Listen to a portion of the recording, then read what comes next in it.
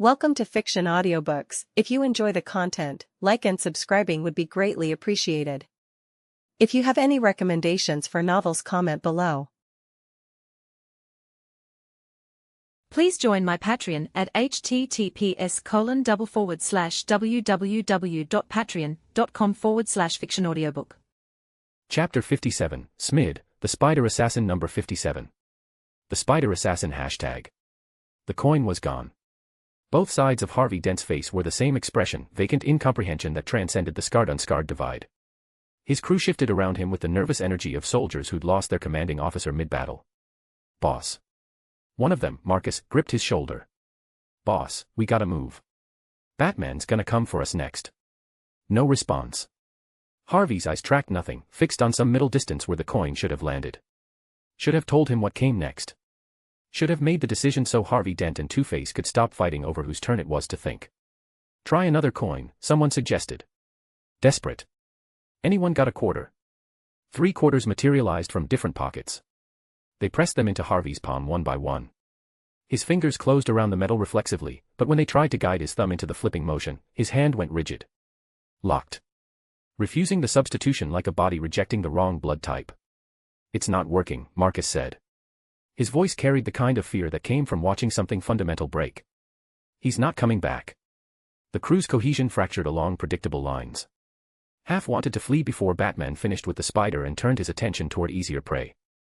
The other half insisted they couldn't abandon their boss, couldn't leave him catatonic in an intersection where Gotham's underworld had just watched the Roman die. "We planned this," another enforcer tried, crouching in front of Harvey's blank stare. "Remember? Take over Gotham. Fill the power vacuum. You said we'd rule this city together. You said." Harvey's lips moved. No sound emerged. "What?" The enforcer leaned closer. "Boss, what are you?" The rumble started low. Subsonic at first, felt in the chest before heard by ears. Not the familiar growl of an engine idling at street level. This came from above and climbing higher, a mechanical thunder that had no business existing in the sky. Every head tilted upward simultaneously. A vehicle rotated through smoke-tainted air 3 stories above the intersection, tumbling end over end with a controlled spin that suggested intention rather than accident. Armor plating caught firelight from Gotham burning, weapons ports visible along every surface like a predator displaying teeth. "Holy shit," Marcus breathed. "That's the Batmobile," someone finished. The words came out strangled. It wasn't just armed. It was a flying arsenal, bristling with ordnance that belonged on military vehicles designed for asymmetric warfare. Missile pods. What looked like sonic emitters. Reinforced plating that had been upgraded beyond anything they'd seen Batman deploy in previous confrontations. Every modification screamed paranoia made tangible, preparation for threats that exceeded human limitation. "He's never brought this much firepower before," another crew member said. His hand moved toward his weapon, then stopped.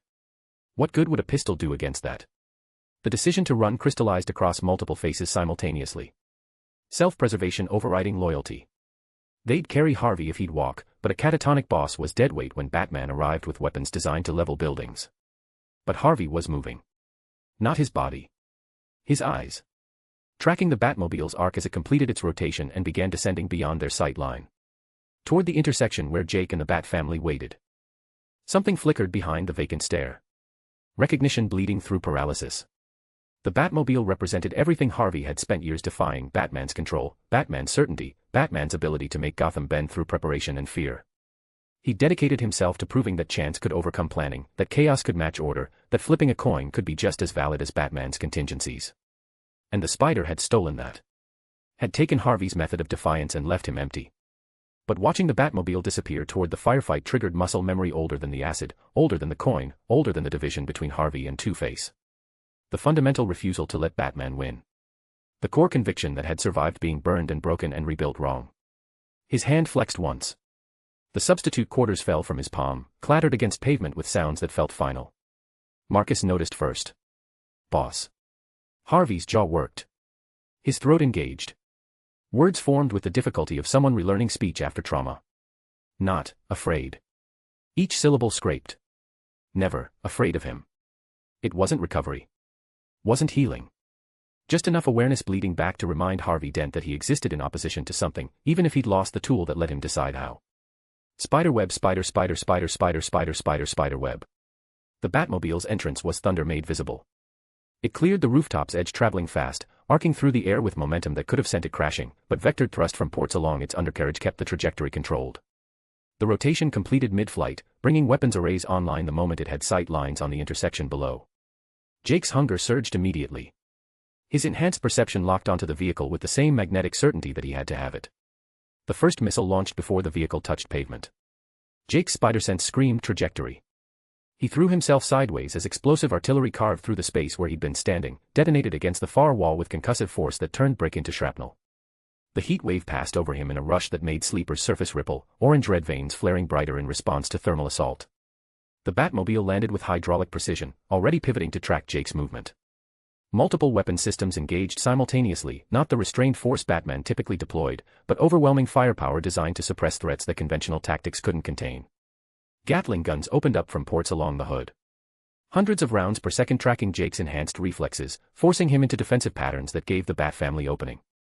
Nightwing's Eskrima stick caught Jake's ribs while he dodged ammunition. Electricity surged through the contact point with enough voltage to drop an elephant. Sleeper convulsed, black material seizing around the impact site as the symbiote tried to process the assault. Jake's left hand grabbed the stick-on reflex, crushed it. Sparks erupted where the weapon crumpled. But Batgirl was already moving through the opening. Her strike targeted his knee, buckling his stance enough that Red Hood's follow-up, rubber bullets loaded with some compound that smoked on contact, caught him center mass. The rounds didn't penetrate. Sleeper adapted too quickly, hardening around impact points. But the chemical payload they carried made the symbiote's surface bubble and hiss.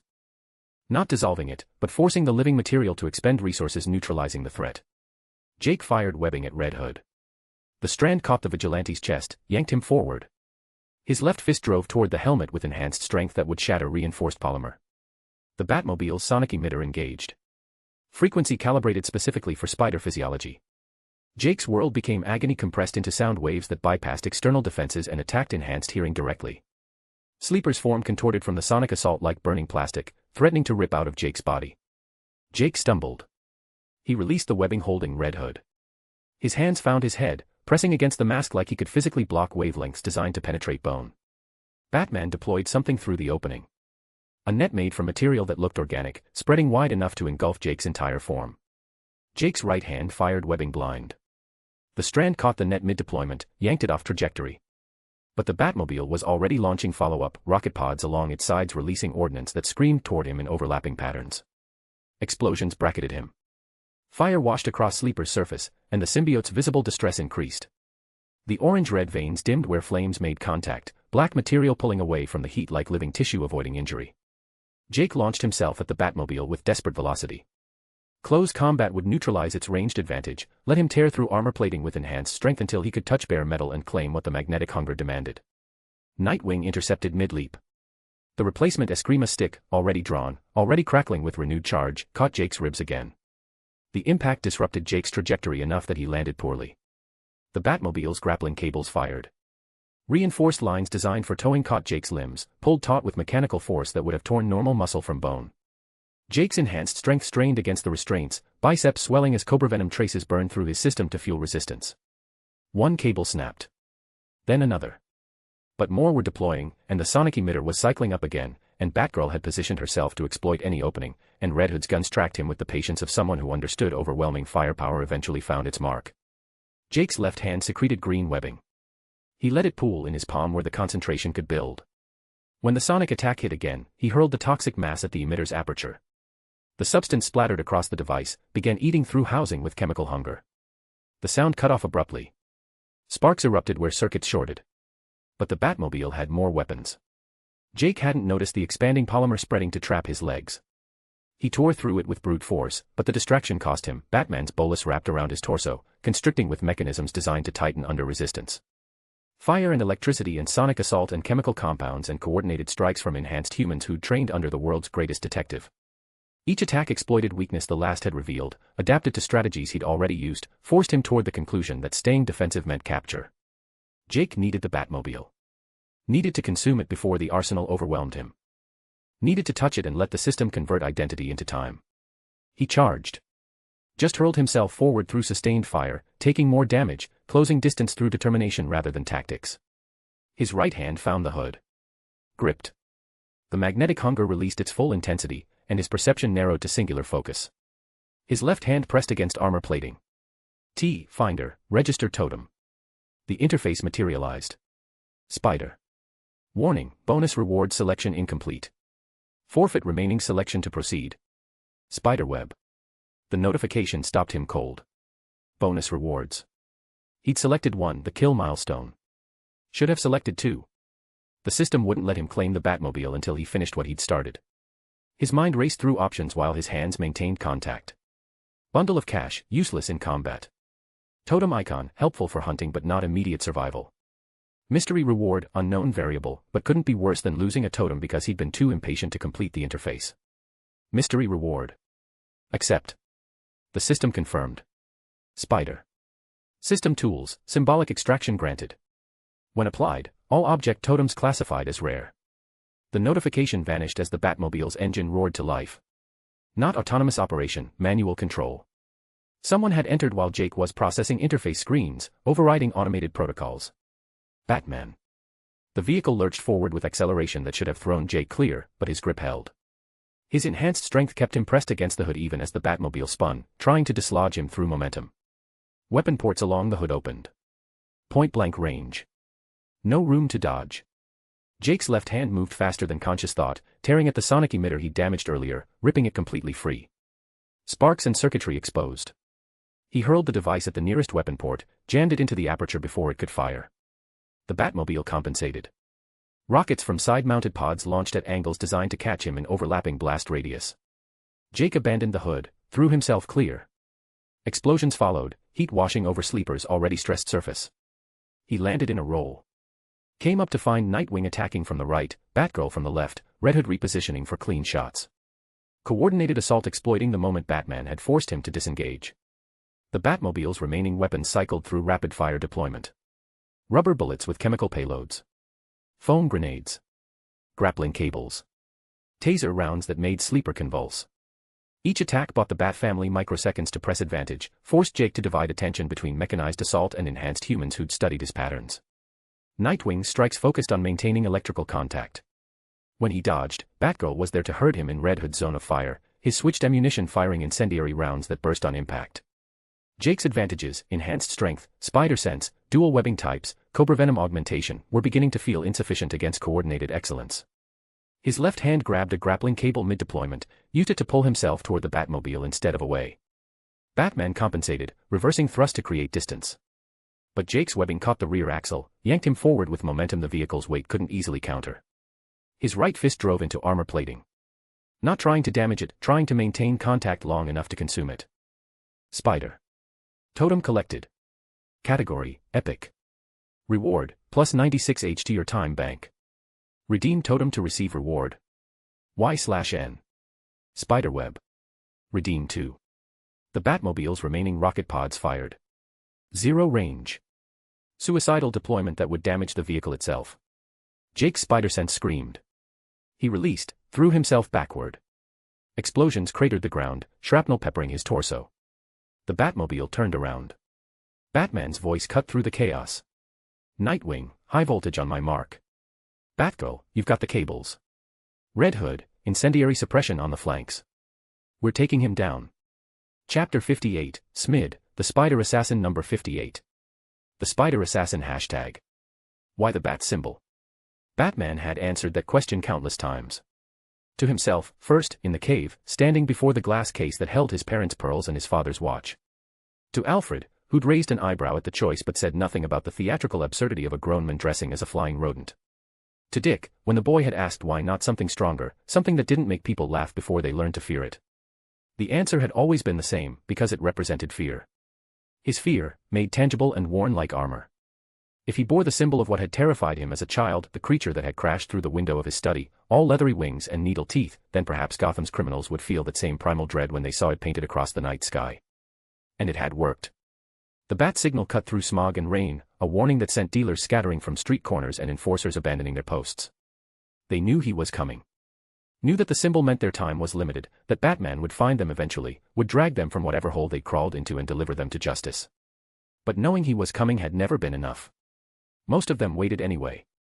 stood their ground with weapons drawn and bravado thick in their voices, determined to prove something fundamental about themselves, that they weren't afraid, that Batman was just a man, that tonight would be the night someone finally put the bat down and claimed the reputation that came with it.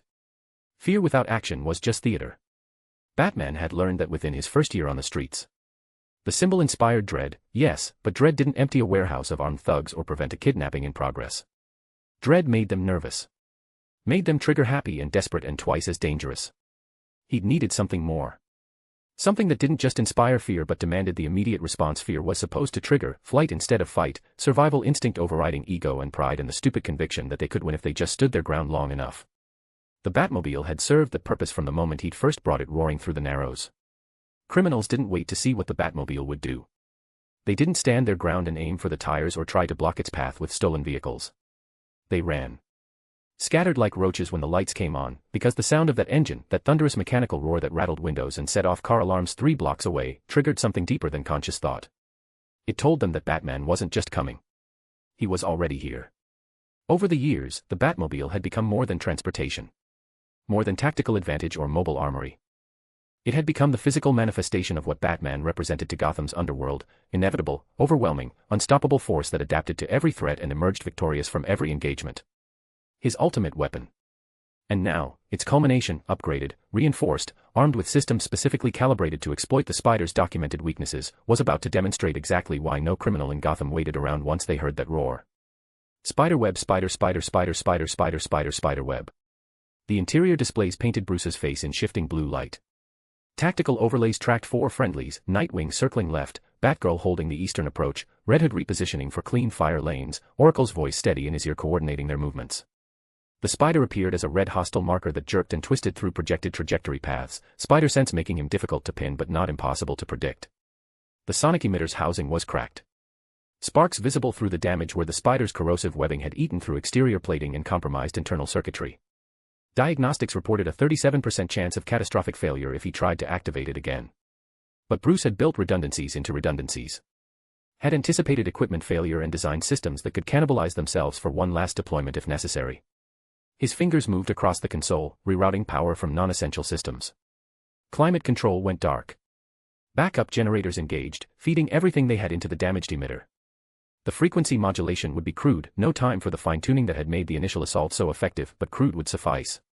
He just needed to disrupt the precognition long enough for the others to capitalize. Nightwing, Bruce said. High voltage on my mark. Batgirl, grappling cables the moment he's down. Red Hood, incendiary rounds, full saturation, don't give that black mass time to adapt. Copy, Dick's voice came back. Tense but controlled. What's the mark? You'll know it when you hear it. Bruce's hand hovered over the activation sequence. The Batmobile's structural integrity would take damage from this. The emitter housing would tear itself apart, potentially taking surrounding systems with it. Hull plating near the deployment aperture would buckle from the energy discharge. But Batman understood. If he didn't push it that far, the Spider would have the opportunity to claim it the same he'd done Gotham's objects. Better to sacrifice it achieving victory than lose it as a trophy. He triggered the sequence. The emitter screamed. Not the focused, calibrated assault from before, this was raw sonic output, unmodulated and desperate, tearing through the air with enough force that the Batmobile's own sensors registered damage warnings. The frequency wobbled, jumped, found the resonance that made Spider physiology seize and hold it there through sheer brute application of power. Through the windshield, Bruce watched the Spider convulse. Watched the black surface ripple and distort, the dark mass form losing coherence as the sound waves attacked the bond between alien tissue and human host. Now. Red Hood's incendiary rounds painted the intersection in orange light. Fire washed across the Spider's form, and the symbiote's distress became visible, black material peeling away from Jake's body like burning plastic, retreating from heat it couldn't neutralize fast enough. Nightwing's Eskrima stick found its mark. Electricity surged through the contact point, and this time there was no symbiotic barrier to absorb the voltage. The current hit enhanced nervous system directly, muscle fibers seizing in helpless spasm. The symbiote tore free. Ripped itself from Jake's body in one agonized motion, a black mass that collapsed onto pavement and writhed there with something approaching independent awareness. Leaving Jake exposed, just a man in torn clothing, bleeding from a dozen wounds the symbiote had been holding together through pressure and regeneration. Batgirl's cue. She deployed the grappling cables with perfect timing. The reinforced lines wrapped around Jake's torso, his arms, his legs, cinching tight with mechanisms designed to constrict under resistance. He went down hard, momentum stolen, body slack from electrical trauma. "We got him," Jason said. Something like relief in his voice. "Holy shit, we actually..." "Not yet." Bruce was already moving. Out of the Batmobile's cockpit, the vehicle listing slightly where damaged systems had compromised stabilization, and crossing the distance toward where his protégés stood over Jake's restrained form. Because he'd seen what they hadn't. What their celebration had made them miss. The symbiote was moving. Not writhing in distress anymore. Moving with purpose, flowing across pavement toward its host with the determination of something that understood exactly what it needed to do. Somebody grabbed that thing. They all lunged simultaneously. Dick's hands found purchase first, trying to contain black material that had no solid form to grip. Batgirl moved to assist, her gauntlets designed for this kind of work. Jason fired a containment net that the symbiote simply flowed through like water. But it only needed to touch Jake's skin. The moment contact occurred, Sleeper twisted from their collective grasp with strength that shouldn't have been possible for something without skeletal structure. It poured into Jake's body through every available opening, mouth, nose, the wounds Red Hood's incendiary rounds had created, filling him with black material that restored definition to his form and healed damage as it spread. The cables snapped. Not gradually, simultaneously, like they'd been made from thread instead of reinforced polymer. Jake rose. Slower than before, injury and exhaustion visible in the way he favored his left side. But rising nonetheless, spider sense giving him just enough warning to dodge Dick's follow-up strike and create separation. Bruce moved to intercept. The Batmobile sat 15 feet away, systems failing, barely functional after sacrificing itself for that final sonic assault. If the Spider reached it. Jake's webline caught the vehicle's undercarriage. Yanked him forward with enhanced strength that had been depleted but not exhausted. His hand found armor plating that was still warm from weapon discharge. "You all put up a fight," Jake said. Blood on his teeth, voice rough from screaming. "But this is my win. Don't consume." The Batmobile fractured. Not physically at first, the breakdown started deeper than material construction, reality bending around the vehicle in ways that made Bruce's tactical mind reject what his eyes reported. Black light bled from every surface, from weapons ports and exhaust vents and the spaces between armor plates. The Batmobile was dissolving into something that resembled flame burning without heat, pulled inward instead of rising. The black firelight poured into Jake's body. And something fundamental gave away in Bruce Wayne. He felt his energy drain instantly, energy that had nothing to do with adrenaline or stamina or any biological system he could name. His legs stopped supporting his weight. The ground rushed up to meet his knees, and he caught himself with one hand while the other clutched at his chest where absence screamed louder than pain. Batgirl's hands found his shoulders before he could fall completely. Dick and Jason were already moving toward the Spider. Weapons raised, ready to capitalize on his injured state, to press while he was still vulnerable. Jake swung away. His webline caught the nearest building's edge and pulled him upward with visible effort. Each movement looked like it cost him, symbiotic enhancement barely compensating for damage he'd accumulated throughout the engagement. He climbed more than swung, using the webbing to haul himself toward the rooftops where pursuit would be difficult. We were so close, Dick's frustration bled through his usual control. But he was already turning back, abandoning pursuit in favor of supporting Bruce. "We need to get him out of here. Batman. Batman. Batman." The voice came in front of them. Rhythmic, broken, and Harvey Dent forcing out while he moved like he was dragging his body forward through sheer will rather than functional coordination. His crew followed at a distance, uncertainty written across their faces as they watched their boss shamble toward the intersection where Gotham's underworld had just witnessed something impossible. Batgirl's hand moved toward smoke pellets. Dick and Jason positioned themselves between Harvey and Bruce, ready to defend or extract depending on how this played. "Defy Batman." Harvey's voice fractured on the words. "Defy Batman." That was the decision we always both agreed on. "Boss, you're going the wrong way," one of Harvey's crew shouted from behind him, pointing upward where the Spider had retreated to the rooftops. "The Spider's up there." But Harvey wasn't listening. His fractured mind had found something to anchor itself to, some core conviction that predated the coin and the acid and the split between Harvey and Two-Face. He'd existed to oppose Batman. Had built his entire identity around defying what the Bat represented. And Batman was here. Right here. That made the decision simple. Dick triggered the smoke grenade. White clouds billowed outward, obscuring Harvey's advance and giving them the cover they needed.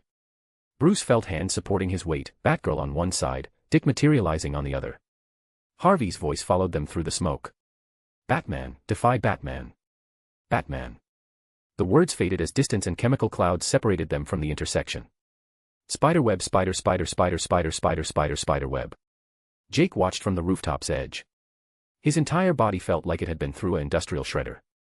Sleeper had restored structural integrity, sealed the worst wounds, stabilized broken ribs, stopped the bleeding that would have killed him in minutes, but the symbiote couldn't erase exhaustion or the deep ache that came from enhanced muscles being pushed past sustainable limits. Below, smoke obscured the intersection. But his spider sense could still track them. The Bat family extracting Batman, moving with urgent coordination that suggested genuine concern. Harvey Dent shambling after them like a broken automaton, his crew following with the confusion of people who'd watched their boss's mind snap in real time. Jake's eyes found Nightwing through the smoke. Locked gazes for a moment that felt significant. Anger there. Frustration. The look of someone who'd come within inches of victory and watched it slip away. But Jake had won. He'd consumed his first epic tier totem. The Batmobile, Batman's ultimate weapon, the vehicle that made criminals scatter before it arrived, was breaking down into component information somewhere in his system. 96 hours added to his time bank once he redeemed it. He would have died getting it. Or worse, captured. If not for Sleeper. The symbiote had saved him. Torn itself free from his body to avoid complete destruction, then rebuilt the bond the moment opportunity presented itself. Had given him just enough strength to claim the totem before Batman could stop him. But he wasn't safe yet. He needed distance. Needed to disappear before the Bat family regrouped and came after him with whatever contingency Batman had prepared for round 2. Jake fired webbing. The strand caught, and he swung away from the intersection. Each movement reminded him of damage Sleeper couldn't fully compensate for, cracked ribs grinding, torn muscle fibers protesting, enhanced healing working overtime to keep him functional.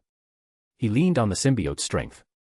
Let Sleeper handle locomotion while his conscious mind focused on maintaining direction and avoiding obstacles. The city swallowed him. Gotham's vertical landscape providing the maze he needed to lose himself in while his body remembered how to function without Batman's arsenal trying to tear it apart. Spiderweb spider web. The Spider Assassin arc, complete. Thank you for walking through Gotham's bloodiest 2 weeks with me. For sticking around while Jake evolved from desperate survivor to something Gotham's underworld will whisper about in the same breath as the Bat. For trusting me when the violence got dark and the moral lines got blurry. Your comments, subscriptions, and continued presence here fuel this story in ways I can't properly articulate. Every notification reminds me people care where this goes. That matters more than you know. Next arc, the bill comes due. Jake's about to learn what happens when you steal from reality itself. And he'll need every hour he's stockpiled to survive what's coming.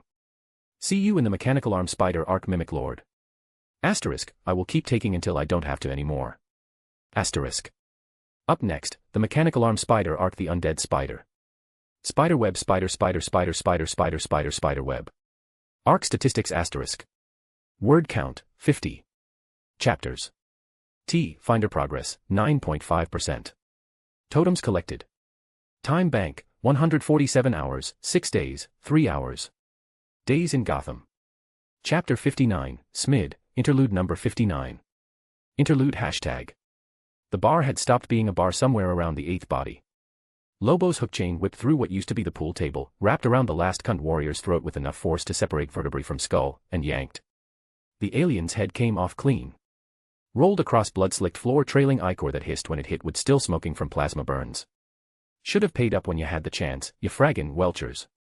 The cun's body collapsed. The bar's remaining structure groaned, one wall missing entirely, the ceiling sagging where Lobo's opening grenade had removed load-bearing supports. Fires burned in 3 corners. The jukebox was still playing somehow, country music warbling through damaged speakers. Lobo surveyed his work. 11 cunt enforcers, 2 Thanagarian debt collectors, and 1 extremely unlucky bartender who'd made the mistake of serving everyone. All dead. All very thoroughly dead in ways that would make identification difficult. Fraggin' idiots thought they could skip out on a debt to the main man. He spat something purple onto the corpse-strewn floor. 20,000 credits for a simple cargo run, and they give me attitude about. The combat implant in his skull screamed warning half a second too late. Pain erupted in Lobo's chest. He looked down, saw the blade punching through his sternum from behind. Not just any blade, psion technology, designed to disrupt cellular cohesion at the molecular level. His regeneration tried to activate. Failed. The blade's energy field was preventing his cells from communicating, from remembering how to knit back together. HRRK. The blade twisted. Lobo felt his primary heart rupture, then his secondary. His backup biological systems tried to compensate, but the psion tech was spreading through his bloodstream now, little microscopic machines eating his Charnian cellular structure faster than it could rebuild. He tried to turn, tried to see which Bastic had managed to sneak up on the main men, but his body wasn't responding. His legs buckled. The floor rushed up to meet his face. Through dimming vision, he saw boots. Military grade. Familiar design. Contract said no witnesses, a voice stated. Flat. Professional. You saw the shipment. That makes you a witness. Lobo tried to laugh. Tried to tell whoever this was that they'd just made the last mistake of their short, stupid life. That he'd regenerate in about 30 seconds and show them what happened to fraggers who stabbed the main men in the back. But his regeneration wasn't kicking in. The psion blade had done something to his cellular memory. His body had forgotten how to be immortal. Forgotten the fundamental Charnian biological imperative that said death wasn't permanent, wasn't real, wasn't anything more than a temporary inconvenience. Fear hit him. Actual fear. The kind he hadn't felt since he was young enough to think mortality applied to him. He was dying. Actually dying. The main man's vision grayed. Blood filled his mouth. The jukebox was still playing some sad song about lost love and open roads. Then Lobo was gone. Spiderweb, spider, spider, spider, spider, spider, spider, spiderweb. The transition happened without fanfare. One moment he was choking on his own blood in a shithole bar, the next he was standing in a place that felt like nowhere specific. Not heaven, he'd been barred from there after the incident with the harps. Not hell, they'd sent him back with a formal letter requesting he never return. Just a space between spaces where death waited. She stood near something that might have been a bench or might have been a structural element of reality. Difficult to tell in a place where definition got slippery. Her motorcycle leaned against nothing in particular, matte black and somehow more real than everything else around it. Hello, Lobo. Death's smile carried genuine warmth. You're looking well. Mostly intact, even. The frag I am. Lobo checked his chest. The wound was gone. He was whole again, wearing the same blood-soaked outfit he'd died in. Some bastic with psion tech just shut down my regeneration. Actually shut it down. I was scared, babe. Actually fraggin' scared. I know. Her tone suggested she'd felt his fear, had sensed the exact moment the immortal Charnian had realized mortality might actually apply to him. That doesn't happen often. Once is too fraggin' often. Lobo's hands flexed, muscle memory searching for weapons that weren't there. Soon as I get back, I'm gonna find whoever stabbed me and show em what happens when. I have a job for you first. The contract materialized between them.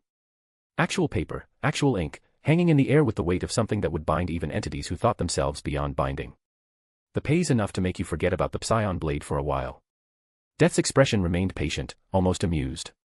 The words hung in the space between them with deliberate weight. Stated with the simplicity of someone who knew exactly what currency Lobo traded in. How much we talkin'? 1 million credits. Guaranteed resurrection privileges for the next century. And one item from my personal collection. Lobo whistled low. That's some serious scratch just to put someone down. Who's the target? Death raised her hand. Reality responded with casual obedience.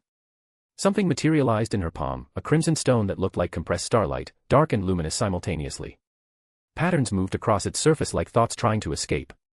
The spider, Death said. Currently operating in Gotham City. Enhanced, dangerous, protected by an unknown reality-adjacent entity. Lobo studied the stone. And that thing. Dreamstone. Forged from the dreaming itself. Death's voice carried the finality of someone explaining a simple mechanism. Capable of trapping more than dreams.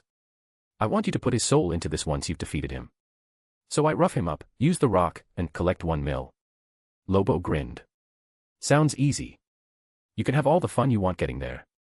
Break him however you like, test whatever new toys you've installed this decade. Then, once his will is broken, you use the dream stone. That's non-negotiable. Death's eyes met his with absolute certainty. His soul needs to be trapped, not destroyed. Not scattered. Trapped. Don't mess that up.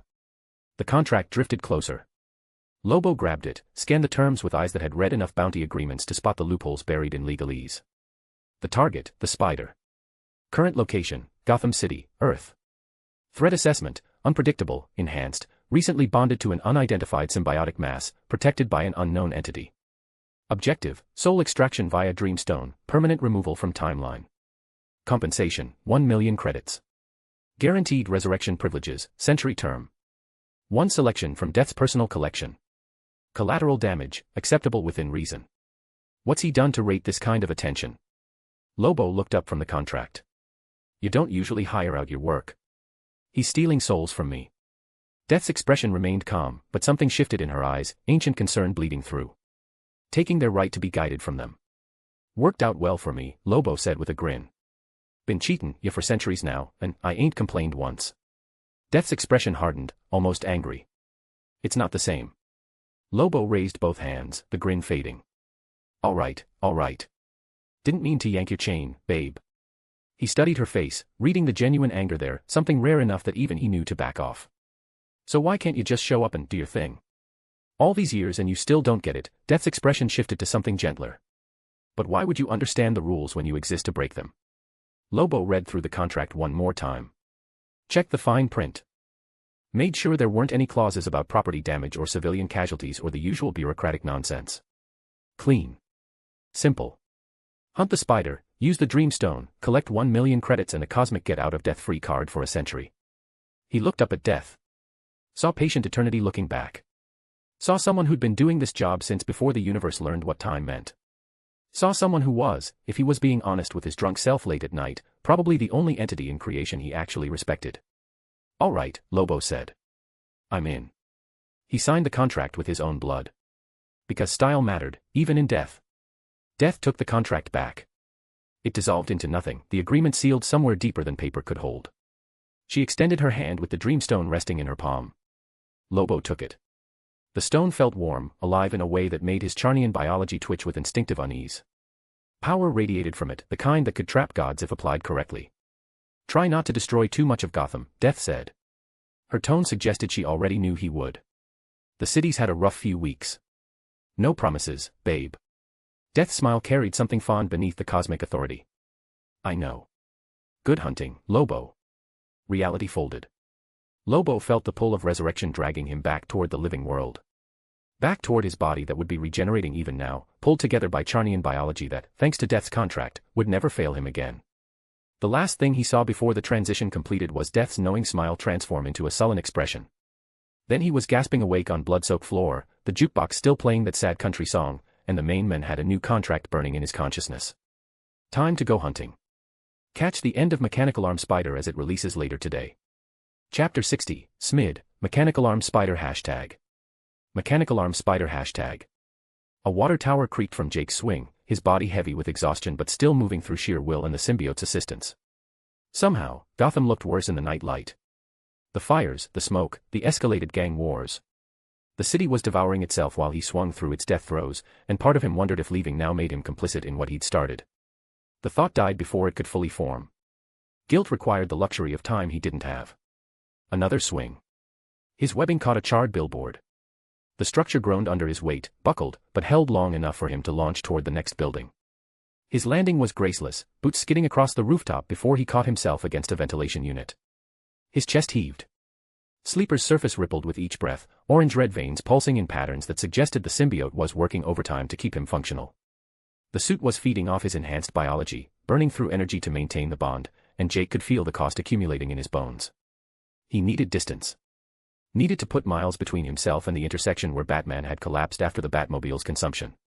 Needed to reach somewhere that wasn't actively trying to kill him. Jake fired again. Swung. Landed. Repeated the motion with mechanical efficiency until the rhythm became meditation, his conscious mind shutting down everything except the immediate task of moving forward. That's when he noticed. Weight distribution was wrong. His left side felt lighter than it should, and not just from missing his original arm.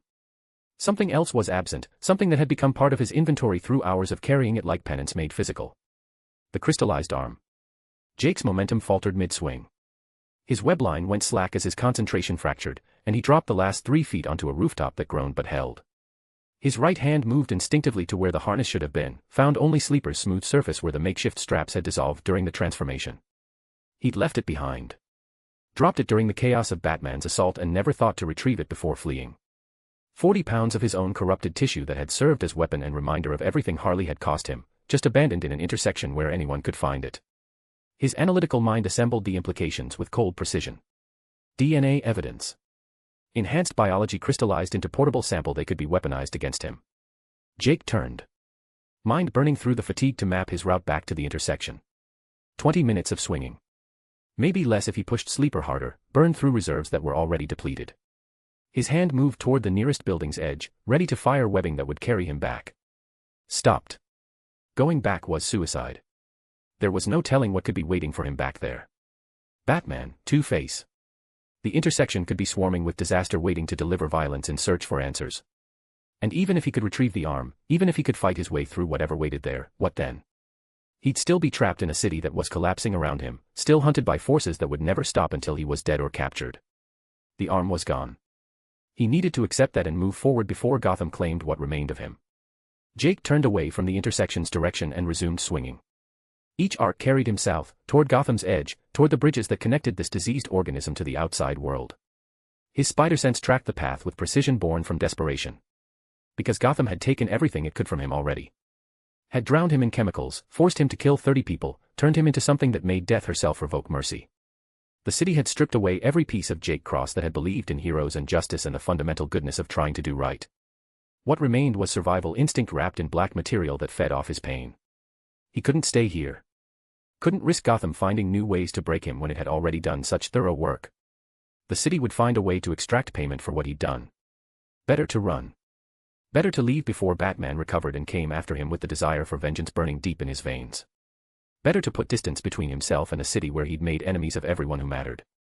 The interface pulsed in his peripheral vision. The bonus rewards listed, waiting with patient digital insistence. Spider. Select one bonus reward. 1. Bundle of cash. 2. Totem icon. 3. Mystery reward. 4. Kill milestone, 30/. Spiderweb. Jake's swing faltered again. His web line caught a balcony that shrieked under sudden stress, metal groaning as rust-weakened bolts strained to hold his weight. He pulled himself onto the balcony while his mind processed what the interface was showing him. The milestone had updated. 30 kills out of 60 required for whatever reward came next. The progress tab had also been updated, constituting of some new elements. Spider. Progress tab. Completion, 9.5%. Totems redeemed. Time bank, 227. Kill milestone, 046. System tools, symbolic extraction. Enabled. Spiderweb. He stared at the progress tab. Read the last 2 entries. Kill milestone represented his remaining time with Sleeper. Symbolic extraction was a mystery reward, the second bonus reward he'd received from consuming Scarecrow's totem. He'd barely had the time to read what it was about. Had a feeling it wasn't something that would improve his situation. But Jake pressed the question mark at the end anyway. Spider. Symbolic extraction, when enabled, consuming rare totems extracts their symbolic meaning from the original owner, upgrading the totem's value. Disable, to stop this effect. Spiderweb. Jake reread the description, letting the implication settle in his mind while he reviewed the Batman fight. The moment after he'd just consumed the Batmobile. It had been wrong. Harley had threatened him after he'd taken her mallet. Penguin and the Riddler had wrestled him.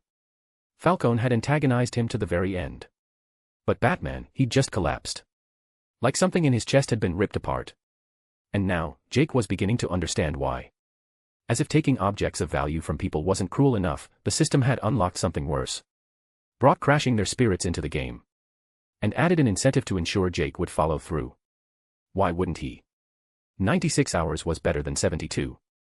Redeeming a rare totem as epic added 3 entire steps to his 100% completion. And crashing an opponent's spirit meant having someone less difficult to deal with. So why didn't he feel exactly satisfied by this? Jake's eyes lingered on the enable/disable option. It had been enabled by default, which meant Batman's fate hadn't exactly been his doing. But deciding whether to alter the setting or leave as is required time to think.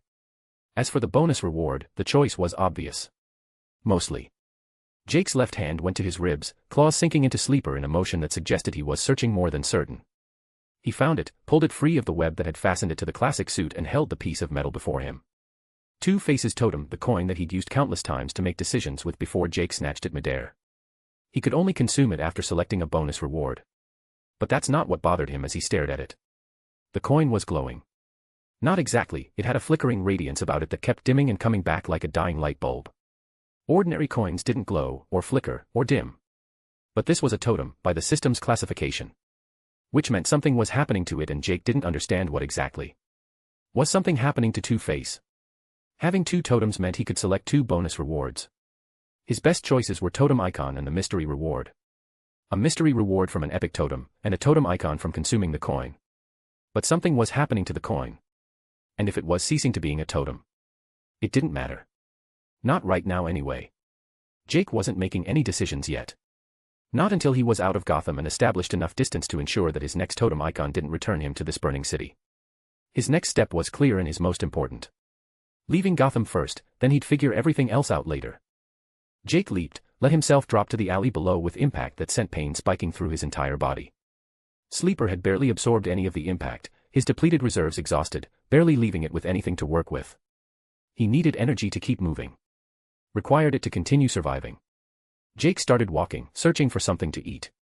But even as he thought about conventional food, he already knew what his body actually craved. What would quickly replenish his reserves? What symbiotes consumed to continue functioning? He weighed the thought in his mind as his legs carried him through alleys that stank of garbage and desperation. Salivated while he moved past homeless encampments where people huddled around barrel fires and pretended not to see the figure in black material moving through their territory. The imagery of how quickly he could rip their skulls apart to get to their brain matter felt casual and numb. But he kept going, not from resisting the urge to kill them, only from the choice of believing that he hadn't sunk that deep in the rabbit hole yet. The walking helped. Gave his body time to process damage without the constant stress of swinging through a city that wanted him dead. Calmed his cravings and enabled Sleeper to optimize usage of his remaining, insufficient energy. Jake's legs carried him toward Gotham's southern edge. Toward the bridge that connected the city to its outskirts. The residential areas here looked abandoned. Windows boarded up, doors hanging open, entire blocks evacuated by people who'd decided Gotham's collapse wasn't worth surviving. Jake rounded a corner and came into view of the bridge. It rose before him like a broken promise. One of the old suspension spans that had connected Gotham to the mainland before the city had metastasized into something that required isolation. The roadway was intact but empty, and Jake's enhanced vision tracked the reason immediately. The bridge was raised. Drawbridge mechanisms had lifted the center span 45 degrees, creating a gap too wide to cross without equipment or enhanced abilities. And beyond the gap, on the far side where Gotham ended and everywhere else began, military vehicles clustered like antibodies around infection. Dozens of them. APCs and mobile command units, soldiers in tactical gear positioned with the casual efficiency of people who'd been here long enough for this to become routine. Weapon emplacements faced the bridge with fields of fire that would turn anyone attempting to cross into a fine red mist. Jake's spider sense painted them in his awareness. 200 personnel. Maybe more. Heavy weapons. Organized under command structure that suggested active orders rather than emergency response. They weren't here to help Gotham. They were here to contain it. Make sure the chaos didn't spread beyond the bridges. Make sure whatever was consuming the city stayed contained until someone higher up the chain decided whether Gotham was worth saving or whether cleaner solutions were required. And Jake had a feeling about what those cleaner solutions might involve. The kind of weapons that turned cities into cautionary tales. The kind that made sure problems were solved permanently even if the cost measured in hundreds of thousands of lives. He needed to leave. Needed to cross that bridge before someone decided Gotham's containment required more permanent measures. But his only route out was through 200 soldiers with orders to shoot anything that tried. Chapter 61, SMID, Mechanical Arm Spider #. Mechanical Arm Spider #. The bridge stretched before Jake like a promise written in rust and steel. Each step forward required more than conscious effort. He was lucky that Sleeper could compensate for muscle damage that conventional healing would have needed weeks to address. The drawbridge loomed ahead. 45 degrees of lifted roadway creating a gap that would have stopped anyone without enhanced abilities or significant equipment. Jake's eyes tracked the angle, calculated trajectory, measured the distance his depleted reserves would need to carry him. 200 yards to the gap. Then the jump. Then whatever waited on the other side. Jake reached the drawbridge's base and started climbing. His claws found purchase in the midnight cold metal, pulling his body upward with movements that felt automatic despite the exhaustion. Sleeper handled the technical aspects while his conscious mind processed something else entirely, some instinct that made him pause halfway up the incline and turn. Gotham burned behind him. His eyes tracked across rooftops, searching without knowing what he was searching for, until they found it. A dark silhouette on a building blocks away from the bridge, barely visible against smoke-stained sky. 3 figures. The central one triggering his drowned synesthesia, bringing back the taste of orange and black for a fleeting moment. Deathstroke. Distance and exhaustion made details impossible. Jake's memory compensated. The mercenary stood with casual confidence, flanked by 2 assassins. Watching. Waiting. Jake could feel it across the space between them. Deathstroke knew Jake could perceive him, knew his spider sense would register the attention being paid, knew exactly what message his presence sent. The offer still stood. Alliance with the League of Shadows. Resources that could shield Jake from consequences when Gotham's destruction got blamed on the Spider, when his mask appeared on wanted posters across continents, when every city he visited became another disaster waiting to happen. The League had reach. Had influence. Had centuries of experience making problems disappear. They could protect him when collecting totems escalated beyond Gotham's street-level chaos. When he needed to steal from people who operated in spheres where power measured in nations rather than neighborhoods. The League could provide backing, training, refinement of abilities that were still raw despite everything he'd survived. It was beyond golden opportunity for someone in his situation. A lifeline extended when drowning seemed inevitable. Jake's jaw tightened behind Sleeper's mask. He might have been naive once. When he let Gotham back him into corners. Let Harley Quinn drown him in chemical baptism. Thought this would work out like every DC story he'd read, where heroes always found the right path and villains got what they deserved. That stopped now. Everything that had happened to him, every compromise forced by circumstance, every line crossed because survival required it, none of it had made him weak. If he'd shown weakness, it was only because his resolve hadn't been pronounced enough, hadn't been hardened by the right kind of fire. Allying with the League of Shadows was defeat dressed as strategy. Ra's al Ghul was cunning in ways that made Gotham's crime lords look like children playing dress-up. Selfish despite pretensions of serving greater purpose. Always putting himself first at the expense of others, building legacy on corpses of people who'd thought partnership meant equality. Joining the League would add Jake to that centuries-long list.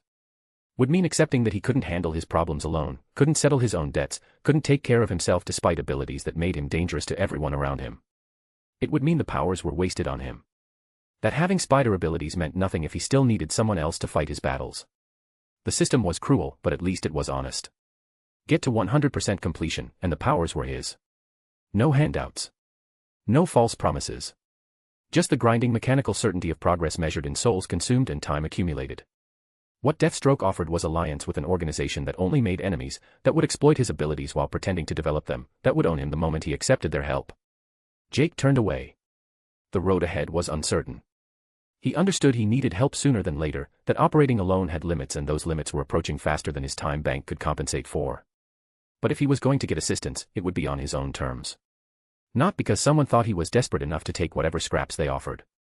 His claws dug into metal. Pulled him higher up the drawbridge's incline. Jake reached the peak. Stood on raised roadway 45 degrees from horizontal, looking down at the gap that separated Gotham from everywhere else.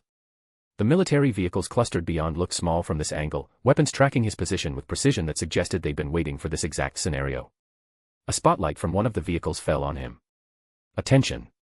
The voice crackled through speakers mounted on military hardware positioned beyond the gap. Amplified authority carrying across distance designed to keep threats contained. You are approaching a military quarantine zone. Turn back immediately. Jake stayed still. His spider sense registered the weapons tracking his movement, painting threat assessment across his awareness without urgency. This is your final warning. Retreat from the bridge or we will open fire. The warning was clear. But Jake was someone who needed to leave. The math was simple even if the execution would be complicated. Gunfire erupted. Dozens of weapons opening up simultaneously, muzzle flashes painting the gap in strobing light as bullets tore through air where Jake had been standing. He jumped. Let himself fall toward the gap with trajectory his spider sense painted in real-time awareness, webbing ready to deploy the moment his body crossed the point of no return. Exhaustion made the timing wrong. His webs came out late, strands shooting toward the far side of the gap while his body dropped faster than depleted reserves could compensate for. For a moment it looked like he'd fall, like gravity would claim him and this would end with impact against water far below. The webbing caught. Jerked him forward with force that sent pain spiking through damaged ribs, pulling him toward the raised drawbridge's underside where shadow would provide temporary cover. The gunfire paused. 200 soldiers watching, waiting to see if the fall had finished what bullets hadn't started. Weapons still tracking the gap but fingers easing off triggers as seconds passed without movement. Jake's claws found metal. Pulled him up the drawbridge's far side with movements that felt more like automation than conscious action, exhaustion making everything mechanical. He rolled over the peak, dropped to the downward slope, stuck to the surface through adhesion that was mostly instinct. He appeared back in their line of sight. The gunfire resumed immediately. Hundreds of rounds tearing through space he'd just occupied, tracking his descent down the drawbridge's slope with professional precision. Jake rolled. Let gravity and momentum carry him toward the bottom while bullets sparked off metal inches from his body. He hit the ground. Collapsed. Rose. Bullets slammed into Sleeper's surface with impacts that should have torn through flesh and shattered bone. The symbiote absorbed them, black material rippling as rounds disappeared into mass that had learned to reject conventional ballistics. Some emerged from Sleeper's back, momentum spent, falling to the ground like rejected offerings. Jake started walking toward them. His stride was slow. Mechanical. The trudge of something held together by stubborn refusal to stop rather than actual energy reserves. Each step forward looked wrong, looked like someone moving past the point where their body should have shut down. What the hell? Someone beyond the barricade voiced what they were all thinking. The target should have gone down. Should have bled out or collapsed or done something other than walk toward them like bullets were irrelevant. It won't go down. The professional discipline cracked. 200 soldiers watching something their training hadn't prepared them for, watching rounds disappear into black material that seemed to eat ammunition faster than they could fire it. Cease fire. The command cut through chaos with authority born from rank and experience. Metahuman countermeasures. 3 units, engage. Specialized weapons emerged from positions behind the primary barricade. Expensive hardware designed for threats conventional firearms couldn't handle, ordnance that cost more than most soldiers made in a year. 3 units trained specifically for this scenario, spacing themselves to create overlapping fields of fire. They aimed. Calculated. Fired. The metahuman rounds tore through air with velocity that made conventional bullets look pedestrian. Jake's spider sense screamed warning half a second before launch, painting trajectories that converged on his position from 3 different angles. He moved. His body responded despite exhaustion, dodging left while the first round passed through space he'd occupied, adjusting mid-stride as the second round tracked his new position, throwing himself forward as the third round completed the pattern that should have trapped him. All 3 missed by inches. Jake kept trudging forward. Faster now. Not running, but pushing past the mechanical pace, forcing his depleted reserves to find something extra because stopping meant death and death wasn't acceptable when he'd come this far. The specialized units fired again. Jake dodged again. Spider sense painting patterns through exhaustion, body moving on instinct refined through weeks of people trying to kill him in increasingly creative ways. He got close enough. 20 feet became 15 became 10, and Jake's hand shot forward. Not flesh anymore but something else, sleeper extending from his palm in web-like strands that caught the nearest soldier before he could retreat. The symbiote pulled. Reeled the men in like prey on a line, dragging him across concrete while his team watched in horror. Jake brought him close. Close enough to see the terror in the man's eyes, close enough to smell the fierce sweat soaking through tactical gear, close enough that the soldier's screaming cut off when Sleeper's mass engulfed his head. The symbiote fed. Not clean. Not quick. The consumption was visible, black material flowing over the soldier's struggling form while something underneath dissolved into component nutrition. The man's legs kicked twice. Then stopped. Then disappeared as Sleeper absorbed every piece that mattered. Jake turned toward the others. They fired aimlessly. Professional discipline shattered by watching a colleague get consumed by something that shouldn't exist, by facing a threat their training had no protocol for handling. He caught the next one. Webbing from his other hand snaring a soldier mid-retreat, pulling him back while his friends kept running. Sleeper engulfed him too. Fed with efficiency, processing biomass into usable energy. The third one made it 15 yards before webbing caught his ankle. Jake consumed him on the ground. Let Sleeper flow over struggling form while Spider Sense tracked the remaining soldiers repositioning, regrouping, trying to establish defensive positions that would give them angles to fire without hitting each other. Energy flooded back. Not complete restoration but enough to feel the difference, enough that his enhanced healing could start addressing damage instead of just preventing death. Sleeper pulsed with renewed strength, black material rippling as biomass converted into fuel for continued operation. Jake moved faster. He wasn't trudging anymore. His body responded with coordination that had been missing moments before, enhanced reflexes coming back online as nutrition hit critical systems. Webbing caught soldiers who'd thought distance meant safety, reeling them in one by one while their teammates watched and realized conventional tactics were worthless here. The barricade dissolved into chaos. Some soldiers kept firing. Others ran. A few tried to establish defensive positions before realizing the spider was already among them, moving too fast for targeting systems designed for normal threats. Jake caught them all. Fed Sleeper with efficiency born from necessity, consuming biomass faster than they could coordinate resistance. He broke through to the armored vehicles. His fist slammed into reinforced plating, claws finding purchase in metal designed to withstand explosive ordnance. Sleeper flowed over his arm, extending tendrils that found seams in the armor, prying open gaps that normal strength couldn't have exploited. The vehicle's door tore free. Jake pulled himself inside. Found soldiers cramped in the interior, weapons raised but useless at this range. Sleeper engulfed the space. Fed on the men inside while the vehicle's systems continued running, engines still active, communications still broadcasting screams that cut off abruptly as biomass converted to fuel. The symbiote spread further. Flowed over controls and weapons systems, learning their function through contact, adapting to vehicle operation with the same efficiency it had shown adapting to bullets. Black material replaced the exterior, armored plating disappearing under living mass that understood propulsion and steering and how to make this machine move. Jake drove. The symbiote vehicle lurched forward, crushing smaller obstacles in its path while weapons fired from positions behind. Bullets sparked off Sleeper's exterior, absorbed or deflected without slowing momentum. The vehicle picked up speed, pushing through the remaining barricade while soldiers scattered rather than risk getting crushed. He was through. Past the containment, past the military presence, past Gotham's last desperate attempt to keep him caged. The vehicle kept accelerating, putting distance between him and the bridge while gunfire faded behind. The soldiers didn't follow. They watched the symbiote vehicle disappear into darkness beyond their perimeter, uncertain whether pursuit was worth risking or whether letting this thing escape was the better option when engagement had cost them so many already. Spiderweb, spider web. Deathstroke watched it all from the Gotham side of the bridge. The decision had weight he could respect. Not the tactical calculation, which was garbage. 200 soldiers against one compromised meta meant either capture or death, and the Spider had to know that. But the choice itself carried something Deathstroke recognized from his own past, from moments when accepting help had meant accepting chains and the only response was to walk forward anyway. A fourth assassin materialized beside him, holding something wrapped in black cloth. Retrieved from the intersection where he fought Batman, as you instructed. Deathstroke took the package, unwrapped it with care. 40 pounds of crystallized tissue that had been part of the Spider's body until recently. The arm gleamed under smoke-filtered light, glowing patterns visible through black material that suggested the corruption had gone deeper than simple chemical burns. He tested its weight, felt the density that went past normal biology. Enhanced tissue transformed into something harder, shaped by toxins and desperation into weapon that could crack skulls and crush bone. He's made his choice. Deathstroke's eye tracked the Spider's massacre through the military barricade, watched the black mass consume soldiers with efficiency that spoke to practice. Demonstrated he'd rather face impossible odds than accept terms that compromise his autonomy. The feeding continued. Methodical. Brutal. The Spider moving through containment like something that knew exactly what to do. And that efficiency, that absolute refusal to accept help that came with strings, made him exactly what Ra's al Ghul needed. Someone who could be pointed at targets but never controlled. Someone who'd choose death over compromise. Someone whose nature aligned with the League's requirements without requiring the usual conditioning. The Spider just didn't understand that yet.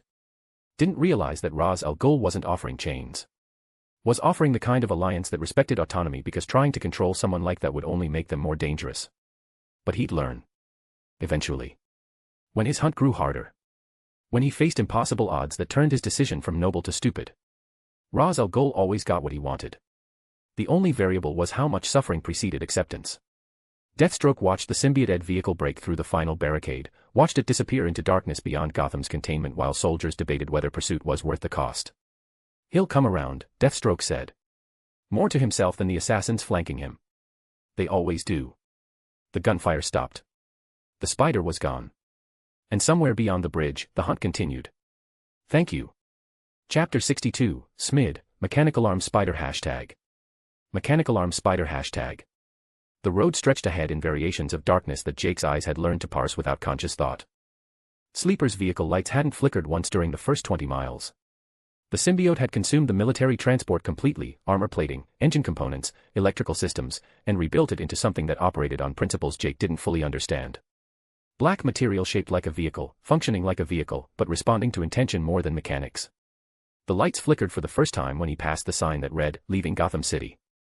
Jake's foot pressed harder on the accelerator. The symbiote vehicle responded with acceleration that had nothing to do with conventional combustion, eating distance between him and the burning city in his rearview. Each mile felt like permission to breathe, like the weight pressing against his chest was loosening incrementally. He kept driving. The lights flickered again. Dimmed. Came back weaker than before. Jake switched them off entirely and drove through darkness that his enhanced vision could navigate without artificial assistance. Better to rely on spider sense and symbiote coordination than on systems that were starting to fail. The tunnel vision helped. Let him focus on the immediate task of moving forward rather than processing what he'd left behind. The bridge. The soldiers. The feeding frenzy that had restored his reserves by consuming men who'd been following orders. He drove faster. But eventually the inevitable question surfaced through exhaustion: where was he actually going? Jake's foot eased off the accelerator. The vehicle slowed. His hands gripped the steering wheel, one flesh, one sleeper-covered absence, while his mind assembled variables that couldn't be ignored indefinitely. His clock was still ticking. 6 days remained. 45 hours before Sleeper's bond dissolved and left him defenseless. Driving aimlessly burned time he couldn't afford to waste, especially when every minute spent traveling was a minute not spent hunting totems. The vehicle rolled to a stop on an empty stretch of highway. Jake sat in darkness that felt absolute despite his enhanced vision. His breathing was the only sound, shallow, controlled, the rhythm of someone maintaining composure through deliberate effort. He didn't know where he was. Not specifically.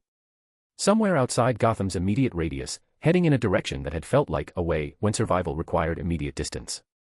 But away from Gotham didn't constitute a plan, and operating without plans was how he'd ended up drowning in chemical vats. His phone was gone. Left behind at the Oasis motor inn along with the remaining cash and anything else that connected Jake Cross to the person he'd been before Harley Quinn had baptized him in madness. He had no maps, no navigation, no way to determine coordinates beyond the general awareness that he was somewhere in New Jersey heading vaguely southeast. The crystallized arm was gone too.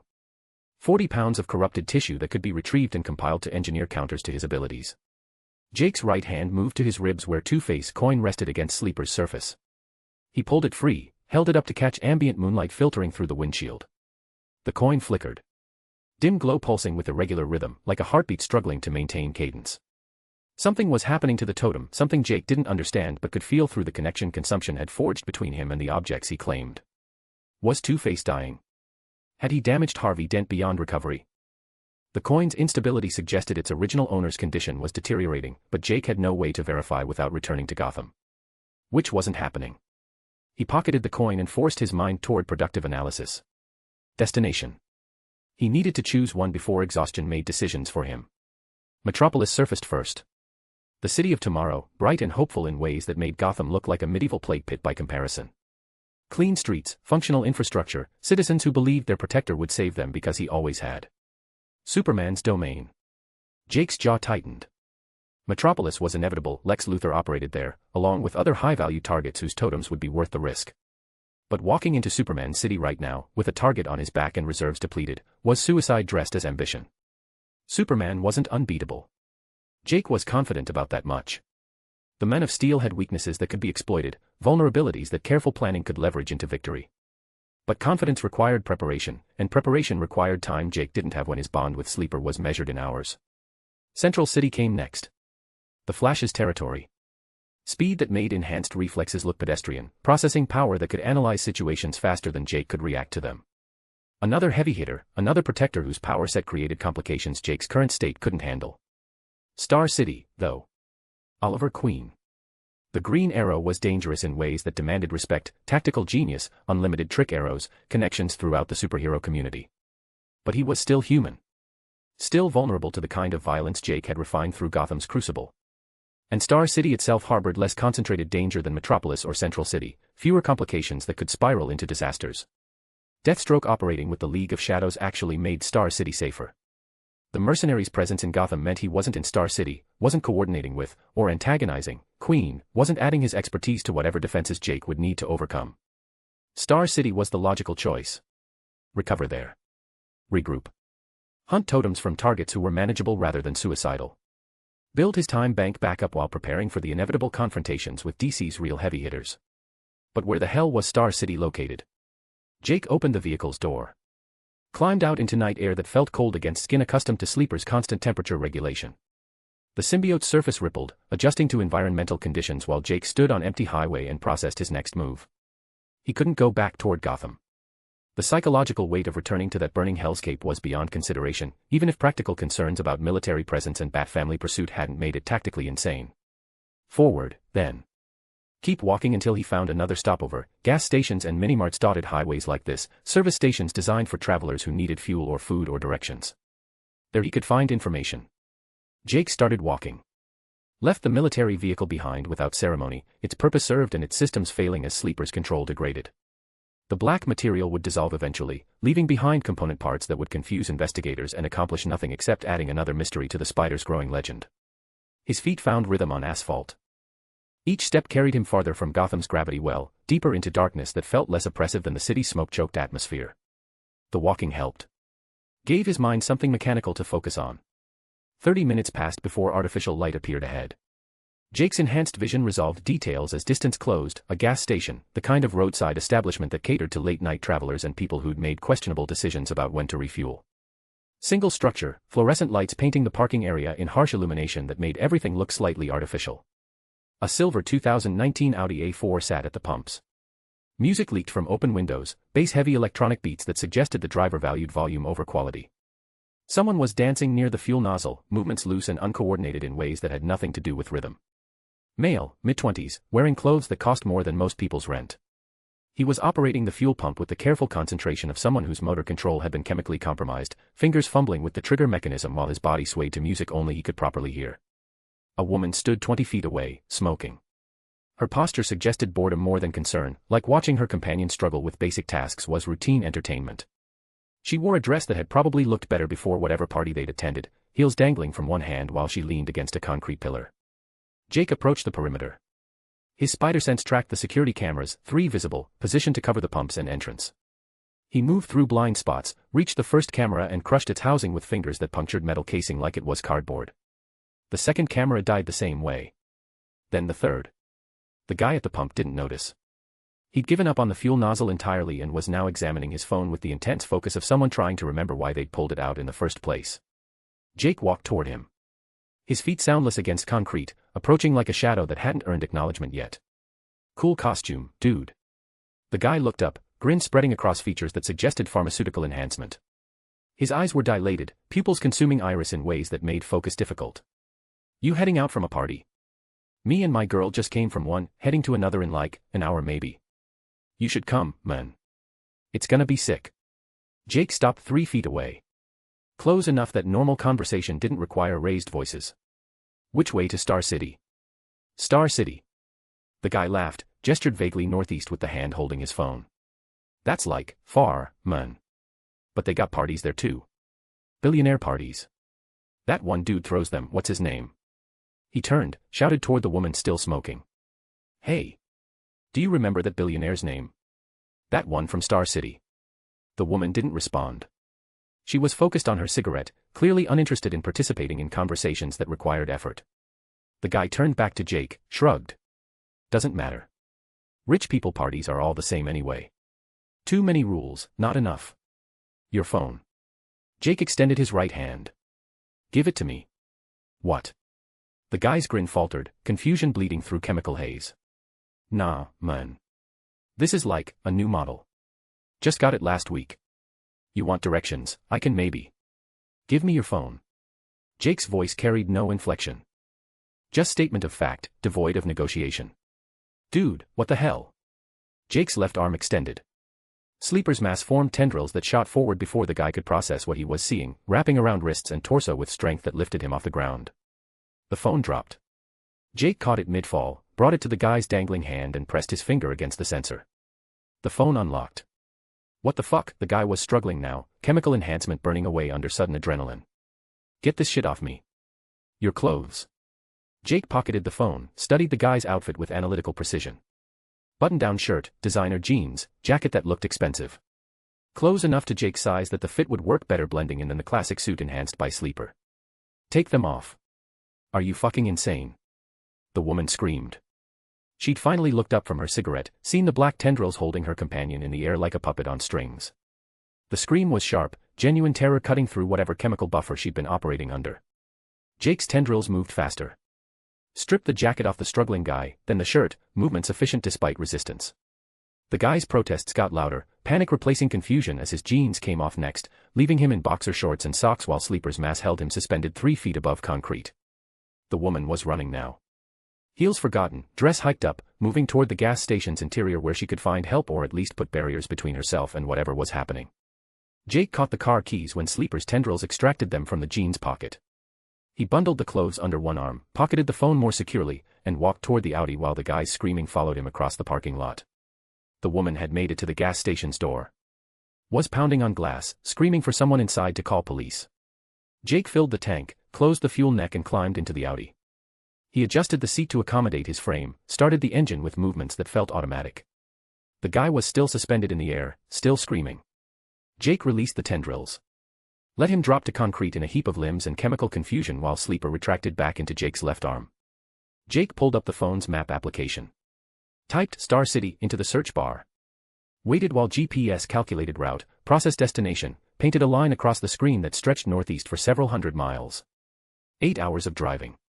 Enough time to get him in Star City before the cops tried piece the story enough to track the phone or the vehicle. The Audi's tires squealed against concrete as Jake accelerated out of the gas station. In the rearview mirror, he watched the guy scramble to his feet, watched the woman emerge from the gas station's entrance with an employee in tow. They got smaller. Disappeared. Became another problem left behind while Jake followed the blue line on the screen toward Star City and targets who didn't know they were being hunted yet. Chapter 63, Mechanical Arm Spider number 63. Mechanical Arm Spider hashtag. The phone died between Jake's fingers with a crunch that felt satisfying in ways he didn't want to examine. He'd pulled off Interstate 5 3 miles outside Star City's limits, found a shoulder wide enough for the Audi, and spent 30 seconds methodically destroying the device. Screen shattered first under his thumb's pressure. Then the casing split. Internal components followed, circuit boards snapping like brittle bone until what remained was electronic confetti scattered across asphalt. The vehicle was harder to trace. Luxury cars had tracking systems, but those required active monitoring and someone who cared enough to look. The phone had GPS broadcasting his location to cell towers every minute. Simple math. Jake climbed back into the Audi and adjusted the rearview mirror. Red eyes stared back at him. Not bloodshot. Deeper than that. The kind of exhaustion that lived behind the scara, turning white to pink through sheer accumulation of sleepless hours. His irises looked darker too, brown bleeding toward black in ways that might have been shadow or might have been something else. The scars were worse. Chemical burns had healed into raised tissue that crossed his face in patterns suggesting violence rather than accident. One ran from his left temple to his jaw, puckered and angry. Another bisected his right cheek, the skin there pulled tight enough that smiling would probably hurt. He wouldn't be getting his original face back. That much was clear. Jake looked away. The stolen clothes hung loose in some places, tight in others. Button-down shirt stretched across shoulders that had broadened through enhanced muscle development. Jeans fit his waist but the legs were slightly short, exposing an inch of ankle above stolen shoes. The jacket worked better, designer cut accommodating his frame with expensive tailoring. The wallet had contained $640. Enough for immediate needs. Enough to avoid drawing attention through petty theft when larger problems demanded focus. He started the engine and merged back onto the interstate. Star City announced itself gradually. First came the suburbs, clean residential sprawl that spoke of urban planning and zoning laws people actually followed. Houses with yards. Trees planted in deliberate rows. Sidewalks that looked maintained rather than crumbling under neglect's patient entropy. Then the skyline rose ahead, glass and steel catching afternoon sun in ways that made Gotham's architecture look Gothic by comparison. Modern towers, efficient design, the aesthetic of a city that believed in progress without Gotham's crushing weight of history. But underneath the polish, Jake recognized familiar patterns. Wealth concentrated in specific districts, visible poverty pushed to specific neighborhoods. The same economic segregation wearing different clothes. Star City just hit its rot better than Gotham did, wrapped dysfunction in nicer packaging. He needed rest first. The totem hunt could wait until night when enhanced vision provided advantage and civilians were fewer. Smart tactics required energy he didn't have after driving 8 hours on reserves barely sufficient for consciousness. Jake found a shopping center, parked the Audi in a lot busy enough that one more vehicle meant nothing. Walked until he found what he needed. The phone store clerk barely looked up when Jake entered. Young guy, college age, more interested in his own device than potential customers. Jake paid cash for a prepaid smartphone, declined the protection plan, and left before small talk could become expected. The phone's GPS led him to a motel 6 blocks from Star City's commercial center. 2 stories, exterior corridors, the kind of establishment that catered to travelers who valued price over amenities. Perfect for someone avoiding questions. The woman behind the desk looked tired in ways that suggested double shifts were routine. Late 40s, reading glasses perched on her nose, fingers moving across a keyboard with practiced efficiency. How many nights? Her tone was professional but disinterested. 1. Jake placed $300 bills on the counter. I lost my ID. Can we work something out? Her eyes moved from the money to his face. Lingered on the scars. Jake felt sleeper adjust its chemistry, releasing pheromones through skin contact when he leaned forward slightly. Room 214. She took the cash, handed him a key card without further questions. Checkouts at 11. The room was exactly what he'd expected. Queen bed, bathroom, television mounted to the wall, generic furniture that had seen 1,000 temporary occupants. Clean enough. Functional. Jake locked the door and immediately stripped. The stolen clothes came off first, followed by the classic suit, red and blue fabric peeling away from skin that felt raw despite sleeper's protection. He examined the tiers, cataloging damage that would need addressing before the next hunt. Nothing catastrophic. Just accumulated wear from Gotham's violence. He bundled and carried them to the bathroom sink. Hand washing was meditative. Soap and cold water, working fabric between fingers while his mind processed nothing specific. The rhythm helped. Gave his hands something mechanical to focus on while exhaustion pressed against his consciousness. He draped everything over the shower rod to dry, then ordered food from 3 different restaurants using the motel phone. First call, 2 large pizzas, pepperoni and supreme. Room 214 at the Star Pines Motel. Second call, 6 burgers, large fries, extra ketchup. Room 214. Third call, 3 orders of wings, hot sauce on the side, 4 Cokes. Room 214. He tipped each delivery driver in cash through a cracked door, took the bags without conversation, and closed the door before questions could start. 40 minutes later, Jake sat on the bed wrapped in a towel, food spread across every available surface. He ate methodically, consuming calories faster than normal metabolism could justify. Enhanced biology demanded fuel, and 2 weeks of operating on minimal nutrition had created deficits that needed addressing. The television provided background noise. Some sitcom, canned laughter filling silence that felt oppressive without distraction. Jake chewed through his 3rd burger and half-watched people whose problems resolved in 22 minutes. Then the program cut to news. Continued fallout from Gotham's escalating gang violence. Military sources confirm at least 50 casualties at the quarantine checkpoint, though official numbers remain. Jake changed the channel. Found another sitcom. Different actors, same laugh track. He kept eating. Finished the burgers. Moved to pizza. Worked through chicken wings with efficiency that suggested desperation more than hunger. The food helped. Gave his body something to process besides trauma. But eventually the food was gone, the television's noise had become irritating, and the bed waited with patient inevitability. Jake turned off the TV. Lay down. Closed his eyes. Sleep didn't come. His mind filled the silence with images he'd been suppressing through movement and distraction. Gotham. The bridge. Tendrils wrapping around struggling forms. Soldiers dissolving into biomass while their teammates watched in horror. Jake's fist clenched involuntarily. His jaw tightened. Behind closed eyelids, the replay continued with perfect clarity, spider-sense memory ensuring every detail remained accessible. He tried to push it away. Tried to think about nothing, about the room's generic ceiling, about tomorrow's hunt. Anything except Gotham. But exhaustion made control difficult. His mind circled back, replaying moments in loops that wouldn't stop. Tears burned behind his eyelids. Jake's hand clenched tighter. Nails digging into palms hard enough that pain should have registered. He forced his breathing to steady, forced his body to relax, forced everything down into the compartment where feelings went to die quietly. He needed distraction. Needed something concrete to focus on besides the spiraling thoughts that threatened to drag him under. The system responded when he focused on it, interface materializing with familiar digital patience.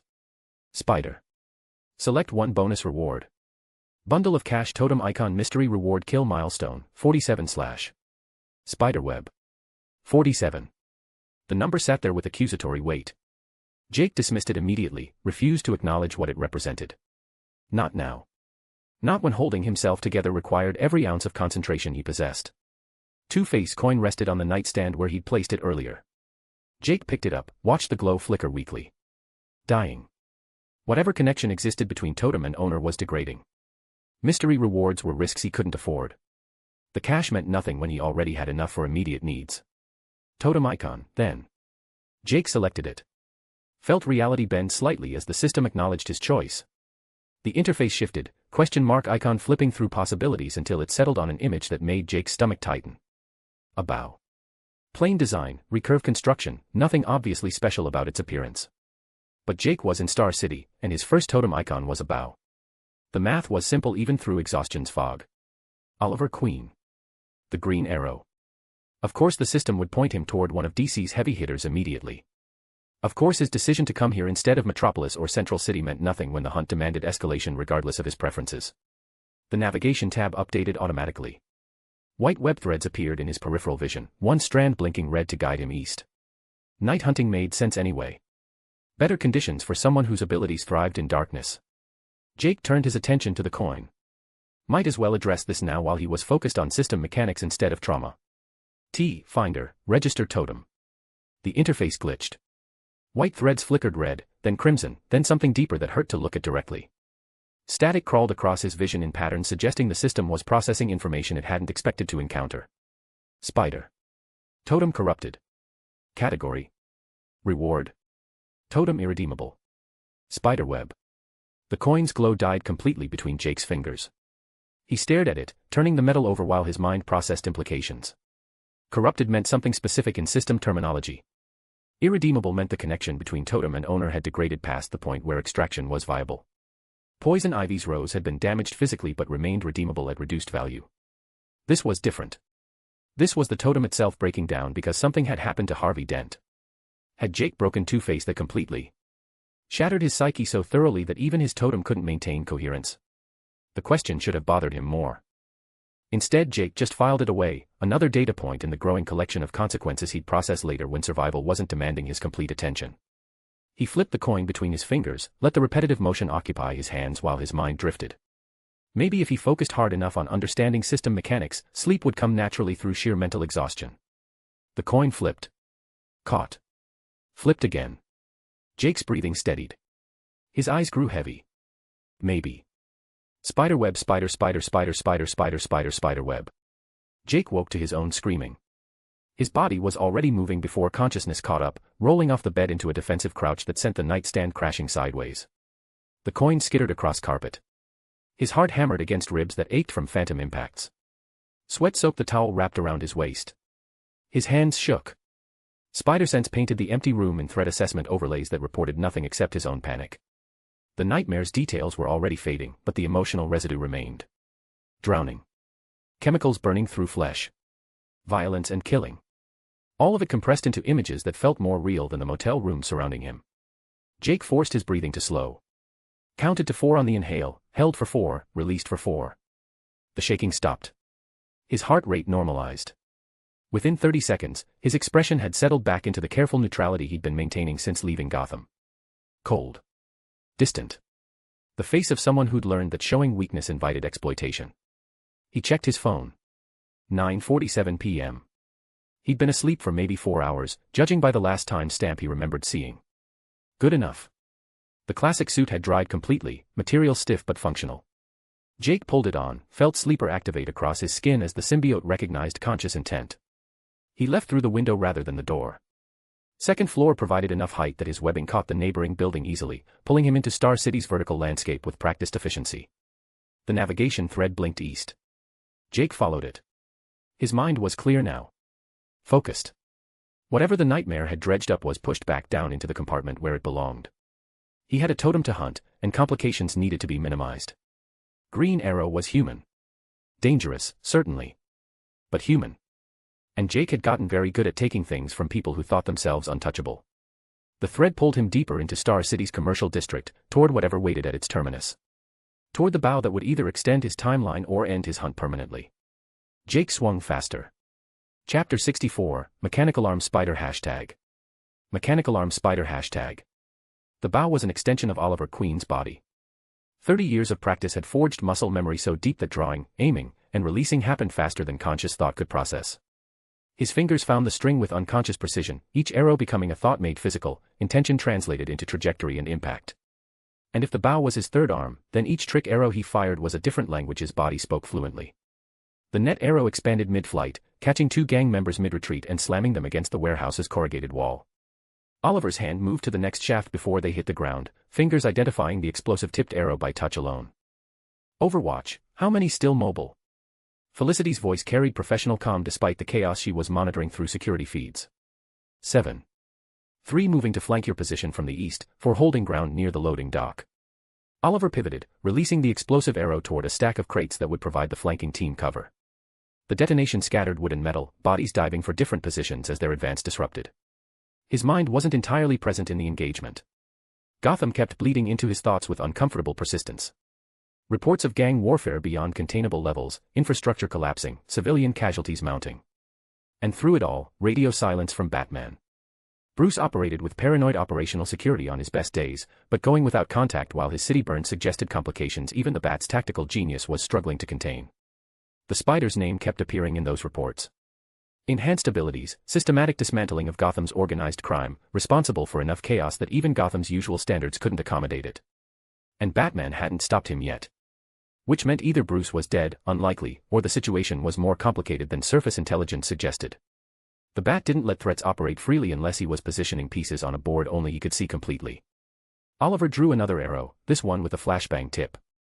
The gang members near the loading dock were organizing with more coordination than street-level criminals usually demonstrated.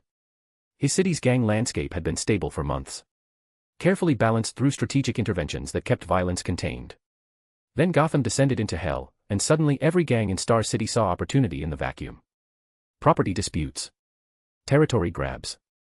The usual power struggle. Oliver wasn't having it. He released the flashbang arrow toward the loading dock center. The detonation painted everything white, screams cutting through the warehouse's chemical-stained air. Oliver moved during their blindness, closing distance with practiced efficiency. His boot caught the first one in the solar plexus. The men folded. Oliver's elbow found the second one's temple before the first hit the ground. 2 down. 5 remaining, scattered and disoriented but still armed. A bullet sparked off concrete 3 inches from Oliver's head. He rolled behind a forklift, hand already reaching for his next arrow. Standard broadhead, the gang members had escalated to lethal force, which meant his restraint could adjust accordingly. Drew, released. The arrow caught the shooter in the shoulder, spinning him sideways. Non-lethal. Barely. But Oliver knew exactly where to place the shot to ensure survival while guaranteeing the men wouldn't be holding a gun again tonight.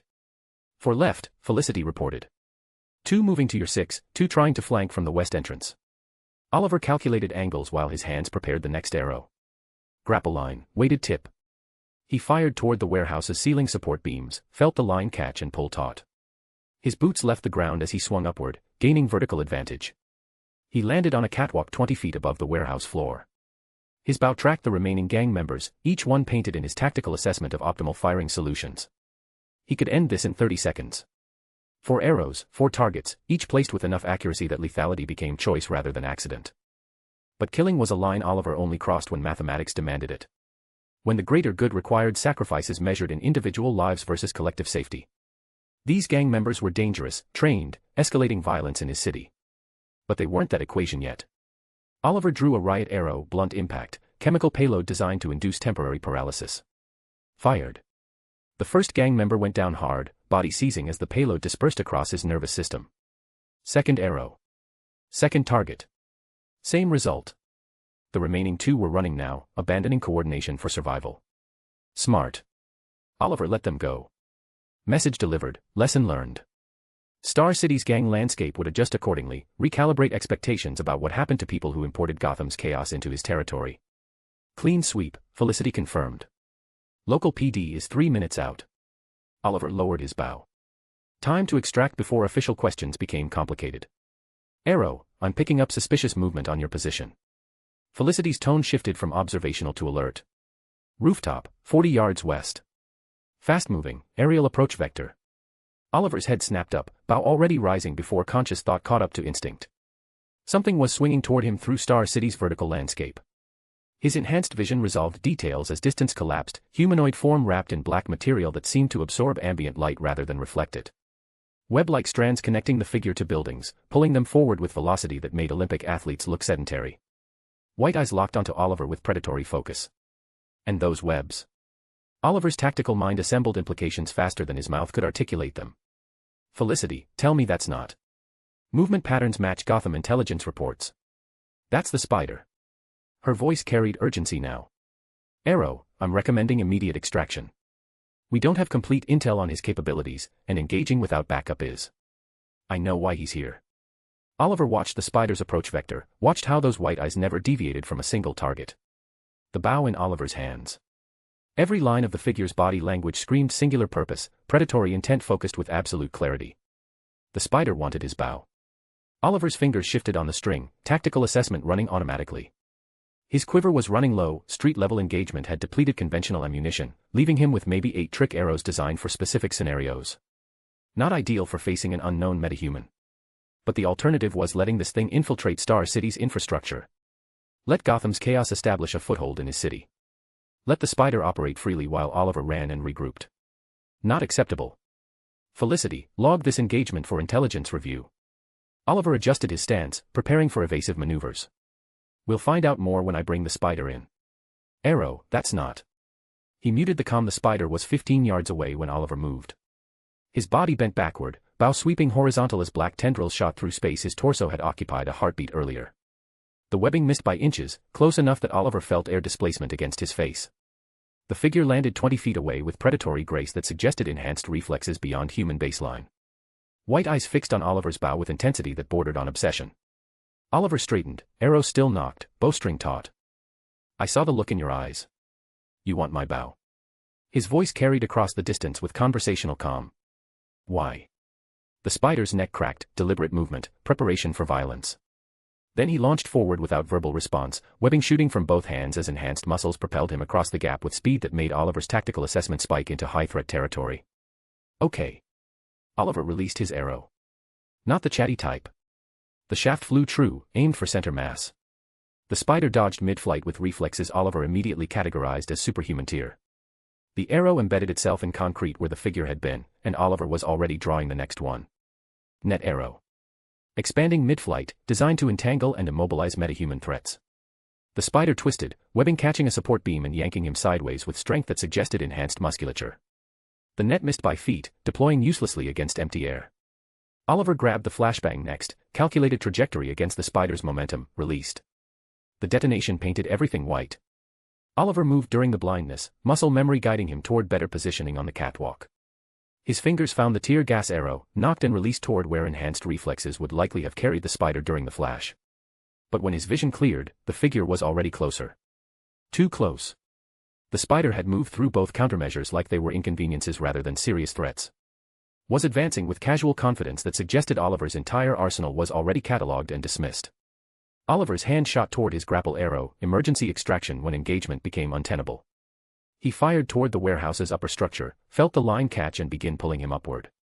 Webbing caught his leg mid-ascent. The yank was immediate and violent, momentum arrested with force that sent pain shooting through Oliver's hip. He managed half a twist before more webbing wrapped around his torso, arms, chest. The grapple line went slack as superior strength overrode its mechanical advantage. Oliver found himself suspended upside down 3 feet off the warehouse floor, webbing so thoroughly applied that movement was theoretical rather than practical. His bow had fallen during the wrapping process, clattering against concrete. The spider approached with measured steps. Picked up the bow with almost reverent care, examining the weapon with focused intensity that suggested this wasn't random theft. This was specific. Targeted. Then spoke for the first time. Register totem. The words carried no inflection, just mechanical certainty. Oliver watched the spider's white eyes track something invisible, processing data through some interface only he could access.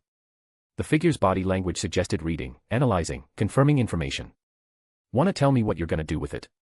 Oliver kept his tone light despite the circumstances, falling back on the quipping that kept him human during impossible situations. You never know, I could always donate a couple more if you really need them. The spider froze. His white eyes fixed on the bow with sudden confusion. Oliver followed his gaze and felt his own tactical assessment fracture. The weapon was glowing. Faint pulsing light that brightened and dimmed with irregular rhythm. Like something dying by increments. Okay, Oliver's eyes widened behind his domino mask. Never seen it do that before. He watched the spider's body language shift from confident to uncertain. Saw tension bleed into shoulders that had been relaxed a moment before. Whatever the figure was seeing through his mysterious interface, it wasn't matching expected parameters. The bow's glow flickered. Dimmed. Struggled back toward brightness before fading again. I don't read minds, Oliver said, watching the spider's visible confusion deepen. But I've got a feeling that this isn't playing out how you expected. The spider's grip tightened on the bow. His head tilted, white eyes narrowing as he processed something Oliver couldn't see. The weapon pulsed one more time, brightened briefly. Then died completely. The spider stood motionless, holding a bow that had stopped glowing, staring at something Oliver couldn't perceive. White eyes wide with confusion that bled into something that might have been concern. Oliver couldn't see the interface blazing crimson with errors. Couldn't see the corrupted totem warnings. Could only watch a figure who'd moved with absolute certainty suddenly look lost, holding a weapon that had somehow failed to be whatever he'd needed it to be. Questions hung in the chemical-stained air between a suspended vigilante and a predator whose hunt had just gone catastrophically wrong. Thanks for reading. Bonus read, link may change in case of any updates. https://share.note.sx/509r496j number sign KUDXEMU plus YQFCY jib YPO8CFJQ9QOEFXCP3SLC. Chapter 65, SMID, Mechanical Arm Spider number 65. Mechanical Arm Spider number 65. The totem had been fine moments ago, immediately after he'd redeemed it. Jake's eyes had tracked the interface as it materialized in his peripheral vision, displaying information with the same clinical precision it always had. Green Arrow's bow qualified as rare tier according to the system's metrics, but the symbolic extraction feature had elevated it, had pulled meaning from the weapon beyond its physical construction. The bow represented something fundamental to Oliver Queen, something essential enough that the system recognized it as epic tier. The notification had been clean and unambiguous. Spider. Totem collected. Category, rare, epic. Reward, plus 72H, plus 96H to your time bank. Redeem totem to receive reward. Y/N. Spiderweb. He had wasted no time reaching toward the mental confirmation to select Y, and watch the bow dissolve into black firelight.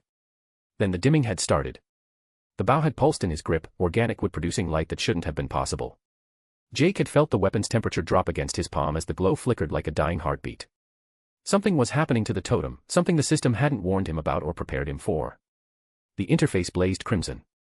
Error messages cascaded across Jake's vision with urgent insistence, replacing the clean notification with corrupted data that made his spider sense scream warnings his conscious mind couldn't interpret. Spider. Totem corrupted. Category. Reward. Totem irredeemable. Spiderweb. Jake's mind went into overdrive. He calculated parameters with desperate speed, searching for the variable that had shifted between collection and corruption. His fight with Green Arrow had been brief, efficient extraction followed by immediate webbing. The man had gone down with minimal resistance compared to what Jake had anticipated from someone with his reputation. But that was the problem, wasn't it? Green Arrow was more intact than Two-Face had been after Jake had taken his coin. Harvey Dent had fractured on a fundamental level, his mind splitting between identities while his body shambled toward Batman with single-minded obsession. The man had been broken in ways that went deeper than physical injury. Oliver Queen had made a quip about donating more arrows. Had cracked wise while suspended upside down and stripped of his weapon. Had watched his bow glow and die with visible confusion but without the spiritual collapse Jake had witnessed in others. This was all wrong. Green Arrow was supposed to react differently, supposed to fight for the bow until exhaustion made resistance impossible. Was supposed to demonstrate through his actions that the weapon meant enough to break him when it was taken. Instead, he looked chilled and unbothered by the theft beyond tactical irritation. Jake's white eyes narrowed as he studied the men hanging before him. His fingers tightened on the bow while organic claws flexed with unconscious agitation. The totem icon was still displaying the bow in his peripheral vision, hadn't reverted to the question mark that indicated systemic uncertainty. That brought some measure of reassurance during this jarring moment. The bow was still Oliver Queen's totem. The system had identified it correctly. Jake just didn't know how it had become corrupted. His mind worked through possibilities while Green Arrow watched him with eyes that suggested the vigilante was cataloging every micro-expression visible through Jake's mask. Objects could lose their significance to their owners, that much was becoming clear.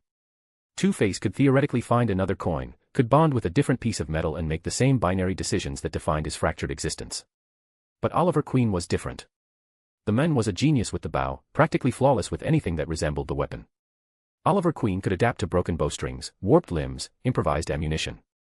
The man's skill transcended any single piece of equipment. And that was the critical insight Jake's tactical mind seized upon with sudden clarity. Queen had been stranded on an island for over half a decade, learning to survive with whatever came to his hands. For someone who'd mastered the bow through necessity and desperation, the idea of having a favorite weapon seemed unlikely. Survival didn't allow for sentimentality when tools broke and resources depleted. This wasn't about the bow itself. It was about what the bow represented. And if Jake's theory was correct, then there was only one way to test it. Symbiote tendrils unwound from Oliver Queen's body with deliberate precision. Black mass withdrew, retracting into Jake's form as the webbing dissolved under chemical command. Green Arrow dropped the 3 feet to concrete, landing with practiced ease despite having been suspended upside down for several minutes. Oliver straightened, rolled his shoulders, adjusted his stance. His eyes never left Jake even as the vigilante assessed his own physical condition, checking for injury, cataloging reduced mobility from the brief restraint, recalibrating his tactical options now that freedom had been unexpectedly returned. Jake threw the bow. The weapon tumbled through air between them, end over end, landing on concrete with an echoing clatter. The bow rolled once before settling against Oliver's boot. "Pick it up," Jake's voice carried no inflection. No emotion. Just mechanical certainty delivered through Sleeper's filter. Oliver Queen stared at him. Then at the bow. Then back at Jake with expression that suggested he was trying to solve an equation with missing variables. "How generous of you to return what's mine, Spider," Oliver said slowly, his tone shifting from tactical quipping to genuine confusion. "But you didn't come all this way from Gotham to play niceties. Not when you left the city burning, because you couldn't stop yourself from taking." His eyes fell on the bow. "Let me guess, that dim just now was my bow rejecting you, right?" Jake didn't answer immediately. His attention had shifted to the Navigator tab, checking the red thread that had guided him through Star City in the first place. The thread still pointed in Green Arrow's direction, same trajectory, same certainty. But the blinking had stopped. The thread was static now, neither advancing nor retreating. Waiting. I did not burn Gotham, Jake's voice cut through Oliver's speculation with flat certainty. Not from intention. His white eyes fixed on the bow between them, then lifted to meet Green Arrow's gaze. But I will burn Star City with passion if you don't pick up that bow. The threat landed with weight that made Oliver Queen's body language shift. Humor drained from his expression, replaced by something harder, the look of a man who'd heard genuine threats before and knew how to evaluate their credibility. You sound exhausted. Look drained and battered even if you try to conceal it with confident postures. Oliver's voice remained level despite the tension bleeding into his shoulders.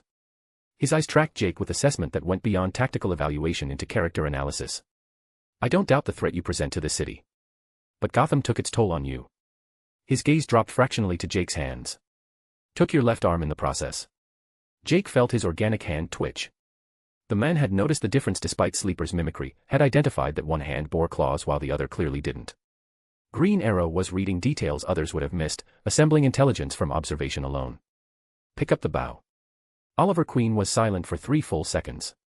His mind was working through implications. Jake could see it in the micro-expressions that crossed the vigilante's face.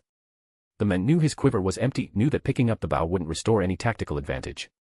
This wasn't about having a fair fight.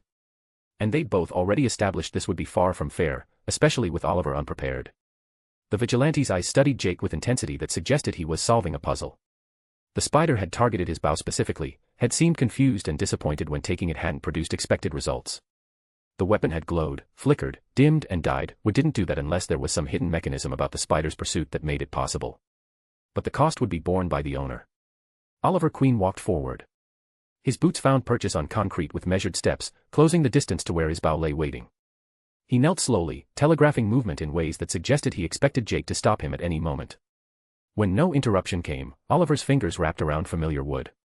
Jake's muscles twitched. His white eyes widened fractionally behind the mask, body language betraying recognition of something significant happening. Because the Navigator's red thread was blinking again. And the bow in Oliver Queen's hands had started glowing. Faint pulsing light that brightened with each heartbeat, would producing illumination that defied physics and common sense. The weapon was alive again in Oliver's grip, responding to contact with its owner in ways that confirmed Jake's theory with perfect clarity. Oliver Queen looked down at the glowing bow. Then up at Jake. Then back to the weapon with decision settling across his features like armor sliding into place. He broke the bow. Not accidentally or through weakness, this was deliberate application of strength against wood that should have resisted casual force. The bow snapped with clean finality, splitting into 2 pieces that Oliver held for one moment before throwing them in opposite directions. The pieces clattered against concrete. Rolled away from each other. Settled into stillness while light died from wood that would never shoot another arrow. Jake held himself back. His claws dug into his palms hard enough to draw blood that Sleeper absorbed before it could drip. Every instinct screamed to consume the fragments immediately, to salvage what value remained before it degraded further. But he knew the truth even before his interface confirmed it. Broken totems were reduced totems. Shards couldn't carry the same weight as complete objects. Consuming the pieces now would yield diminished returns. But Oliver Queen's action had proven something critical. That was stupid, Jake's voice remained flat despite the fury building in his chest. And yet you don't seem surprised. Oliver Queen straightened from where he'd thrown the bow fragments, meeting Jake's white eyes with expression that suggested satisfaction despite having just destroyed his signature weapon. You broke the bow because it didn't matter to you, Jake said. His claws retracted slowly, normal hand flexing with stress that Sleeper couldn't quite compensate for. It only represented what does. His head tilted fractionally, studying Green Arrow with renewed interest. That is what I will take from you. The only question is how long it will take before you give it up. Jake turned. His body oriented toward the direction he'd come from, preparing to leap and swing away before Green Arrow could attempt something stupid like trying to stop him. The stakes are set, Jake's voice carried back across the distance. Star City, or your pride. His web line shot towards a building. Caught metal support beam with adhesive that would hold his weight through the initial swing. Jake pulled himself upward with enhanced strength, body accelerating toward open air above the warehouse. Oliver Queen watched the spider's retreat with eyes that tracked movement patterns, analyzed escape vectors, cataloged capabilities for future engagement. He wasn't worried. His mind was already assembling strategies for putting down the spider when their next confrontation inevitably arrived. Multiple approaches presented themselves: lead the Spider into prepared ambushes, exploit the apparent weakness in his left arm, coordinate with other heroes who dealt with enhanced threats. But Oliver was also bothered by the implication hanging over the Spider's presence in Star City. Batman. Had the Dark Knight fallen? Oliver pushed that concern aside with practiced discipline. Batman could only be defeated only if he'd been caught unprepared or in less than optimal condition. But even that defeat didn't come easy. And knowing the Dark Knight, he never got caught unprepared. But none of that factored into Oliver's situation. When he faced the Spider again, he'd be in his best condition. Prepared. Ready. And he'd put the Spider down before the threat could metastasize into something Star City couldn't contain. The fragments of his bow lay scattered across concrete like promises that wood and string couldn't keep. Oliver Queen left them where they'd fallen and headed for extraction. Chapter 66, Hashtag. Mechanical Arm Spider number 66. The web line snapped taut against steel and glass. Jake swung upward with momentum that pulled him above Star City's skyline, black material rippling across his shoulders as Sleeper compensated for the trajectory shift. His hand released at the apex and he sailed through night air before firing another strand, catching a communications tower that brought him level with one of the downtown skyscrapers. He landed on a rooftop access, straightened and moved to the building's edge, white eyes tracking the cityscape spreading below him like a grid of possibilities. Star City looked cleaner than Gotham even at night. The streets were wider, better lit. Organized urban planning that suggested someone actually cared about infrastructure. Buildings rose in clusters that marked different districts: the financial center to the north, the glades sprawling east, and south toward the river where industry met waterfront in ways that made smuggling convenient. Minimal activity this late. A few cars on the main thoroughfares, distant sirens that could have been ambulance or police, the ambient glow of a city that never quite slept but understood the concept of rest. The interface pulsed in his peripheral vision. Jake pulled up the progress tab with a thought, let the information materialize while his eyes stayed on the city below. Spider. Progress tab. Completion, 9.5%. Totems redeemed. Time bank, 203. Kill milestone, 022. System tools, symbolic extraction. Enabled. Spiderweb. 22 hours and 34 minutes until Sleeper left him.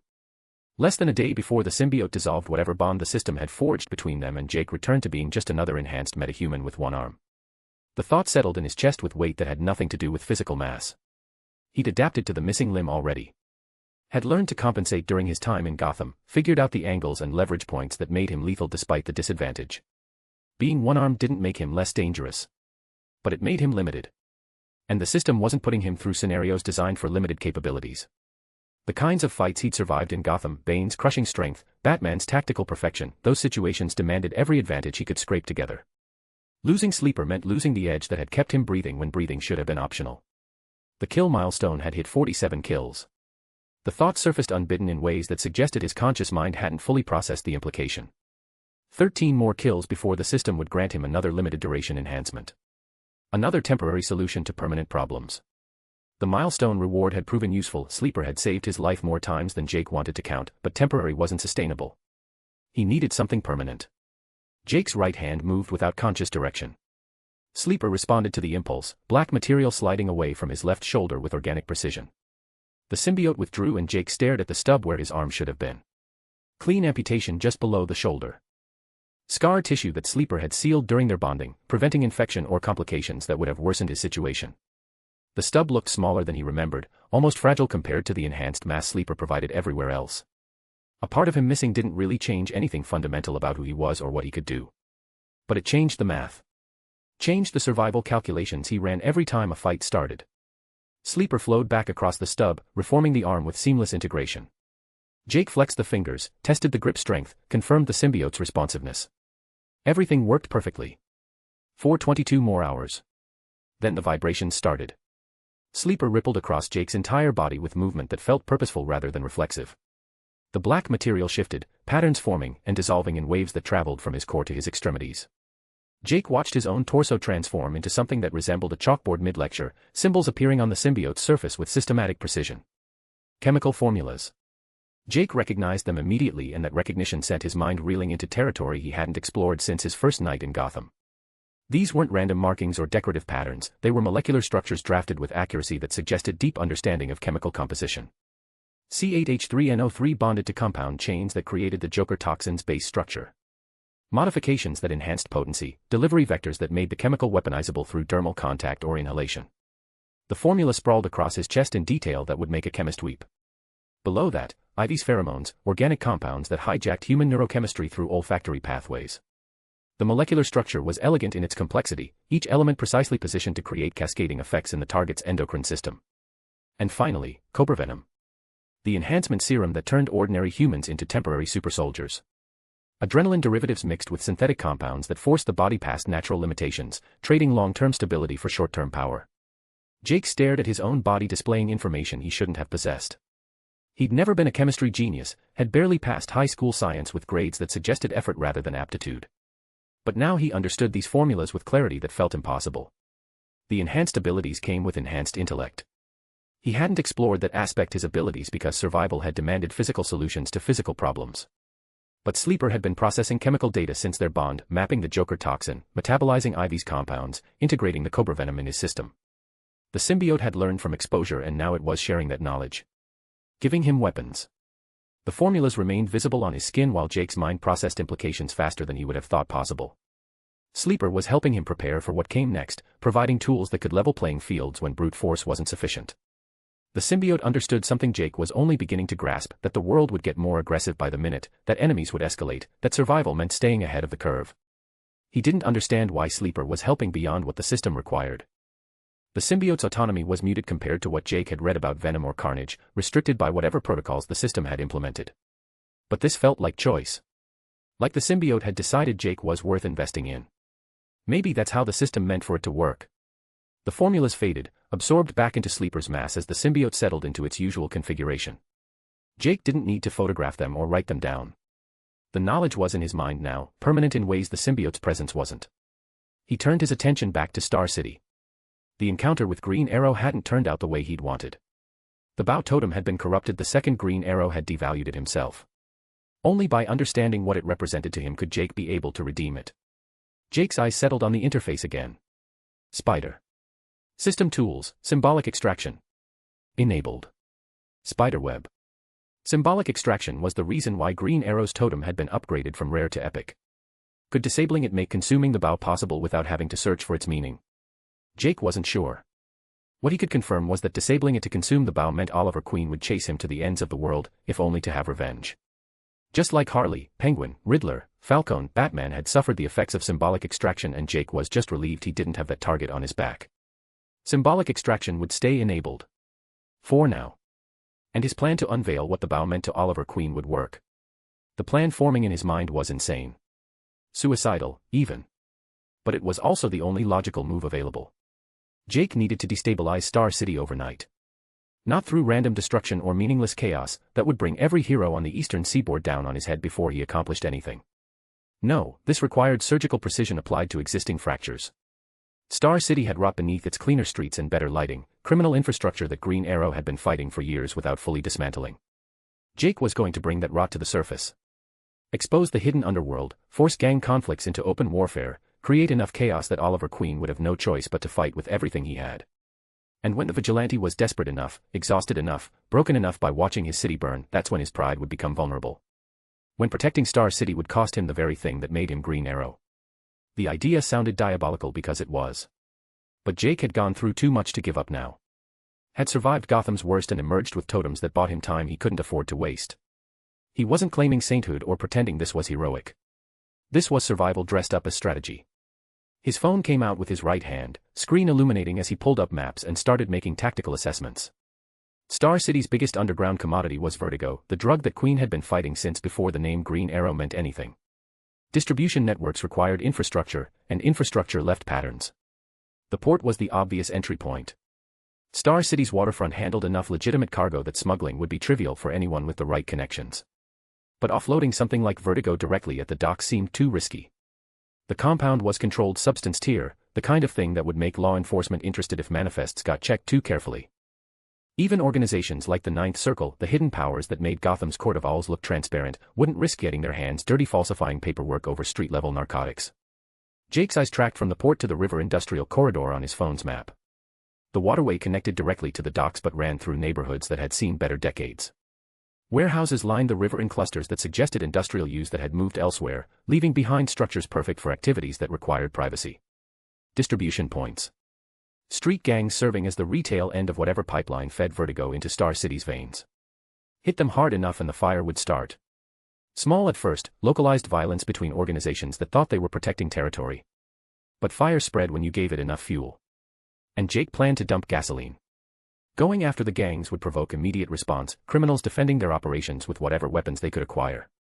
Black markets in a city this size would harbor everything from military-grade firearms to experimental tech from cities like Central and Metropolis. Jake would be walking into unknown arsenals with nothing but enhanced abilities and a symbiote that had an expiration date. Suicidal. But he had advantages they couldn't account for. Speed that made human reaction times look glacial. Strength that let him treat concrete like clay. Webs that could immobilize targets before they understood they were in a fight.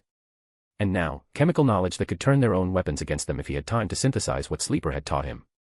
22 hours was enough time if he didn't waste it. Jake oriented south. The glade spread below him in the direction he needed to travel, residential areas giving way to industrial zones that marked the river corridor's territory. He could see the waterway from here, a dark line cutting through the city's grid with buildings clustered along its banks like barnacles. That's where he'd start. The River Industrial Warehouse District would burn first. Enough havoc to get noticed, enough damage to make every gang in the area want his head. And when they came for him with everything they had, when tensions broke and old grudges surfaced and opportunistic violence found targets of convenience, Star City would tear itself apart. Oliver Queen would have to choose between stopping Jake and saving his city from the chaos Jake had orchestrated. And either choice would cost him what mattered most. Jake fired webbing. The strand caught a building south of his position and he swung into the night, leaving the skyscraper's rooftop empty behind him. The city blurred past in segments, downtown giving way to older construction, glass and steel replaced by brick and corroded metal. The glades passed beneath him in blocks that showed Star City's economic stratification through architecture alone. Pawn shops with bars on the windows, convenience stores that closed before dark, apartment buildings where half the units had boards instead of glass. Then the industrial corridor opened before him. Warehouses lined the river in formations that suggested they'd been planned with efficiency in mind decades ago. Corrugated metal walls, loading docks that faced the water, crane infrastructure that hadn't moved in years. Some showed signs of legitimate use, fresh paint, functional lighting, vehicles parked in organized patterns. Others looked abandoned. Jake landed on the first warehouse roof and tore through corrugated metal with Sleeper's claws. The material screamed as he peeled it back, creating an opening large enough to drop through. The interior was empty. Just hollow space and concrete floor, stripped of anything valuable years ago. Moonlight filtered through the torn roof, illuminating dust that hung in the air like fog. Jake grabbed a support beam and yanked. Metal groaned, then buckled. The beam tore free and brought part of the ceiling structure down with it, crashing onto the warehouse floor with impact that echoed across the industrial corridor. He swung back out through the hole he'd made and moved upriver. The next building was a decommissioned factory. Broken windows, rusted machinery still bolted to the floor, the smell of chemicals that had eaten through concrete decades ago. No operations. No guards. Just another empty shell. Jake webbed the machinery and pulled. Tons of metal tore free from moorings with shrieks that would wake anyone within blocks. He threw pieces through walls, brought down more ceiling infrastructure, created destruction that served no purpose except noise. The third warehouse showed signs of recent use. Fresh tire tracks leading to a loading dock, fluorescent lights visible through grimy windows. Jake crashed through the skylight and landed among startled men in coveralls who'd been moving legitimate cargo. They scattered. Jake let them run and went to work on their inventory. Webbed pallets and yanked them down, sent forklifts crashing through stacks of crates, tore loading equipment apart with claws that made metal shriek. Someone was shouting into a phone about calling the police. Jake ignored them and kept destroying. The fourth warehouse, that's where he found it. He dropped through the roof and the chemical smell hit immediately. Vertigo. Tables covered in white powder, men in the middle of sorting product into bags with assembly line efficiency. A dozen of them, maybe more, all freezing as glass rained down around Jake's landing. 1 second of shocked silence. Then someone grabbed a gun from a table. Who the hell? Jake webbed the nearest light fixture and yanked it free. The assembly crashed down onto their operation, scattering product worth thousands across the concrete floor. White powder billowed into clouds that made visibility drop to nothing. What the? Stop him. Gunfire erupted. Blind shots into the powder cloud that ricocheted off concrete and metal. Jake was already moving, grabbing crates and hurling them through walls, webbing equipment and tearing it down, destroying everything within reach with systematic thoroughness. He's wrecking everything. Somebody kill this freak. More gunfire. Jake webbed the shooters and yanked them off their feet, sent them crashing into others who were trying to organize. He grabbed a metal barrel and threw it through the loading dock doors with enough force to tear the entire structure off its hinges. The crash echoed across the river. That's thousands of dollars you just. Jake drove his claws through their remaining product. Bags split open, powder scattered across the floor in drifts that represented weeks of work and revenue streams that had just evaporated. I'm gonna get you for this. Get on the radio, tell everyone we got a problem down here. Jake was already swinging toward the next warehouse. Behind him, voices were shouting into phones and radios, spreading word that someone was destroying operations up and down the corridor. The fifth warehouse tried to mount defense. Men with automatic weapons positioned near the entrance, ready for whatever came through. Jake tore through the roof instead and dropped into their midst. They opened fire immediately. Jake webbed a support beam and pulled the entire structure down on them, metal and concrete crashing across the warehouse floor, creating chaos that made accurate shooting impossible. He destroyed their operation while they scrambled for cover. Scattered product, broke equipment, set fires that would consume whatever he couldn't demolish directly. He's hitting the riverside ops. Someone get down here with real firepower. I want this bastard dead. The threats followed him to the sixth warehouse. The seventh. Each one the same pattern: tear through the roof, destroy everything valuable, leave before they could organize proper resistance. But they were organizing anyway. Vehicles converged from multiple directions. Panel vans and muscle cars screeching to stops outside warehouses that were still burning. Armed men poured out, spreading through the industrial corridor with weapons raised and fury that made them careless about who else was in the area. Find him. Check every building. You see anything in black, you put it down. Jake swung between warehouses, visible enough to draw fire, fast enough that bullets couldn't track him. He led them deeper into the corridor, toward decommissioned buildings and abandoned factories where more gangs had operations they'd kept hidden. Gunfire erupted from multiple positions. Not just at Jake, at each other, at shadows, at anything that moved wrong in territory that was suddenly contested. That's our section. The hell it is, we've been running this area for months. I don't care who you think you are, get out before. More gunfire. Return fire. Someone screamed. Jake kept moving, kept destroying, kept drawing their attention while chaos spread in his wake like infection. The industrial corridor was tearing itself apart. Gangs flooding into each other's territory. Old grudges surfacing. Weapons meant for protection being turned toward whoever happened to be closest when frustration needed outlet. Star City's hidden rot coming to the surface. Jake paused on a crane overlooking the river. Below him, the warehouse district burned, literal fires in some buildings, metaphorical ones everywhere else. Armed groups engaged in confused firefights. Sirens wailing in the distance as police scrambled to respond to what sounded like a war zone. This was just the beginning. The heat was spreading exactly as planned. Chapter 67, Hashtag. Mechanical Arm Spider number 67. The grapple arrow fired from a length of paracord looped around the knock. The line caught the Queen Industries ventilation housing on the first try, sang taut, and pulled him upward through Star City's night air. He'd been thinking about the spider since their encounter. Since the webbing had wrapped him into stillness and those white eyes had studied his bow with something that felt less like greed and more like need. And then the bow had started glowing and the spider had gone somewhere else in his own head, processing something Oliver couldn't see, and the whole encounter had rearranged itself into a question Oliver couldn't stop turning over. What was the bow to him? The rooftop access door wasn't locked because Oliver had broken the mechanism years ago and quietly ensured facilities maintenance never got around to fixing it. He shouldered through, descended 2 flights of concrete stairs, and pushed into the service corridor that ran behind the building's HVAC infrastructure. Queen Industries had 17 buildings in Star City. This one, the third tallest, planted at the edge of downtown where the financial district started bleeding into older commercial zones, had a sub-basement that the company's records listed as decommissioned storage. The elevator that served it required a keycard that didn't exist in the building's official system. Oliver had installed the reader himself. The doors opened into the cave.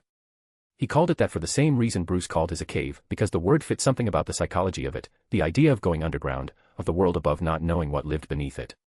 His version was cleaner than a real cave. Banks of monitors along the far wall, equipment racks organized with obsessive precision that came from knowing exactly which arrow you'd reach for in the dark.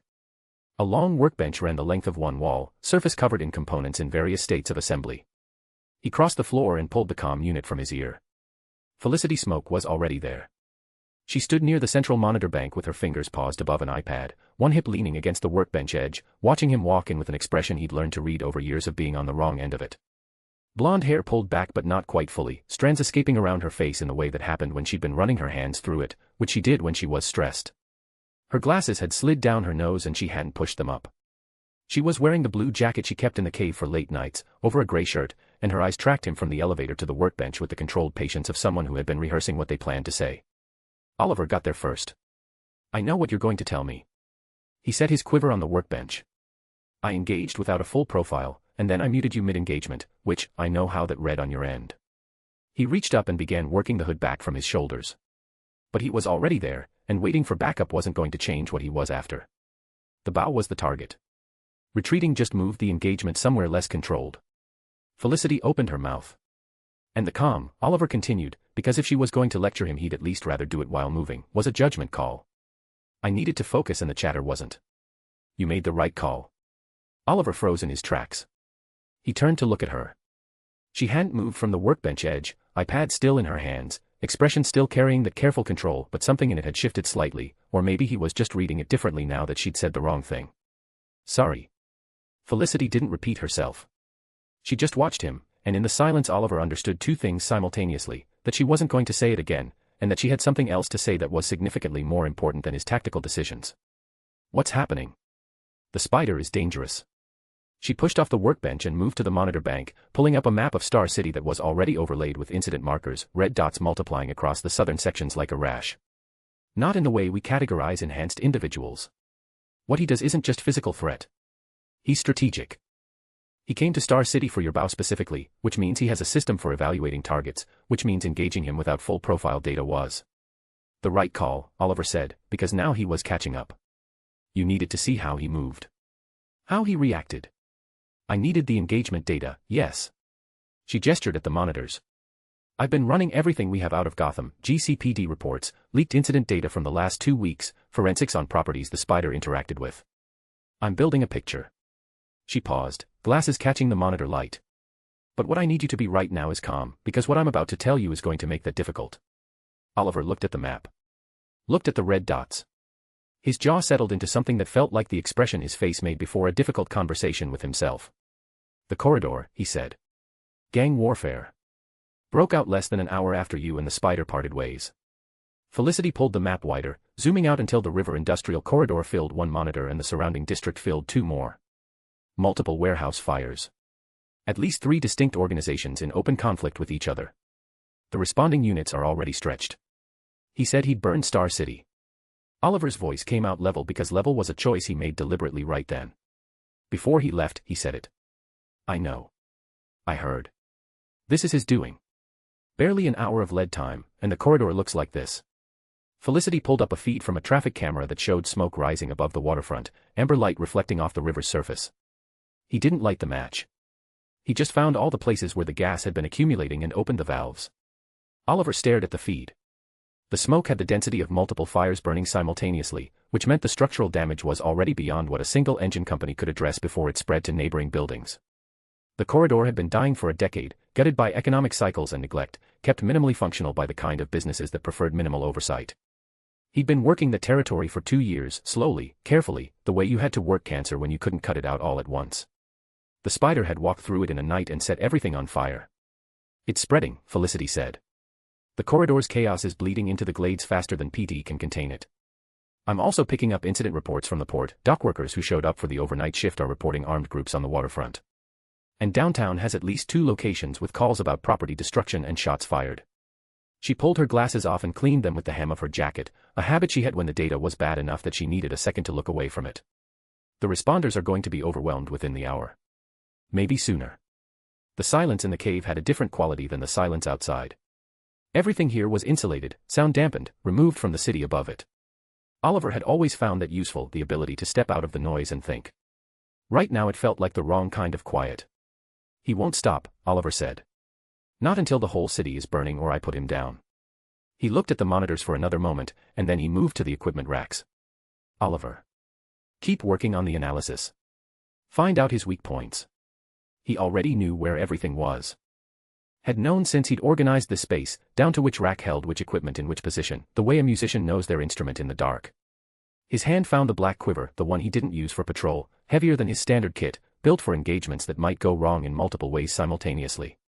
The color told him what was in it before his fingers even touched the contents: heat-tipped shafts for structural targets, cryo compound for slowing enhanced physiology, an EMP broadhead he'd built for encounters with tech-dependent opponents, 3 modified shafts with explosive yield calibrated for maximum disorientation rather than lethality, and 6 more trick arrows for wind variables he couldn't account for.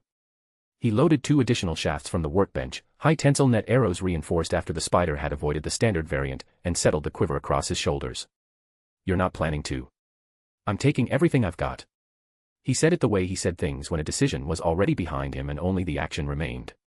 His hands were already moving to the close combat rack, a pair of collapsible batons, a combat blade he rarely used but knew the weight of, a brace of smoke capsules. He distributed the weight across his kit with the efficiency of someone who'd packed for combat enough times that it had become its own kind of muscle memory. The bow section was at the far end of the workbench. He kept 8 of them. They were nearly identical to the untrained eye recurve frames, the same draw weight within a few pounds of each other, strung with the same high-tensile composite that he'd been using for 6 years. The differences were in the details: grip tape worn to different degrees, small modifications to the arrow rests, one with a slightly shorter brace height for close-quarters work. He knew each of them by weight without looking. Had shot enough arrows with each one that his body had encoded the variance. He stood in front of them for a moment longer than necessary. Something in the posture of it, the way his hands weren't moving, the way his eyes had gone to a middle distance that wasn't actually focused on the bows, might have looked like hesitation from the outside. Felicity watched him from the monitor bank and said nothing, which meant she was reading it too. He wasn't hesitating. He was acknowledging something quietly, the way you acknowledged a risk you'd already decided to accept. He took the one on the left. His bow. The frame had a hairline repair mark near the lower limb from the night it had taken a bullet in the glades 2 years ago. He'd fixed it himself. The grip was worn smooth where his hand always found it. He turned toward the elevator. "Oliver." Felicity's voice stopped him at the door without carrying any particular volume. He looked back. She was watching him with an expression that was doing several things at once and not letting any of them fully surface. 9 a.m. You need to be ready for the 9 a.m. He registered it. The board meeting, the quarterly review that his presence at was legally required, the one she'd been reminding him about for 2 weeks and that he'd been aggressively not thinking about. In the grand scheme of what tonight looked like, it occupied a strange amount of mental real estate. "I'll be there," he said. "In a clean suit," she added. "And a clean face." He looked at her face and understood what she meant. "Clean suit," he agreed. The elevator doors closed between them. Spiderweb, spider, spider, spider, spider, spider, spider, spiderweb. The glades was louder than the corridor. That was the first thing Jake registered when he came in over the rooftops, the density of it, sound rising from streets that were narrower than downtown's organized grid, buildings packed tighter, activity visible at street level even past midnight. The corridor had been industrial, empty space and dark warehouses and operations tucked away from casual observation. The glades was residential in the way that neighborhoods absorbed everything over time, apartments above storefronts above basement-level operations that kept different hours than the businesses above them. He'd punched through the third-floor window of an apartment building 12 minutes ago because his spider sense had flagged chemical signatures through the wall and he'd gone in to confirm. The 2 men inside had scattered before he finished coming through the glass, which told him they'd been expecting the kind of trouble that arrived through windows. He hadn't chased them. He'd looked at the setup they'd left behind, a compact synthesis operation, precursor chemicals organized on a repurposed kitchen counter with the care of someone who knew exactly what they were doing and couldn't afford mistakes, and he'd understood that Sleeper had been right. He'd taken what he needed. 3 compounds in sealed containers, 2 powders already measured into transfer bags, a solvent he recognized from the formulas the symbiote had written across his skin. He'd webbed the containers to his torso beneath Sleeper's surface and moved back to the rooftops before the building's residents finished deciding whether to call the police or handle the window themselves. That had been the pattern for the last 40 minutes. Move through the glades, generate enough chaos to keep attention on him, and when his spider sense flagged a synthesis signature from a building he was passing, anything that matched the molecular family Sleeper had outlined, he'd extract what was useful and leave the rest destroyed. It wasn't clean work. But it was focused, and focus was what separated purposeful destruction from pointless noise. The web of compounds growing in the containers under his arm was starting to resemble something functional. He had a base for 2 of the formulas now. The third required a catalyst he hadn't found yet, but the glades was dense and the night was young. He swung wide around a block where police lights were already flashing blue against building facades. Sirens converged from 2 directions simultaneously, which meant the precinct had started routing units this way, pulling them from wherever they'd been, which was already stretched thin. Good. Overwhelmed responders meant slower response times, which meant the chaos he'd seeded in the corridor had room to grow without getting stamped out. From a rooftop above a shuttered laundromat, Jake looked south toward downtown and let his spider sense map what it could reach.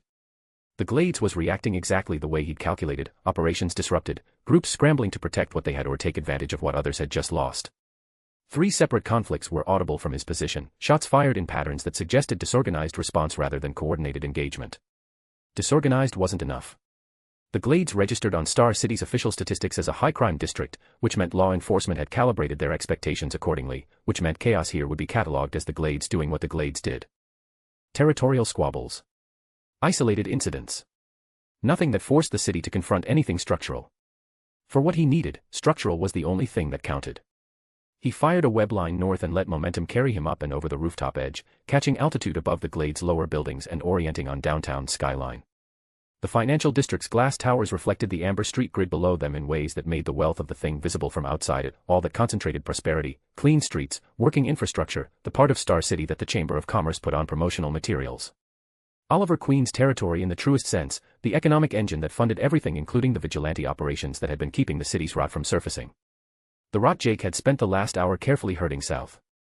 The convoy of cars and vans behind him, police units, several vehicles that weren't police units, at least one group that had been following him since the fourth building in the Glades, was going to follow him downtown, because they had no choice. He was moving and they needed to stop him, and the only way to do that was to follow. When they arrived in downtown behind him, they would arrive as heat. As pressure applied to a place that wasn't accustomed to pressure. And the concentrated rot underneath downtown's clean facade, the criminal empire that wore legitimate business as a skin, would find itself squeezed between the chaos arriving from the south and whatever structural vulnerabilities Jake had already identified in the financial district's underbelly. Star City would have to look at itself. He accelerated, web line singing taut between glass towers as downtown expanded before him, towers rising, streets widening, the city's most expensive real estate opening up beneath his feet like an invitation he hadn't been given. He was going in anyway. Chapter 68, Hashtag. Mechanical Arm Spider number 68. The space hog screamed through Gotham's smoke-choked sky like a mechanical predator that had evolved past caring about atmospheric resistance. Lobo sat astride the bike's oversized frame with the posture of someone who'd never learned the concept of defensive driving and had no intention of starting now. The city sprawled beneath him in patterns that suggested urban planning had given up sometime in the 70s and never recovered, buildings leaning against each other like drunks sharing support, streets that wound without apparent logic, and enough fire to make the whole place look like someone had decided arson was an acceptable urban renewal strategy.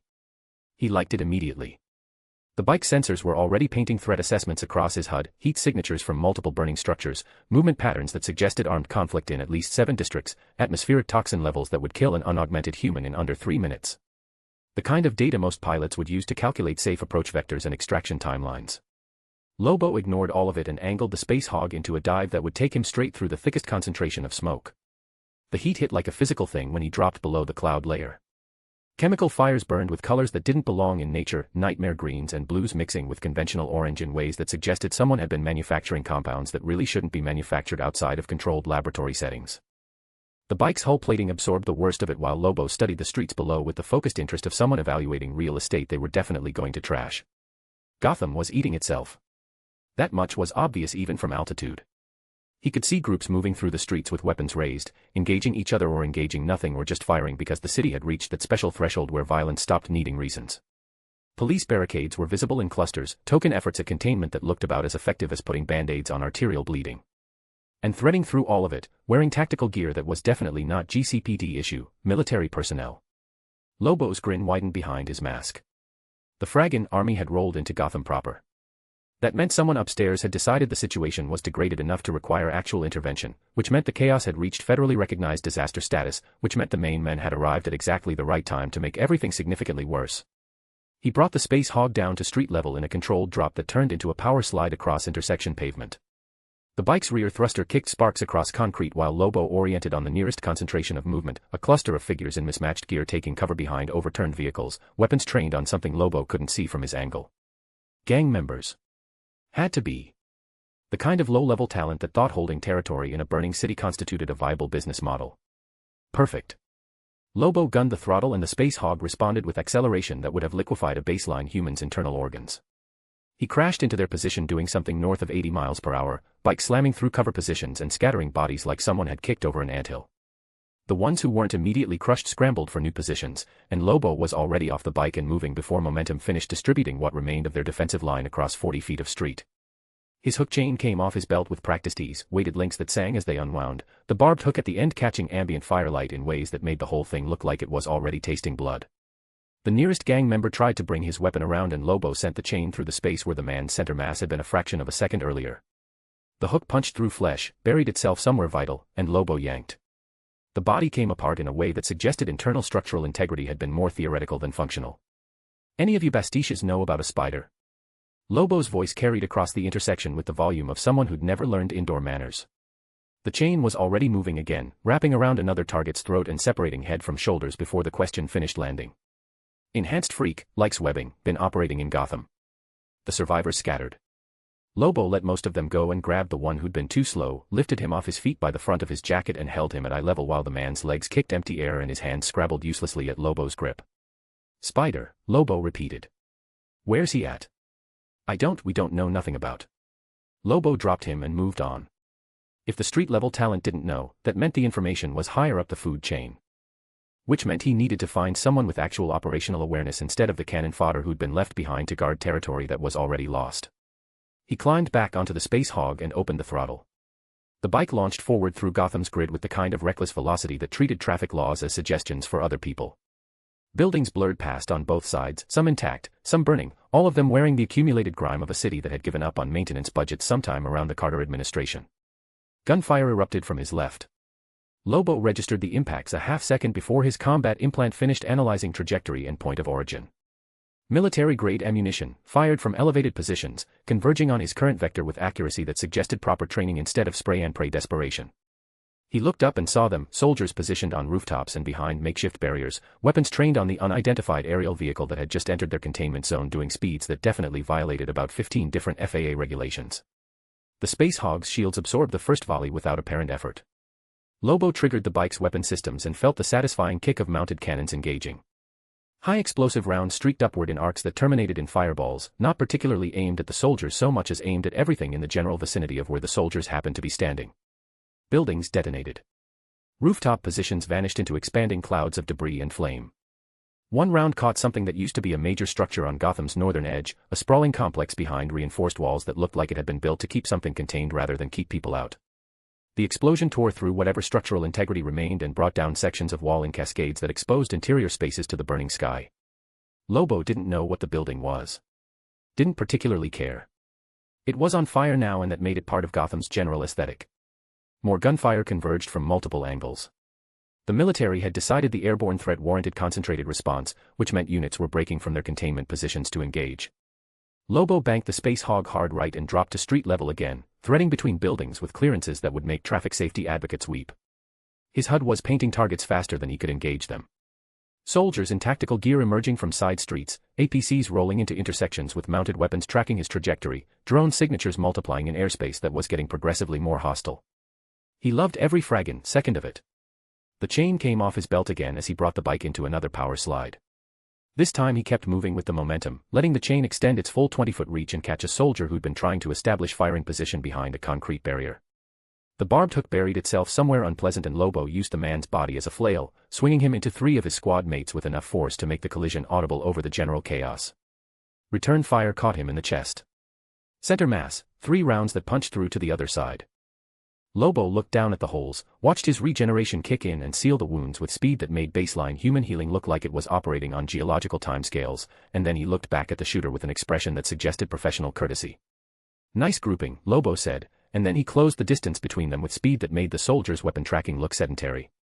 The chain wrapped around the man's torso and tightened. Lobo heard ribs crack, then something more fundamental give way. He dropped the body and grabbed the next soldier, lifted him off his feet by the throat while rounds from the man's squad continued impacting Lobo's back and shoulders and head with the effectiveness of throwing rocks at a tank. Spider, Lobo said, holding the soldier at eye level. Enhanced freak, webs. Where is he? The soldier's eyes were wide enough to suggest he'd processed that the situation had degraded beyond any scenario his training had covered. His mouth worked but nothing came out except a sound that might have been the beginning of several different words, none of which made it to completion. Lobo shook him. I ain't got all day, Bastic. Spider. Where? Gone, he's gone, left the city. Now that was interesting. Lobo dropped the soldier and let the men collapse onto pavement that was slick with fluids Lobo didn't care to inventory. The surrounding squad had stopped shooting, which showed some minimal tactical intelligence. Their bullets weren't accomplishing anything except wasting ammunition and making Lobo's coat need more repairs than usual. When'd he leave? Lobo asked the pile of soldier currently trying to remember how lungs worked. Last night. Broke through the military barricade beyond Gotham's bridge. If you find him, make him pay for what he did to our comrades. Lobo processed that while more gunfire erupted from positions further down the street. The military was still trying to establish control of Gotham's grid, which meant they were operating on the assumption that conventional tactics would eventually work if applied with sufficient force and organization. Lobo knew better. A city this far gone didn't respond to conventional tactics.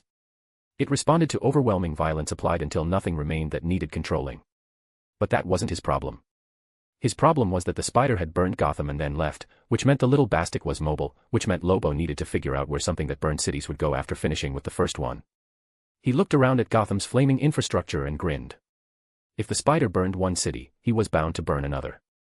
All Lobo had to do was follow the smoke trail, and something told him a freak who could generate this much chaos wasn't the type to stay quiet for long. Death had taken an interest in something as mundane as spider powers for a reason, and standing in the middle of Gotham's collapse, Lobo was starting to understand why.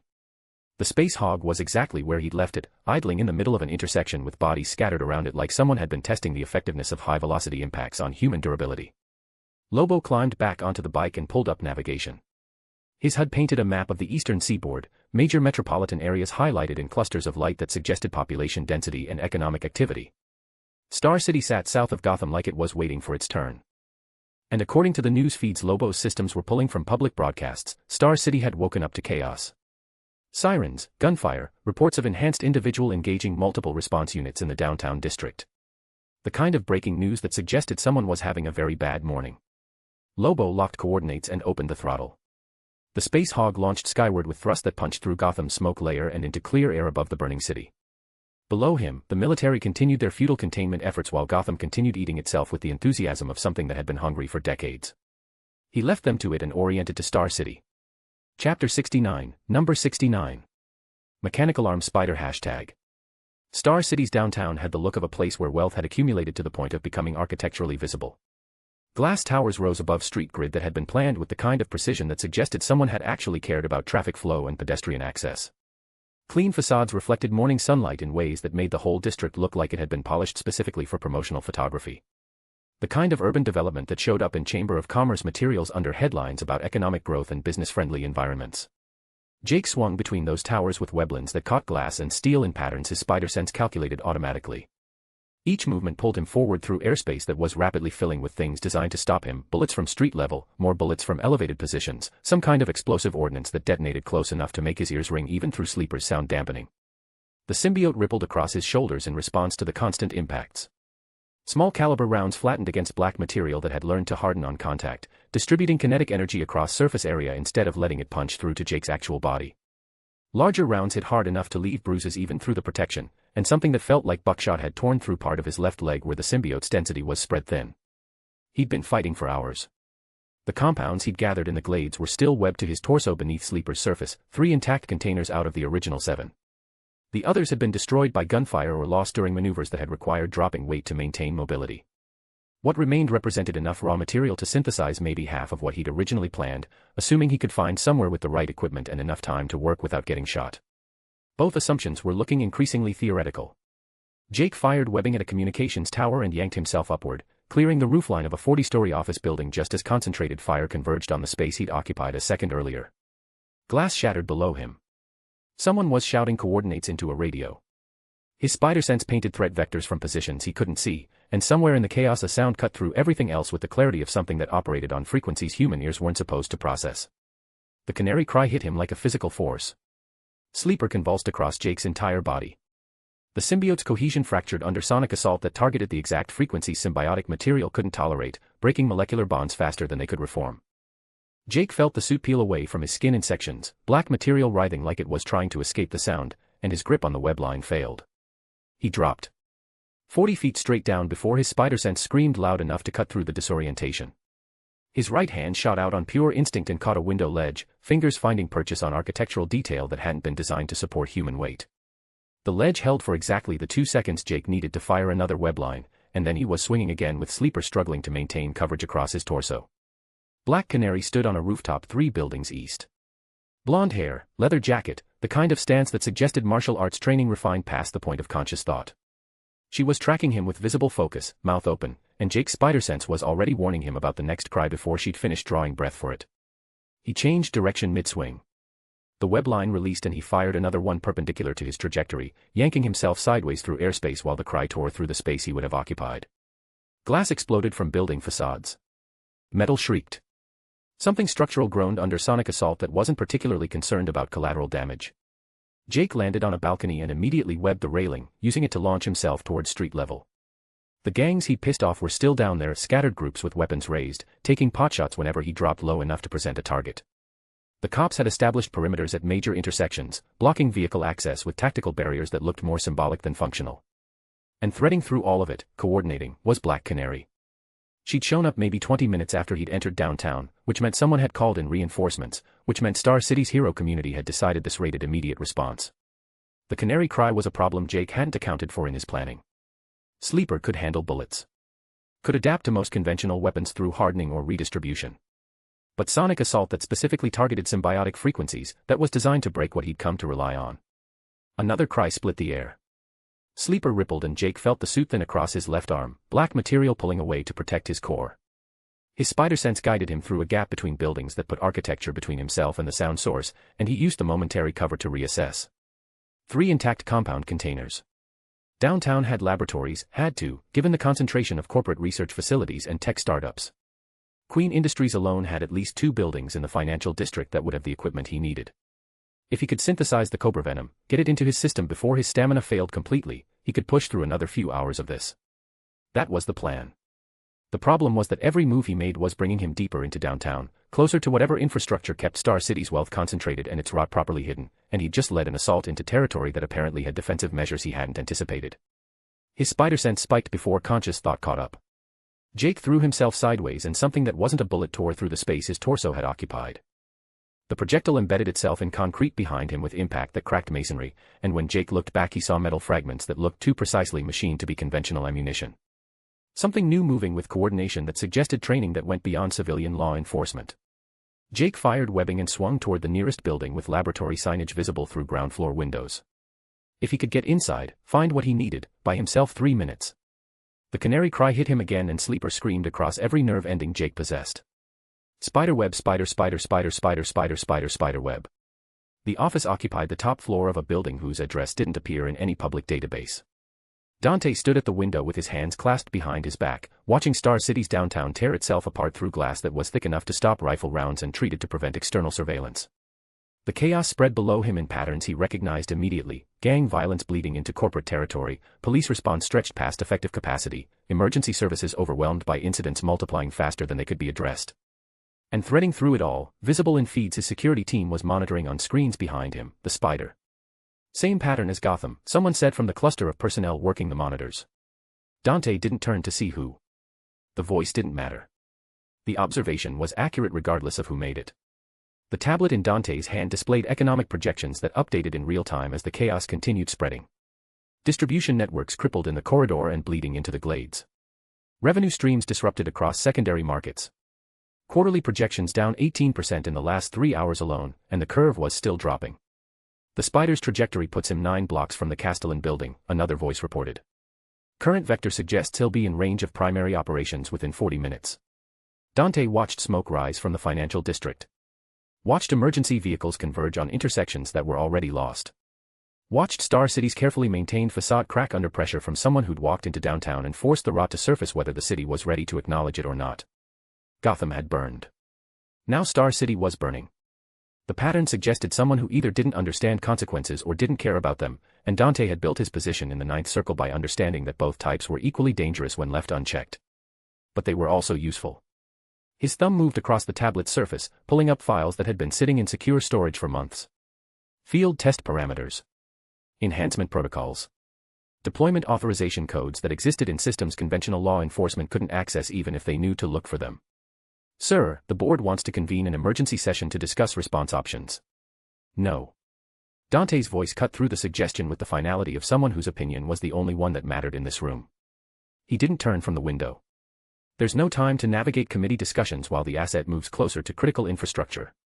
This decision gets made now. Silence behind him while his security team processed the implication. Dante continued watching the Spider's trajectory through downtown streets, calculating variables that included acceptable losses, profit margins, and the question of whether this represented threat or opportunity worth converting. We've been looking for field test parameters, Dante said, still watching the chaos below. Controlled urban environment, enhanced target, measurable outcomes. His thumb touched the tablet again, entering the first authorization code. We've been waiting months for the right opportunity. The Spider just provided it. Sir, deployment without board approval. The board will approve what I tell them to approve. Dante turned from the window and looked at the security team directly. Prepare for deployment. I want full tactical coordination and real-time data collection. Let's see how our product performs against Gotham's washdown experiments. The hesitation lasted exactly as long as it took for the personnel to remember who they reported to and what happened to people who questioned Dante's decisions after he'd made them. Authorization was confirmed. Codes were entered into systems that existed in spaces conventional oversight couldn't reach. Dante returned his attention to the window. Watched the Spider swing between buildings with Black Canary coordinating response forces below. Watched chaos that had cost the Ninth Circle millions in revenue and would cost millions more before it resolved. And somewhere in Star City's underground, things that had been waiting in containment began moving toward deployment coordinates that would intersect with the Spider's trajectory in approximately 37 minutes. Chapter 70, Number 70. Mechanical Arm Spider Hashtag. The ground rushed up to meet Jake. His spider sense was overwhelmed by sonic frequencies from the canary cry that had hit him, turning threat detection into white noise feedback. Sleeper convulsed across his torso in waves that felt less like protection and more like the symbiote was trying to crawl off his body and find somewhere quieter to exist. Jake's right hand shot out on instinct and caught pavement that tore skin from his palm even through the black material that was supposed to prevent exactly this kind of damage. The impact drove air from his lungs and sent the remaining compound containers tumbling from where they'd been webbed against his ribs. He watched them hit concrete and roll. Glass cracked. Chemical compounds that had cost him hours of methodical looting and several close calls with people who'd been very invested in keeping their inventory intact began leaking across Star City's downtown pavement in spreading stains that caught morning light and turned it sickly yellow. 3 containers had made it through the running battle in downtown. Now one remained intact after the fall, a cylinder no bigger than his fist that had somehow landed on its base rather than shattering like its companions. Jake's left hand found the intact container before conscious thought finished processing the mathematics of what he'd just lost. His fingers closed around glass that was still warm from being pressed against Sleeper's surface, and his mind was already working through what remained versus what he needed versus what synthesis was even possible anymore with a single compound source. The catechol derivatives he'd grabbed from the Glades operation had been meant to bridge the gap between urushiol analogs and the phospholipase components in the corridor labs. Not exact matches for cobra venom, nothing street level ever was, but close enough that his apparently chemical literate brain had traced pathways for converting one molecular structure into something that could mimic the enhanced strength and pain tolerance that made cobra cultists so difficult to put down permanently. One container wasn't enough. Not even close. He'd need the neurotoxin bases from the second cylinder to catalyze anything useful, and those were currently seeping into Star City's storm drains along with several $1,000s worth of someone else's revenue stream. Jake pushed himself upright. His left leg protested, the bullet wound from earlier still bleeding beneath Sleeper's coverage, the symbiote too depleted to seal damage that kept reopening every time he put weight on it. His spider sense was clearing but slowly, like someone turning down volume on feedback that had been cranked past tolerable levels. Footsteps converged from multiple directions. Not running. Walking with the deliberate pace of people who'd finally cornered something they'd been chasing and wanted to savor the moment before finishing it. Boots on pavement, dress shoes on concrete, sneakers that squeaked slightly against morning dew that hadn't burned off yet. Dozens of them materializing from alleys and doorways and the spaces between buildings where they'd been waiting for exactly this, for the spider to finally hit ground and stay there long enough to surround. Jake straightened. Turned. Counted bodies through vision that was still adjusting after Sleeper's protective darkening had fractured under sonic assault. Dozens of people formed a loose circle around him. Street enforcers from the Glades mixed with corridor distributors mixed with downtown operators whose expensive suits suggested they'd come down from management positions to handle this personally. Weapons visible on most of them, handguns, knives, one baseball bat wrapped in barbed wire that looked more theatrical than practical. The circle tightened by incremental steps. You know how much product you just destroyed? The question came from a man in his 30s wearing a leather jacket that had seen actual use rather than being purchased for aesthetics. Glade's accent, heavy enough that vowels took detours. You destroyed our warehouses. You got any idea what that represents? Distribution networks we spent years establishing just gone because you decided to swing through and play hero. Different voice, different direction. He ain't no hero. Third voice, younger, angrier. This is that spider freak from Gotham. The one who hit Falcone's operations hard enough that our shipment got delayed 3 days. Cost us $2 million on that delay alone. Jake's grip tightened on the intact compound container. His spider sense was still clearing, not gone, just muted enough that the threats surrounding him registered as ambient pressure rather than specific vectors. Sleeper had stabilized across his torso, but the coverage felt thin, depleted, like wearing armor that had been sanded down past effective thickness. Someone in the back raised a handgun. The distinctive click of a safety being released carried across the circle with clarity that made several people flinch. "Bullets don't work on him," someone shouted. "We established that already. Worked fine when I shot him earlier. And he's still standing, which means it didn't work fine enough." Leather Jacket took a step forward. The circle contracted with him, bodies pressing closer. "Bullets come off that black shit he's wearing. But fists work just fine once you get past the webbing. Too risky. He's quick when he dodges." Someone else, skeptical, positioned 3 bodies deep in the circle. "Canary scrambled that already. Saw it happen myself, he went down clean, didn't even try to catch himself properly." Jake processed the tactical assessment while his fingers worked the compound container into webbing against his ribs. Not enough material left to synthesize anything useful, but losing it now would mean starting completely over, and he'd already committed too much to this particular plan to walk away empty-handed. The circle closed in. Close enough that when someone grabbed his collar, Jake didn't immediately react. The grip was firm but not aggressive, more like someone making a point than initiating violence. The face inches from Jake's, close enough that Jake could smell cigarettes and coffee and the underlying chemical tang that came from handling product without proper ventilation. "You burned my operations." The words came out measured. "Controlled. Destroyed inventory we spent months acquiring. Brought heat down on territory we've controlled for years." His grip tightened. "And for what? What's Gotham's problem doing in Star City anyway?" Jake's spider sense flickered. Not warning, just background noise clearing as his enhanced perception finally finished processing the sonic assault's after effects. The morning light felt sharper. The crowd's positioning registered with tactical clarity that had been absent seconds ago. And behind all of them, the wailing of sirens as cops established perimeters at intersections while emergency services responded to fires and injured civilians. Jake had started this fire deliberately. Had concentrated every territorial dispute and grudge and simmering violence in Star City's criminal ecosystem and pointed it directly at himself. The plan had been to create chaos so comprehensive that nobody could coordinate an effective response, to make himself the target that everyone wanted but nobody could claim without fighting through everyone else who wanted the same thing. The plan had worked better than expected. Star City was tearing itself apart over the right to put him down, and Jake was standing in the middle of converted territory with depleted reserves, a leg that wasn't supporting his weight properly, and exactly one compound container that represented hours of work that might not matter if he couldn't survive the next 60 seconds. The man holding his collar was still talking. Something about respect and territory and lessons that needed teaching. Jake stopped listening somewhere around the 3rd repetition of how much damage he'd caused. His hand shot out and grabbed the man's throat. Sleeper surged forward before the man could react. Black material poured from Jake's palm like liquid shadow, spreading across the man's neck and face with hunger that had nothing to do with Jake's conscious intent. The symbiote covered his mouth, his nose, crawled into his eyes while the man's hands clawed uselessly at material that was already hardening. The man's screams died in his throat as Sleeper consumed him. The process took seconds.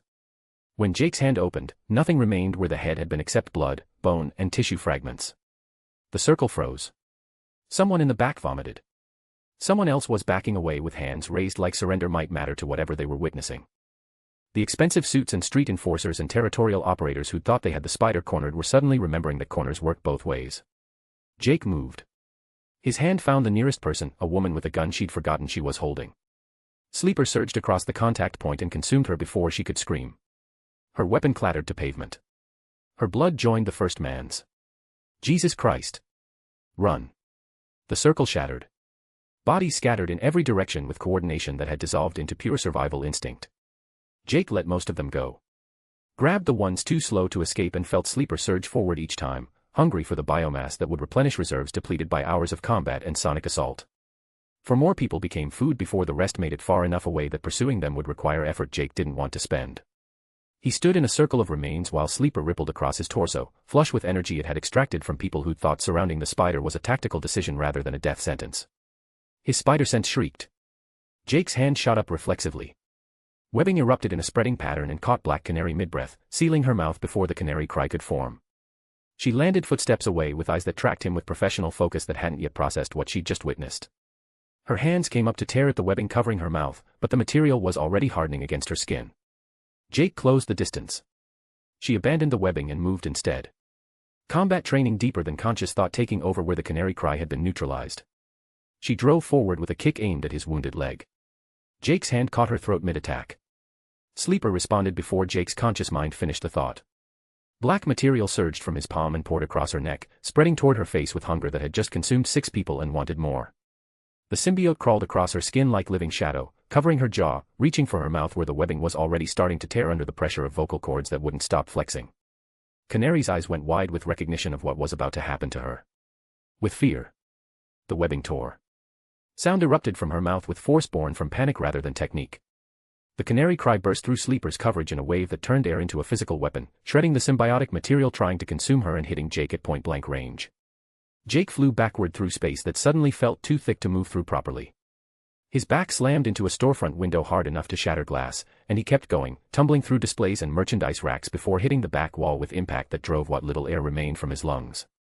Sleeper convulsed across his entire body. The suit peeled away from his torso in sections that left the classic suit exposed to air that felt too cold after being covered. Black material writhed like it was trying to crawl away from the frequency still reverberating through Jake's bones.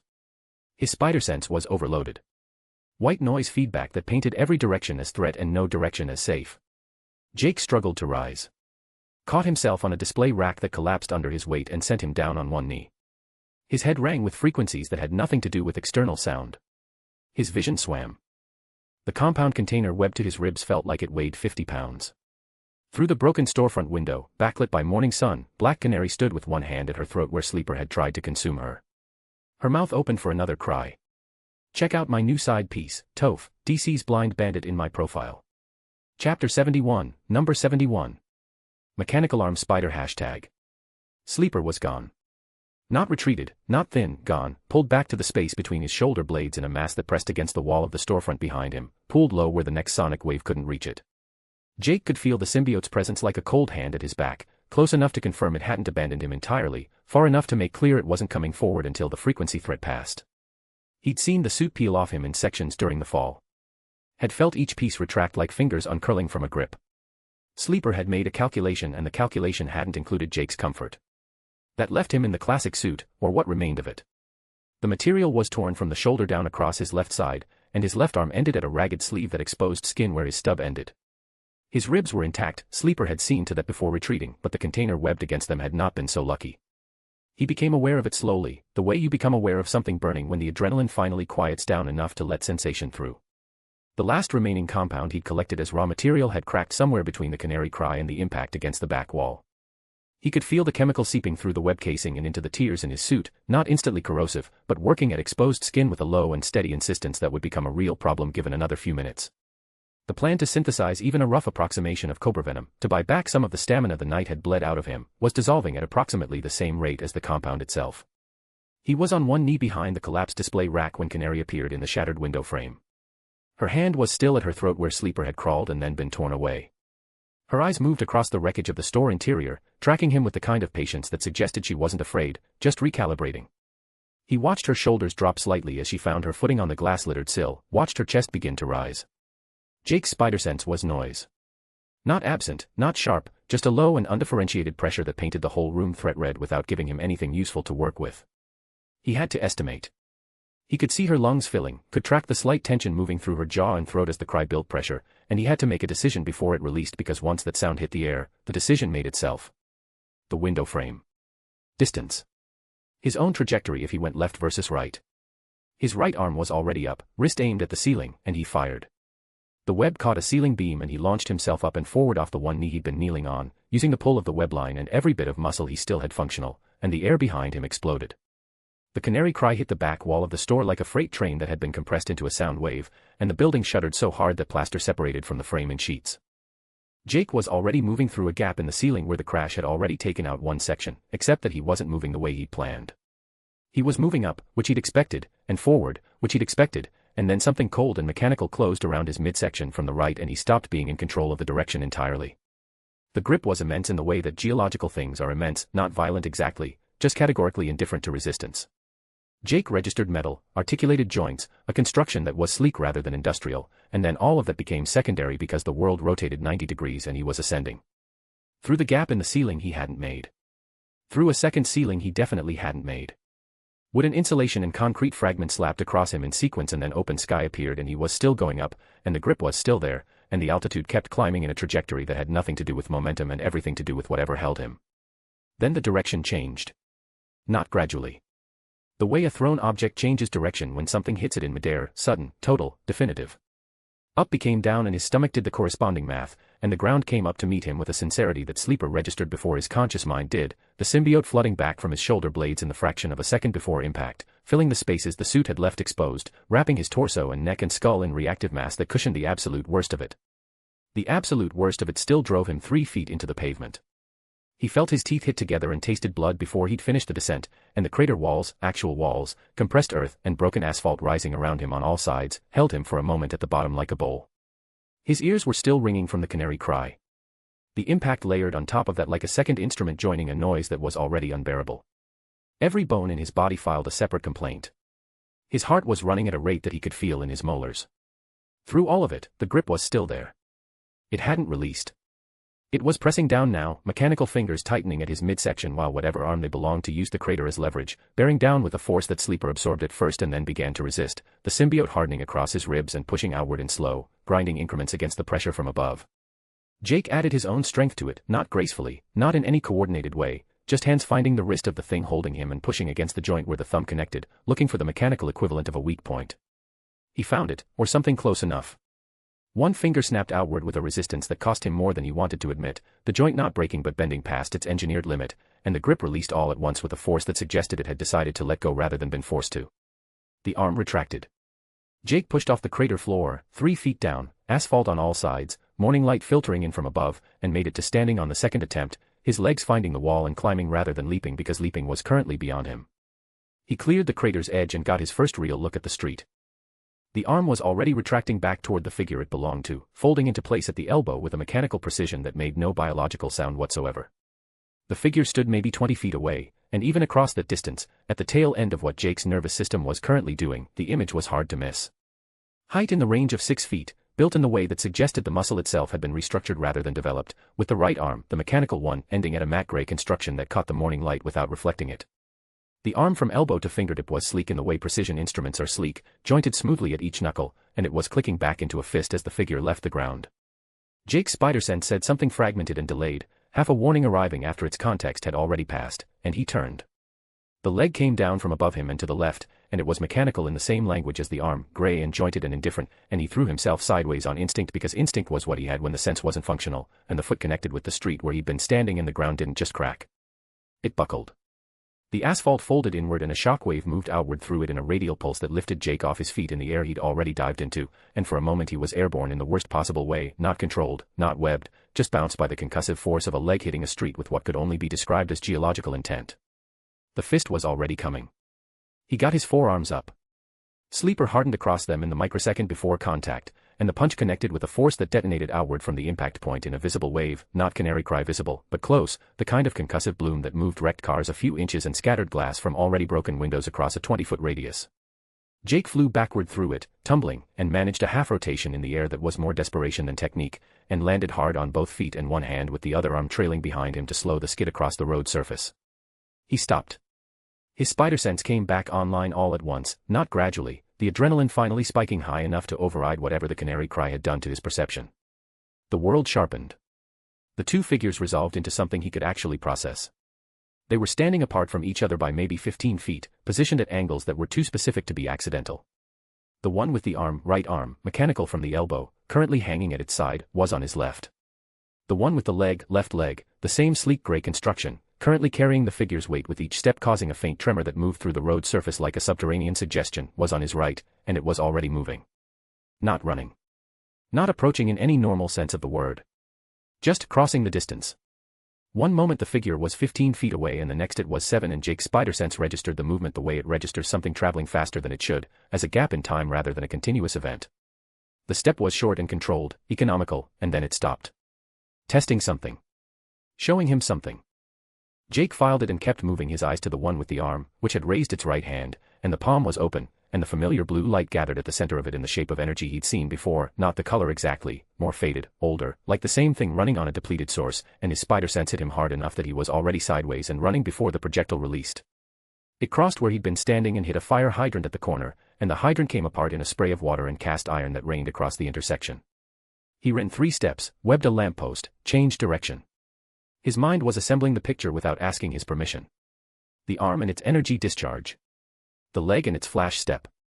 The muscle development on both figures that was structural rather than cosmetic, the helmets that covered everything above the nose and left the mouth exposed, the red-screened eyepieces that tracked him now with a coordination that didn't require any visible communication between the two of them. He'd seen the blue energy before. 2 days ago, in Gotham, at floor 3 of the building where he'd been working his way up to Harley, for metas who'd been built to do multiple things and had done none of them well enough to stop him. These two had not been built to do multiple things. The leg hit the ground in a single deliberate stomp, and the road ruptured. Not from the impact point outward in a circle, in a line, directed, a rupture seam that tracked toward Jake's position and sent the asphalt pitching upward on both sides like a wave moving through water rather than rock. Jake went up, web line catching a fire escape overhead, and the arm was already in the air above him, having used the moment of ground disruption as cover for the jump, positioned to come down with the mechanical fist at the apex of whatever arc the web line had started. He couldn't go forward. Couldn't go back into the rupture. Went sideways instead, releasing the web line early and firing another to redirect midair, and the fist came down behind him and the shockwave caught his back and pushed him another 20 feet in the direction he was already going. He landed on a car roof, which caved in under him, and stood on the buckled metal and looked back at the intersection. They were already repositioning. Moving apart again, re-establishing the angles they'd been standing at before, unhurried, as if urgency didn't apply to what they were doing because the outcome was a question of time rather than chance. The arm discharged another projectile without breaking stride, aimed wide, Jake registered, not to hit but to bracket, to take away the space on his right. Star City's version. That's what they were. The same program that had produced 4 metas in a building in Gotham 2 days ago, built to test everything, had produced these 2 built to test one thing at the highest intensity the program could manage. Not sound and speed and strength and energy scattered across 4 bodies. Just strength, concentrated, dedicated, given 2 forms and a target and turned loose. Star City's rot forced into the open.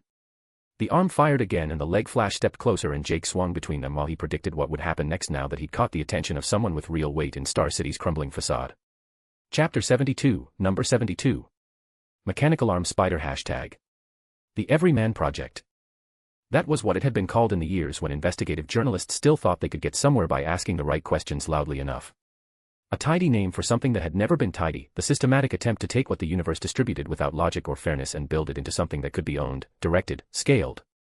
The press had loved the name almost as much as they had loved the failure, and so the failure had been given to them deliberately, a public closing, a statement about the pursuit of meta-replication being discontinued, a careful performance of institutional retreat that had cost nothing except the attention of people who would have been watching otherwise. Dante stood at the window with the tablet against his forearm, the projections on its screen reflecting faintly in the glass. Below, Star City was still tearing itself apart, though the worst of it had moved away from his view, following the trajectory that the spider was currently running. The feeds behind him had been tracking it continuously. He hadn't needed to look at them since he'd established the pattern. The Everyman Project was not discontinued. It was distributed. Scattered across enough separate operational structures, in enough separate cities, that no single inquiry could find the shape of it, and even people with the means to look were limited by what they had clearance to know, which was, by design, never quite enough to see the whole picture. Dante himself was a node, not a center. He understood that. He had made peace with it in the same way you make peace with any condition that also happened to be profitable. Gotham's node had been called Project Mutant.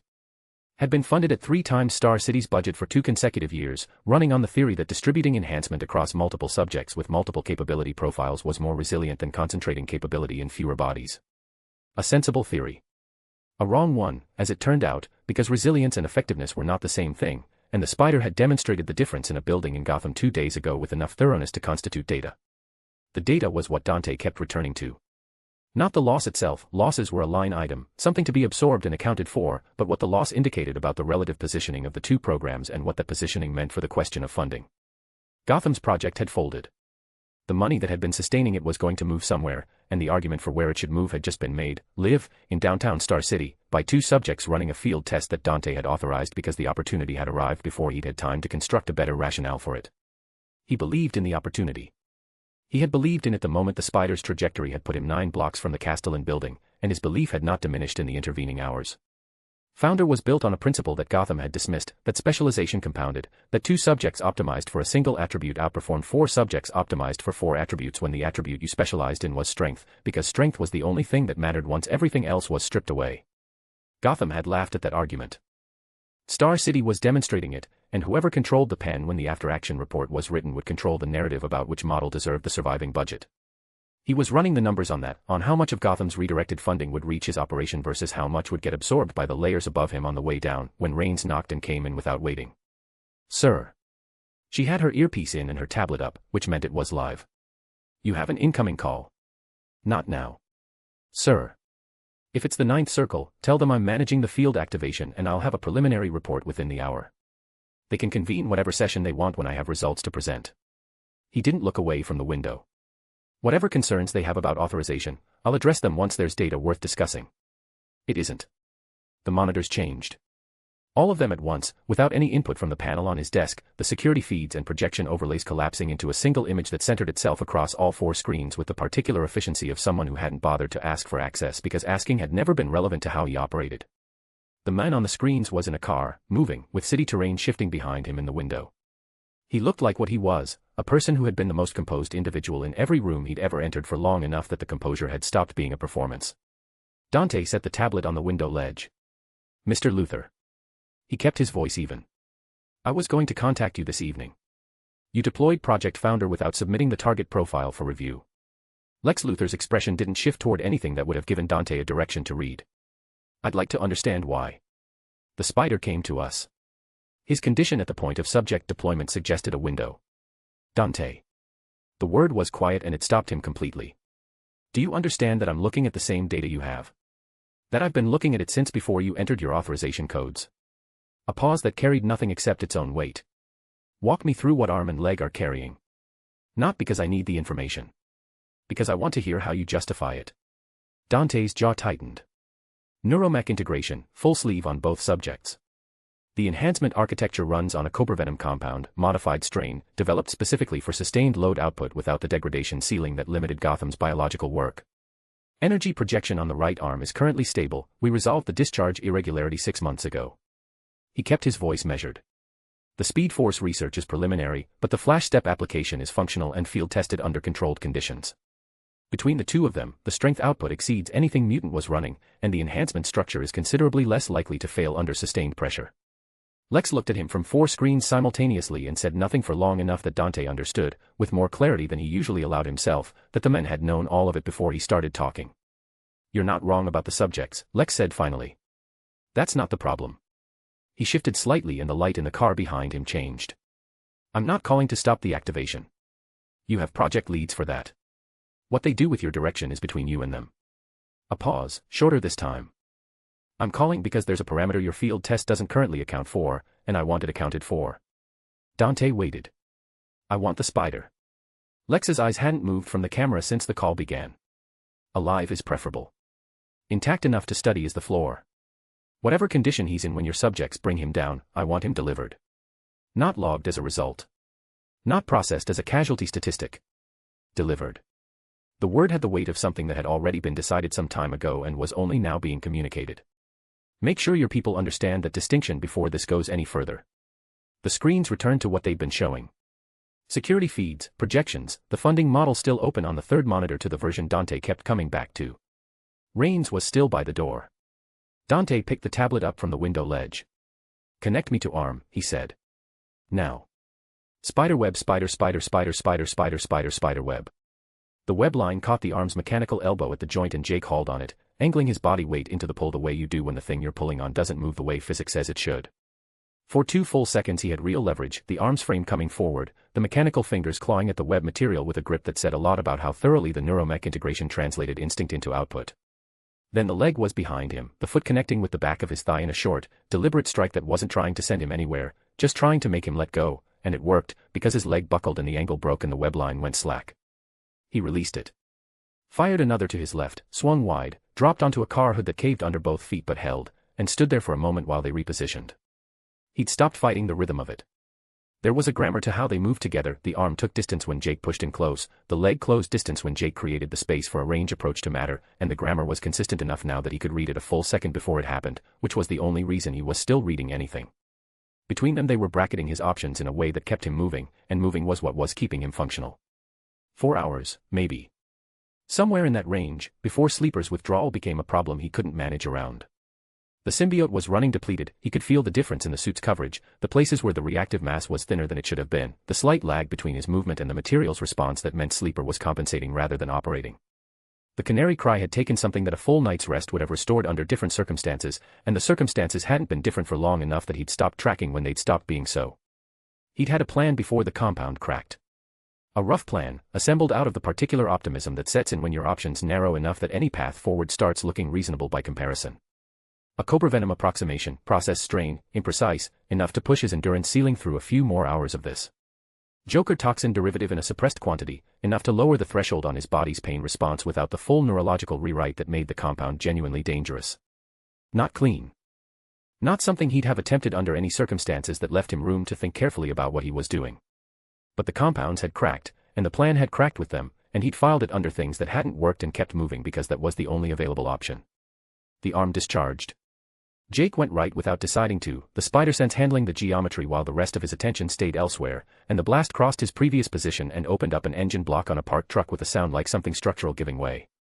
He watched the arm resettling after the discharge, the elbow absorbing the recoil and distributing it upward through the shoulder, the fingers spreading fractionally on the release and then tightening back into the ready position. He'd been watching it long enough now to know the rhythm.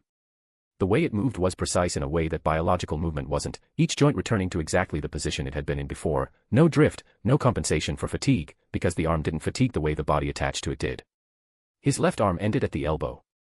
It had ended there long enough that the absence had stopped feeling like a subtraction and started feeling like a condition, the way weather eventually stops being something that happens to you and starts being something you account for automatically. A mechanical arm wouldn't be a restoration of anything. It would be a supplement. A different tool that occupied the same anatomical space and happened to come with a strength output that didn't run on the same dwindling reserves as everything else he was currently running on. If the interface was readable.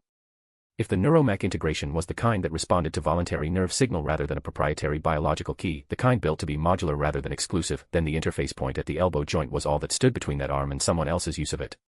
He needed to be close enough and fast enough and have enough left to make that work, which was a lot of conditions to satisfy simultaneously at the tail end of a night that had been systematically removing his resources.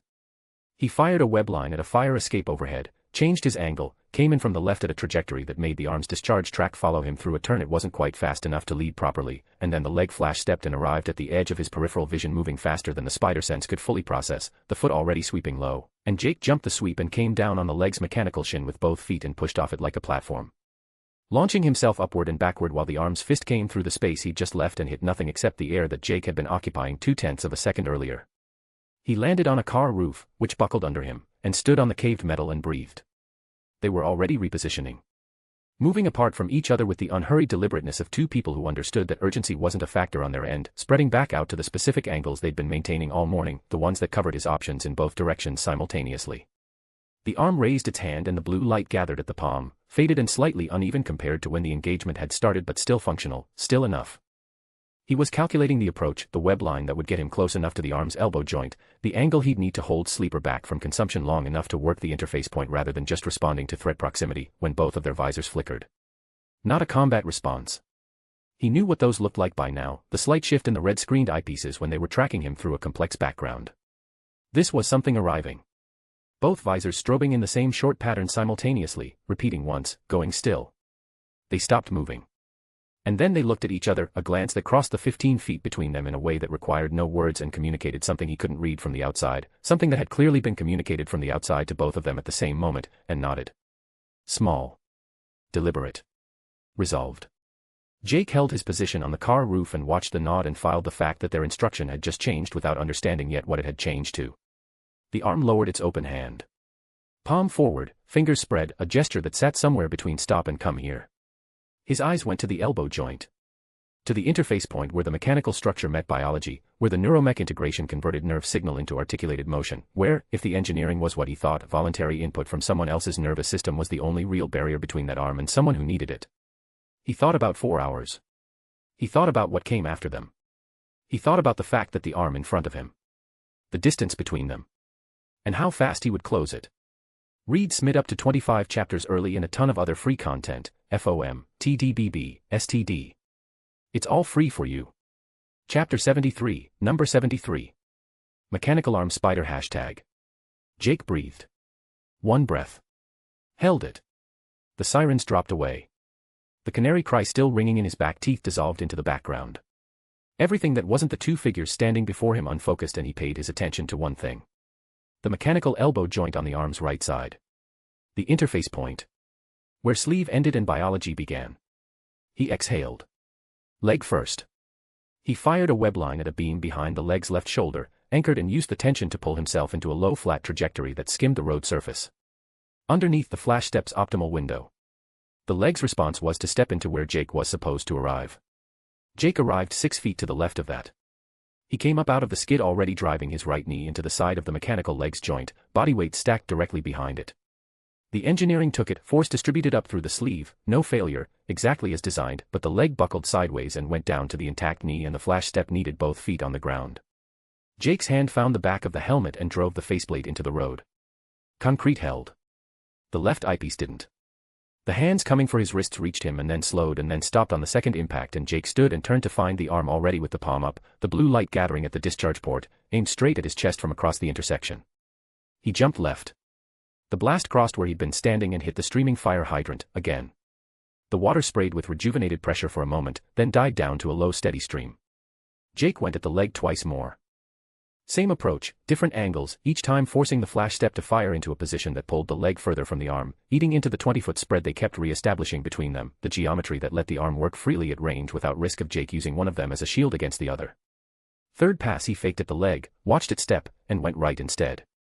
Web line off the window above the arm's head pulled him in fast and high and coming down. He landed with both feet on the arm's shoulders and drove them both into the road.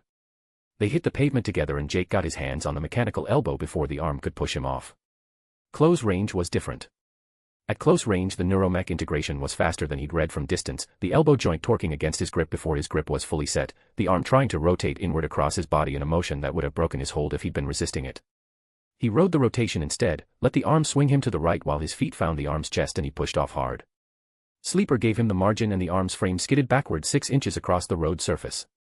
The palm charged. He felt the vibration build up through the metal where his hands were gripping the elbow, the energy gathering toward the discharge threshold, the port warming at the center of the palm, and he had about 1 second before it released on its own terms. He twisted the shoulder joint. Both hands working the elbow, leveraging upward, and the palm swung toward the sky just as the discharge fired. The blast went straight up. The recoil drove back down through the arm's frame in a direction the engineering hadn't been designed to handle, and the arm staggered, one knee dropping, the structural problem buying Jake exactly the window he needed. He got his right forearm under the elbow from below. Braced his chest against the arm's underside. And pulled upward with everything he had left, the force directed into the interface point at the seam between sleeve and skin. The arm's free hand found his collar. Fingers closing hard. He pulled anyway. 2 sounds came out together. The first was the interface separating, mechanical, clean, over in less than a second. The second was underneath it and had no mechanics in it at all. 1 syllable, no language, the body's first response to losing something that had been part of it. Then the scream. Full and sustained and loud enough that the car alarms already going seemed quieter than before. The arm's frame listed hard to the right, into the space where the arm had been, and went down to 1 knee. Jake stepped back with the arm against his chest. Heavy. The interface point still trailing warm filaments. He had maybe 4 seconds before the leg got back into this. He got 3. The flash step fired from behind him, shorter than it had been all morning, the degraded knee joint costing real distance now, arriving 2 feet short of where it would have landed an hour ago. The mechanical foot caught his left side and spun him. He kept the arm clamped against his chest with his right hand and let the spin carry him into a web line that redirected the momentum, swinging him wide and back around with the leg already mid-follow-up. The second step passed under him. He dropped straight down onto the back of the leg's damaged knee from above. His full weight, straight down, onto the joint he'd been stressing since the first approach. The articulation folded inward. The leg hit the road surface and stayed there, and the flash step wasn't a factor anymore. Jake stood in the middle of the intersection. Both of them down. The morning pressing in around the edges, sirens, the arm scream fading into something lower. He looked at the mechanical arm in his hand. Then at his left side. Wrong arm. Built for a right amputation. His was left, different socket, different nerve cluster, and the interface filaments were calibrated for someone else's biology entirely. He pressed them against his stub anyway because 4 hours was the window before Sleeper's depletion became unmanageable, and the arm didn't run on those reserves. The filaments found his nerve cluster. His left side locked up from the interface point out to his shoulder, a long sustained cramp that the nerve endings produced in response to input they hadn't processed in 2 days. The palm sparked blue-white, short and uncontrolled, the discharge port firing without intent while the interface tried to find a template that didn't exist. He worked through it. Found the hand. 1 finger closed, then 2, the grip slow and twice as strong as he asked for, the elbow lagging behind the nerve signal in a way that felt like moving through something thick. The palm gathered charge and the discharge punched through a car 40 feet out. The port sparked at the wrist. Caught. Stalled. Caught. Not stable. But the hand had closed. Sleeper pulled back from his whole body at once and concentrated around his chest. He turned. Canary was 20 feet back, coming in from the east, one hand still at her throat. She'd been reading the arm, reading his left side, and her chest was already rising. He webbed her before the cry could build, lines across her shoulders and upper arms, snapping her forward and down to one knee. 3 more across her legs. She hit the road and the cry came out anyway through the web compression, partial, aimed at nothing in particular. It hit the arm. All the filaments fired at once. The calibration error compounding under the frequency, the palm discharging everything it had stored in one uncontrolled burst that lit the side of a building in blue-white for 2 seconds and then went dark. The hand froze at half open. The connection at the interface, still present, still warm, but the arm not responding to anything. Sleeper surged toward Canary. Forward from the chest mass, reach extending, the teeth already forming as it covered the distance between them. She was on the road with her arms pinned and 20 feet was nothing, and Sleeper understood the frequency that had just broken the connection and it was not interested in leaving the source of that frequency intact. Jake's arm shook for 2 full seconds, pulling it back. The teeth folded. The reach retracted. Sleeper came back to his chest slowly, the way something comes back when it's being held rather than returning on its own. He stood over her, and looked at her for a moment. She was looking back at him with the eyes of someone who had already decided what came next and was waiting for him to confirm it. The arm hung at his left side. Dark. Frozen at the half-open position the discharge had left it, not a fist, not a reach. The shape of something interrupted before it could finish deciding. He needed to fix the connection before it could degrade past the point that could be recovered. Needed to deal with her before she became a recurring problem. Sleeper had the right idea, but ending her right away would be nothing but a waste. Not when she could bring him a percentage closer to completing the 100% milestone. All he needed to do was convince her to reveal what her totem was, consume it, and then decide her fate. He had the means. The symbiote began secreting. Pheromones surged. Mimic Lord. See you in the next post. Post schedule, SMID, striving for daily posts, held back by complexity, side quests, equals +3 chapters weekly. Chapter 74, number 74. Hashtag mechanical arm spider hashtag. The smell of gasoline mixed with swamp water filled the air. Jake recognized it the same way he'd recognized it in Gotham and in the lobby the day before. Sleeper was running it through his pores and he could feel the secretion continuing, a slow steady pressure just below the skin, the symbiote maintaining output with the patience of something that understood biochemistry better than he did. Canary had stopped pulling at the webs. She'd been working the lines across her arms since he'd put her down, methodical, controlled, the hands of someone trained to find the structural weak point in any restraint. That had stopped. Her hands were still. Her shoulders had dropped from the high position they'd been holding through the morning's fighting, and her chest was moving at a rate that suggested the cry was no longer building toward anything. She shook her head once. Slow, like clearing water from her ears. The motion pushed a few strands of blonde hair across her face and she didn't move to fix them, just stayed there with the web lines across her arms and her hair fallen forward and her expression doing something that wasn't quite settling. Then she looked at him. The cry built anyway, he could see it in the way her throat moved, the column of muscle flexing as her body tried to do what it had been trained to do when the threat was this close and this immediate. She was fast about it, the sound already forming in the resonance chambers. Sleeper moved before he did. The mass surged from his chest in a single forward extension, not the full reach it had been going for when Canary was pinned and helpless, but concentrated, deliberate, a fist that came down across the side of her head with enough force to rock her sideways and enough restraint that she didn't go all the way down. She swayed. Her bound hand found the road to stabilize herself and stayed there. The sound in her throat died as a reflex rather than a decision, her body prioritizing the impact over the output, and for a few seconds she just held the position, one hand on the asphalt, shoulders curved inward, the sunlight catching the bleeding side of her face. Sleeper pulled back to his chest. Jake watched the retraction and understood, without needing to examine the reasoning, that the symbiote hadn't tried to consume her. He'd been clear about that, clear enough that Sleeper had absorbed the instruction and acted on it, had pulled the blow into something that disrupted without ending, and was now settled back into his body with the particular quality of restraint that cost something to maintain. The pheromone output continued. She straightened slowly. A few strands of blonde hair had fallen across her face during the impact and she didn't push them away. She just sat there with them crossing her cheek and her mouth and looked at him with an expression that was doing something he hated to recognize, in Gotham, the face of someone who'd been mid-sentence about one thing and had lost the thread entirely and didn't know yet that they'd lost it. He crouched in front of her. He used his right hand to tuck the strands back from her face, fingers working them behind her ear with a care that had nothing to do with gentleness and everything to do with needing her attention focused and her threat assessment offline. She didn't pull back. Didn't tense. Her head tipped almost imperceptibly toward his hand as he moved it away, a small unconscious lean that confirmed what the chemistry had been building toward since he'd started the secretion. He held his hand where it was for a moment.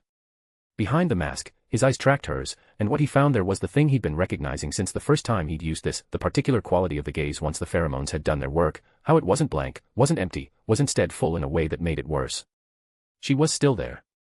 Just oriented differently than she'd been a few minutes ago. He pulled his hand back and held the resolution where it was. "You feel warm," she said.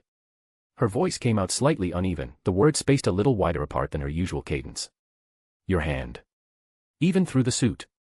He said nothing. "I don't know why I was fighting you." She said it the way someone says something they've just realized and can't quite account for the delay in realizing it. Her head moved slightly to take in the craters, the burning truck, the two figures still down on the road behind him, and then came back to him. "You're not the problem here. I'm burning your city." His voice came out flat. Something flickered across her expression, a reading, quick, more coherent than it should have been under the pheromone load. Her eyes moved across the streets with a momentary focus that felt like the real canary working the scene. Then it softened. "You have a reason for it," she said. "I can feel that you do." She shifted against the web lines and looked at him steadily. "Untangle me. Let me help you and we can put all of this right." The arm was dark at his left side, frozen at the half-open position the cry had left it, the interface filaments still warm where they'd found his nerve cluster through the wrong socket. He'd been aware of it continuously since Canary arrived, the weight of it pulling at the elbow joint, the palm holding its incomplete gesture. He didn't move to free her. She read the pause the way she'd been reading him all morning, with the lateral attention of someone who'd been working threats long enough to understand that what a person doesn't do tells you as much as what they do. Her head tilted. "You're afraid I'll hurt you again," she said. "I learned not to be afraid." The effect was visible. Not dramatic, just a deepening, the pheromones finding the statement and doing what they did with displays of certainty from the source of the compound. Her chin lifted slightly. "But my friend," he raised the mechanical arm, not as a gesture, just to redirect her attention, and let it fall. "He's not happy with you." Sleeper shifted across his chest in response to the mention, the surface texture changing, showing the symbiote was aware it was being discussed. Canary looked at the chest mass with the careful attention of someone trying to remember why they should be cautious and not quite getting there. "Then let me make it up to him," she said. "To both of you. Cut me loose and I'll do anything." He stood. "I know you will." She was looking up at him from the road with the strands of blonde hair still tucked back where he placed them, and her eyes went to his left arm, to the sleeve running from elbow to shoulder in the rough mount he'd forced it into, the interface point where brute connection had substituted for proper fitting, the palm frozen at its half-open angle. "Your arm," she said. "The connection's wrong. You forced the interface." She studied it with the focus of someone who'd been looking at this problem from the outside for long enough to have an opinion. "I know where you can have it properly mounted." He looked at her. Silent. Unmoving. Her eyes dropped briefly to the arm, then came back up to him. The silence held for one more second, then his shoulders shifted. "Star City has been tearing itself apart all night," he said. "Its protector hasn't shown himself once." He held her gaze. "Where is Green Arrow?" The shift was immediate, the cloud of mild dejection lifting, her expression reorganizing itself around the question the way a child's face reorganizes when they realize they're being given a chance to make things right. Her chin came up. "If I tell you, will you untangle me?" He shifted his stance and said nothing, and the silence did the work that words would have wasted. She read it correctly. "If I know him well," she said. "He's not coming straight for you. He never does when the city's already burning." She paused, assembling it. "He'll be working the edges first, pulling gangs back from each other, keeping the fires from spreading, making Star City manageable before he moves on the source. Because getting to you and stopping you wouldn't stop the territorial fighting. Wouldn't stop the gangs from burning each other's operations down while the opportunity's there. He knows that." Another pause. "That's why I came directly for you, to cut the problem at the root. Stop you, stop the chaos." Her eyes moved around and then returned to him with the soft, rerouted certainty of the pheromone working through her. "But I see now that I was wrong to try. You're doing this for something that matters.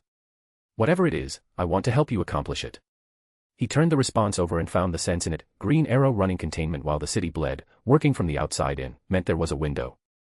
How long depended on how bad the damage had spread, and the damage had spread considerably. Long enough, possibly, to get the arm functional. Long enough, possibly, for something else, and his eyes moved to her as the thought completed itself, her totem. He raised the mechanical arm and looked at it. The palm still frozen at its half-open angle. The interface filament still warm and still wrong. "You said you knew where I could fix it." She nodded immediately. "A lead I've been running for months." An operation connecting downtown to the docks, container trucks moving one way, never coming back. Mixed cargo that didn't make sense when I first started pulling the thread.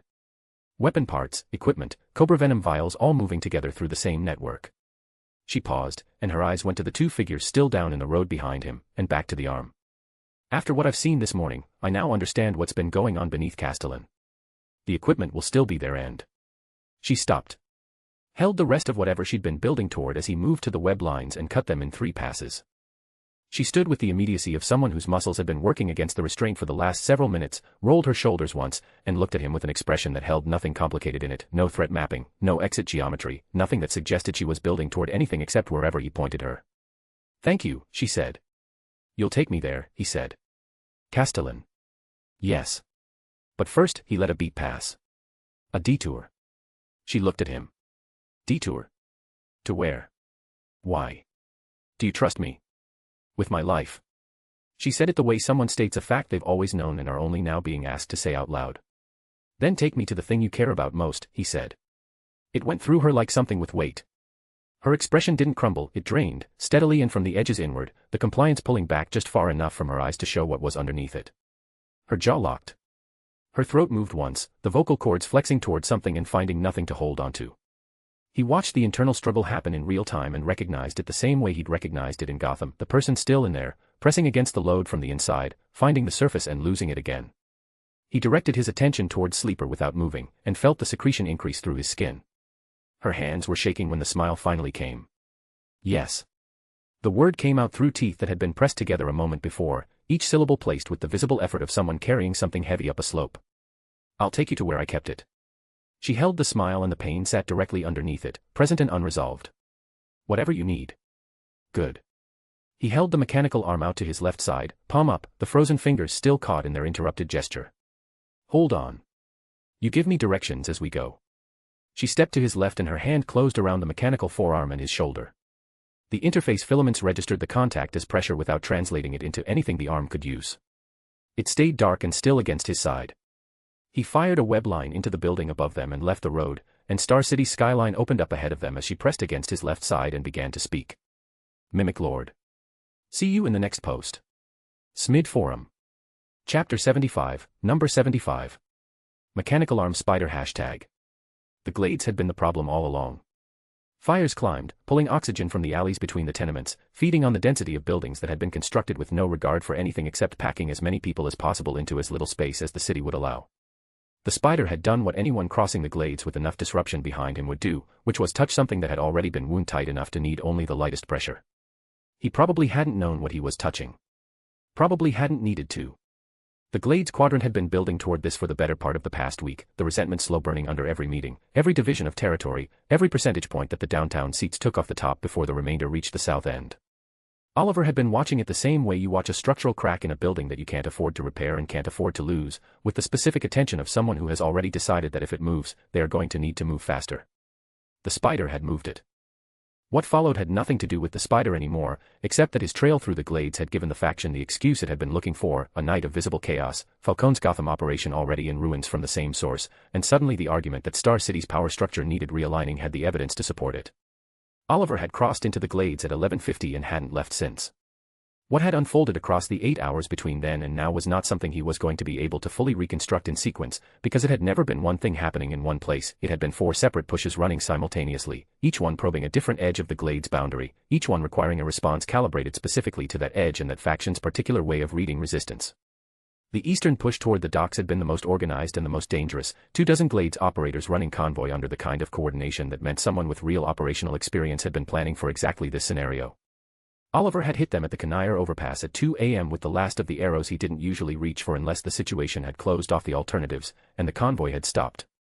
The western push into Vasquez territory had been less organized and more violent, running on momentum rather than strategy, and he'd spent 3 hours fragmenting it, not stopping it cleanly, but hitting it at the joints until it lost coherence and became individual decisions instead of a unified advance.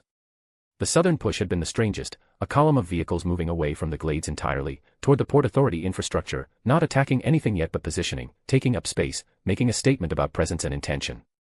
He discouraged that one with arrows rather than ends, calculating that the statement they were making could be answered with a counter-statement rather than casualties, and so far that calculation had held. The downtown push he hadn't stopped.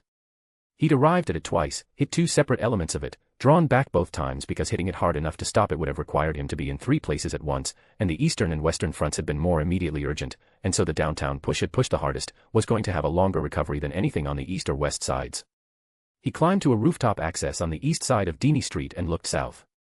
The main column had dropped significantly, the color shifting toward the gray-white that meant the fuel supply was diminishing rather than the orange-black that meant it was feeding. Somewhere in the middle distance a car alarm was cycling through its pattern with nobody responding, which meant the block around it had gone quiet enough that no one was interested in adding to the noise. He tracked east and found the same quality of stillness extending outward with the specific pause of an organization running internal calculations on whether the math of continuing had changed. It had changed. He'd spent 8 hours making sure it had changed. He pulled his earpiece in and heard Felicity already talking before he'd finished seating it. Ongoing fights across the Port Authority grid and the Markov operation is completely down. The docks are still in pieces, Oliver, I don't know when that stabilizes. The docks will stabilize, he said. What about downtown? A pause in which he could hear her pulling feeds. Downtown is still the hottest zone. I've got active situations on every street and several confirmed fires still burning without suppression. The fire department's stretched, the police response is delayed because they can't get through the blocked corridors. Felicity. And I haven't been able to raise Canary for the last hour and a half, which is its own separate. Felicity. He kept his voice level. The downtown fires don't have a source anymore. The spider moved through, he touched everything he was going to touch, and now what's burning downtown is burning on its own momentum, it'll exhaust itself. The Glades was the source. He looked south at the column that was lower than it had been an hour ago. If the Glades faction had broken through tonight and taken the Northern Territory, it wouldn't have mattered what happened downtown, because the entire power structure would have shifted and what you were seeing on those streets would have been the beginning, not the peak. I had to cut that off first. Everything else comes down on its own. The silence on the other end had the quality of someone who understood the logic and was holding it against the image on her screens and trying to decide which one to trust. The docks are still going to be a problem, she said finally, quieter. I know. And downtown doesn't actually look like it's winding down from where I'm sitting. It will. He turned on the rooftop and started down toward the alley. It just doesn't know it yet. What time is it? A beat. 9:10. He dropped the last 6 feet to the alley floor and stood there for a moment, looking east toward the city's skyline above the Glades rooftops. A city that was still standing. Bruised badly, burning in pieces, going to spend the next week counting what it had lost, but standing, with a shape to it that would still be recognizable tomorrow. Good, he said. I'm not late yet. He started moving east, toward the street and the car he'd staged 4 blocks out before midnight. Have my suit ready. The clean one. You're a sound from Felicity that carried considerable information in a short space. Oliver. I don't think you. Have the suit ready. He kept walking. The meeting was called for 9:30 and I have been running these streets since before midnight and I am not missing it. The Glades push is contained, the Eastern convoy is done, and the Vasquez infrastructure is intact. Whatever's still burning downtown will burn itself out. He pushed through the alley gate onto the street and found the car where he'd left it. And Felicity. I'm already pulling the last copy, she said, and there was something underneath it. He almost responded to the tone. Decided the 12 minutes it would take to reach the building were better spent in silence. I'll be there in 12, he said, and pulled the earpiece out. Spiderweb spider web. The Queen Consolidated boardroom on the 41st floor had a view of the east side that, on a clear morning, showed the bay and the industrial waterfront and, further south, the faint outline of the Glades rising into the sky. This morning it showed smoke. Oliver registered that as he came through the door in a suit that Felicity had waiting at the parking level, the bow case already stored in the car, his hair still damp from the 3-minute change he'd managed in the elevator. The boardroom held 12 chairs and 10 of them were occupied, and the man standing at the head of the table when Oliver walked in was not the one who usually stood there. Warren Holt was 54, which was the age at which certain men in certain industries had either made the climb they'd planned for or decided that the climb was the problem and the structure holding it up was what needed to come down instead. He had the particular stillness of someone who had been rehearsing this moment. The way he turned from the window when the door opened, measured, unhurried, was the stillness of preparation rather than ease. Mr. Queen, he said. You're late. By 4 minutes. Oliver looked around the table, found the faces he expected, found the alignment in them that confirmed what Felicity had been tracking for the last 3 weeks.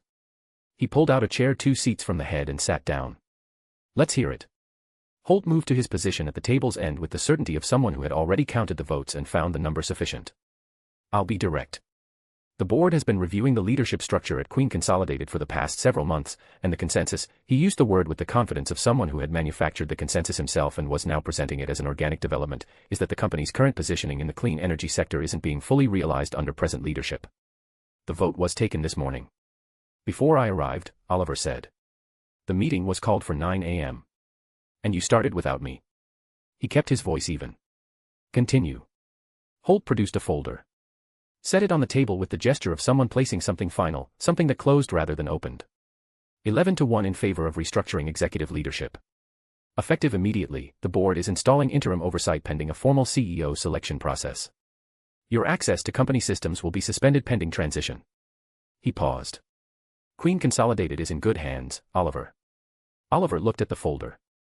Then at the table. Then at the window and the smoke still rising from the glades in the distance. Right, he said. He started to rise. Stopped.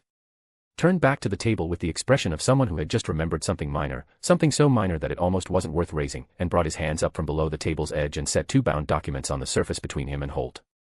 The silence that came into the room was the particular silence of people who had been expecting a performance to continue on its established track and had just heard something change in the music. One thing, Oliver said. Before I go. He opened the first document to a page that had been marked with a tab, and slid it 3 feet down the table. Warren, would you like to explain the fund transfers from Queen Consolidated's clean energy R&D allocation? Specifically the $17 million routed through the Archer Group subsidiary to a defense contractor that the board approved without a full disclosure vote. He opened the second document. And while we're at it, the contractor's connection to the founder program currently running out of the Castellan building. Holt's face had done several things in quick succession, none of which had arrived at an expression he'd planned for this room. Those documents, he started, are copies. Oliver kept his hands flat on the table. Originals are somewhere you won't find them quickly.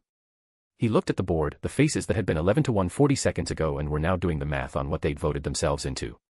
The clean energy budget Warren has been drawing from wasn't funding research. It was funding something else, and it's been doing it for 14 months, and every one of you signed off on the quarterly reports that obscured it. He paused. I'm not saying you knew. I'm saying that's going to be a question someone else asks, and you'll want good answers prepared. Holt moved. Not toward Oliver, toward the door, and the two men Oliver had clocked on the way in who had the particular posture of people employed to handle situations rather than observe them. Mr. Queen is leaving, Holt said. His voice had shed the measured quality it had arrived with. Something underneath was showing through. Please escort. Warren. Oliver didn't raise his voice. Something in the delivery stopped the two men more than volume would have. Sit down. Holt didn't sit. But he stopped moving. For a moment he stood between the door and the table with the expression of someone doing the math on options that were narrowing faster than he'd planned for, and then something in it broke open and what came through was not calculation but something rawer and less managed. He pressed his hands against the back of the nearest chair. You don't understand what he said it would be handled. He said if I delivered the board, if I got the energy research access redirected, that he would handle the rest. That my family, he stopped. Heard himself. Looked around the room at the faces that were very quiet and very still. He has my family. He has them. Whatever you think I didn't have a choice. Oliver looked at him across the length of the table and said nothing for a moment. Sit down, Warren. His voice had the quality now of something that had moved past the performance entirely, past the corporate register, into something that the boardroom wasn't the right venue for but was happening here anyway. Your family is going to be fine. But you need to sit down. Holt sat. His hands were still on the back of the chair. Oliver straightened and turned to the board, the 11 faces that had voted before 9 a.m. and were now sitting in a room where the structure of the morning had comprehensively changed.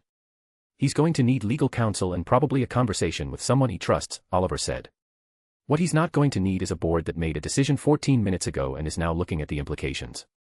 He looked down the table at the documents still open on the surface. Looks like we're short a CEO. He let that sit for a moment. The position comes with the IRS, it comes with the liability review this disclosure is going to trigger, and it comes with whatever this board has to answer for on the R&D approvals. If anyone here is feeling ambitious about the interim appointment, he looked at the faces, found none of them returning it, now would be the time. Nothing moved. He nodded, as if the silence was the answer he'd expected. Good. Then we're all on the same page, Oliver said, his voice dropping to a dangerous, quiet level. I suggest you spend these last few minutes of privacy deciding who looks best in an orange jumpsuit. He straightened his suit jacket, the fabric snapping into place with a crisp, final sound. He didn't wait for a rebuttal or a motion to adjourn. The front desk tells me the feds are already downstairs. Spiderweb, spiderweb. The building let him out at 10:43. He stood on the sidewalk outside Queen Consolidated's main entrance with the city moving around him, foot traffic, 2 news vans 2 blocks east that were there for the smoke and not for the 41st floor, and pulled his phone. "How's the Glades?" he said when Felicity picked up. "Quiet, mostly. South End had a flare-up around 10 but the Vasquez people contained it themselves." A pause. The quadrant pulled back. "Word is they've recalled the faction leaders for an internal meeting." He watched the news vans. "Good. Oliver, the Spider. I'm coming in." He was already moving toward the parking structure. "Talk to me while I walk." I had eyes on him earlier. Not his face, building cameras, intersection feeds. I was pulling everything I could from the downtown grid after you told me to track his trajectory. The sound of Felicity working, keys, the particular rhythm of someone navigating multiple feeds at once. I found footage from the intersection at Castellan and 3rd. 2 enhanced individuals, the kind of augmentation signature I've been logging from the truck intercepts Canary flagged last month, mechanical integration, military grade, and the Spider was engaging both of them. Oliver pushed through the stairwell door. And the footage cut out.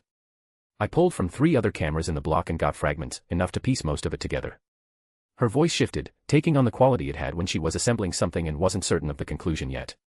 "Oliver, I think he took one of the mechanical integrations." The arm, he tore it off the subject and tried to attach it to himself. The footage was fragmented and what I got was incomplete, but "He's missing a left arm," Oliver said. "But if the arm isn't calibrated for his biology, he needs the lab that built it." "Castellan building," Felicity said. "Yes. That's what I keep landing on. Send me everything you have." He opened the car and stood beside it for a moment, not getting in yet. The smoke from the Glades was still visible above the skyline from here, a column that was thinner than it had been 3 hours ago but hadn't cleared. "Is that everything?" A pause. Not the pause of someone checking data, the pause of someone deciding how to say something. "There's one more thing," Felicity said. He waited. Canary was at that intersection. Another pause, shorter. "I've got her on 3 cameras before the footage cuts, and then after there's a section I can't fully reconstruct. But in what I can see, she's the sound of keys, something pulled up, examined. Oliver, I think the Spider has done something to her." He stood beside the car in the morning light with the smoke above the Glades and the news vans 2 blocks east and the footage he hadn't seen but could construct from the edge of what Felicity had just told him, and let the statement complete itself in the silence she'd left for it. Then he got in the car. "Get me into Castellan's schematics," he said. "Everything you have. I want to know what my money has been funding before I'm through the door." Chapter 76, Number 76. Mechanical Arm Spider #. The building had taken damage, revealing everything the facade had been holding together. The jazz club on the ground floor had its front window blown in, glass swept outward across the sidewalk in a pattern that said the pressure had come from inside rather than out. Someone had driven a car into the utility pole on the corner at some point in the night, the pole listed at 30 degrees, the transformer still attached, a low electrical hum coming from the junction box that suggested it hadn't fully decided whether to fail or not. The stairs going up were intact. Canary took them 2 at a time without thinking about it, and Jake stayed close enough that the pheromone output didn't have to work hard to maintain what had been established. The stairwell smelled like old wood and smoke. By the second landing it was less present. By the third it was mostly the building again, that particular smell of places people have lived in long enough that the living itself has become part of the material. She had her key out before she reached the door. Spiderweb, spiderweb. The apartment was a walk up above the jazz club and it showed, the ceiling was lower than standard, probably where the club's original design had given over to the landlord's math, and the walls along the south side were covered in acoustic paneling that had been painted over so many times the texture had softened into something almost decorative. A record player sat on a low shelf near the window, a belt drive setup that had been maintained rather than replaced. The window behind it looked out over the street, and through the glass the smoke from the Glades was a gray-brown line across the morning sky. The morning light came in at an angle and showed everything, the takeout container on the counter from 2 days ago, the training gear piled near the door that she'd stepped over without registering, the small framed photo on the windowsill that faced inward toward the room rather than outward toward the view. Canary moved through it all like someone moving through their own space, which she was, and the ease of it was the wrong thing to watch given what the pheromones were doing to the ease. Jake stood near the door. The mechanical arm hung frozen at his left side. The interface filaments had cooled since the intersection but the connection was still present, a low, continuous red at the elbow joint. Castellan was the solution to that. Castellan was the solution to several things, and the morning was moving whether or not he moved with it. "Feel at home," Canary said. Her jacket was already hooked by the door and she was pulling the hair tie from her wrist, using it to push the fallen blonde strands back from the side of her face where the impact had marked her. The domino mask was still on. She hadn't taken it off. "I'll get it." "What is it?" he said. She smiled at him. It was unguarded in a way that her smiles in the intersection had not been. Those had been compliance working through expression, and this was something the pheromones had loosened rather than manufactured. "Let me get it first," she said. "Some things are easier to explain once they're in front of you." She moved to the center of the living room and pulled back the rug. Beneath it was a floor vault, a recessed panel with a combination lock installed with real intention rather than afterthought. The panel was set flush with the boards and the rug had clearly been placed over it deliberately, the edges aligned in a way that someone who wasn't looking for it wouldn't notice. She worked the combination from memory, no hesitation, and the panel released with a sound that was more felt than heard. Inside, a flight case, the kind touring crews use for equipment that can't be replaced at the next stop. Black exterior, aluminum corner guards, 2 latches on the front. She lifted it out with both hands and held it carefully, not like something heavy, like something she didn't want to set down wrong. "The room's deadened," she said, carrying it toward the table. "Foam panels, the curtains, I redid all of it when I first moved into the city. I've got a training voice, and before that I spent 6 months working out what frequencies my warm-up would generate and whether any of them could reach and hear from the hall." She set the case on the table. "Most people think I'm careful about my voice because of the cry. That's part of it. The rest is this." She unlatched the case. Inside, velvet and acoustic foam in fitted layers, and nestled in the center of it, a record. 7-inch, acetate, the label handwritten in ink that had faded to a brown-gray at the edges. No sleeve. The surface of the disc had the particular quality of something that had been handled carefully for a long time. "My mother recorded it before I was born," Canary said. Her voice didn't change. She said it the way someone says something they've said before, to themselves, enough times that the words have worn into a shape that fits. Direct to disc, no master, no copy. What's on the acetate is all that exists. She ran a thumb along the edge of the case, not touching the disc itself.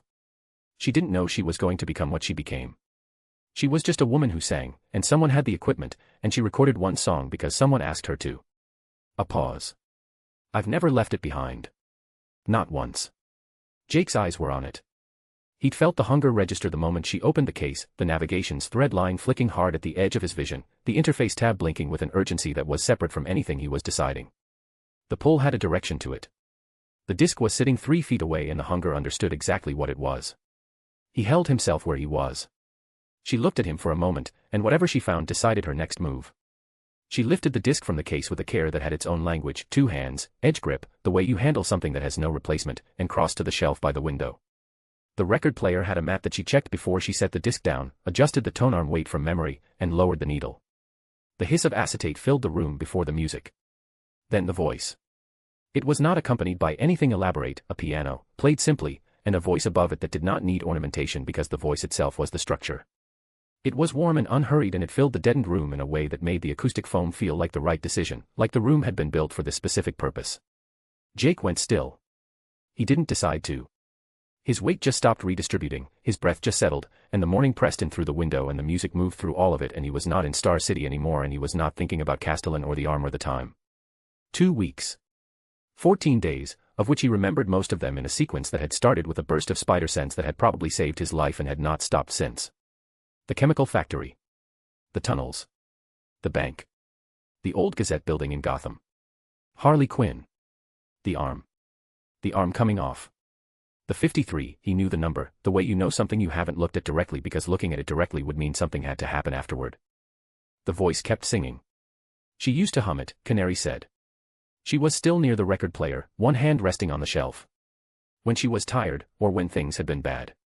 Not the full song, just the shape of it. I didn't know for years where it came from. Then I found the disc in her things after she died and I listened to it and it was like she stopped. Looked at the record turning.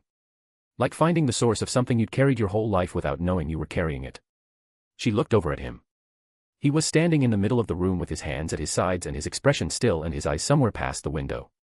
The mechanical arm hung where it had been hanging, its interrupted gesture unchanged. She crossed the room. "Hey," she said, her voice low, nothing performed in it. "You don't have to, Dot." She lifted a hand toward his arm. "Whatever's in there, it's okay that it's in there." He swallowed. Something moved through his jaw, a tightening and release that he wasn't controlling. The music was still going and the room was still quiet around it and she was close enough that the pheromones weren't the whole story anymore. He stepped back. One step, deliberate. She registered the distance and held where she was. He crossed to the record player and lifted the needle. The room went quiet. He stood there for a moment with the disc still turning, slowing, the acetate catching the window light. He picked it up the same way she'd picked it up, 2 hands, edges, the grip of someone who understood the value of a thing even if what they understood it as was different from what she understood it as. T.Finder, he said. Register totem. Spider. Totem collected. Category, uncommon. Reward, plus 48H to your time bank. Redeem totem to receive reward. Y/N. Spiderweb. He looked at the screen for a long time. The interface sat in his vision, patient, waiting on the input. 48 hours. The disk in his hands converted to black light, absorbed, added to the bank, and with it, the bonus rewards. The kill milestone reward that was 7 away, the sleeper extension or whatever else the system had queued behind that. 7. He knew what that number had looked like this morning, before the music. It had looked like a threshold on the way to something necessary. He understood, standing here, what the song had actually done to that number, not changed it, but made it visible in a way that the last 2 weeks of movement had not allowed it to be. 53. The way each one had been a decision made fast enough that the cost of the decision stayed behind him while he moved forward. The way moving forward had been the only available option. The record was still in his hands. Canary folded around him from behind, her arms crossing his chest lightly, her chin near his shoulder, her voice close. "It's okay," she said. "Whatever you're feeling right now, you're allowed to feel it." She was quiet for a moment. "And if you want to listen to it again, I understand. I do it too.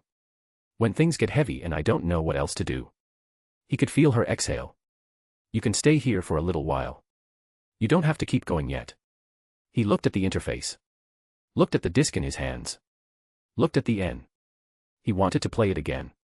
He was aware of that the same way he was aware of the hunger, as a pull with a direction, pointing somewhere specific.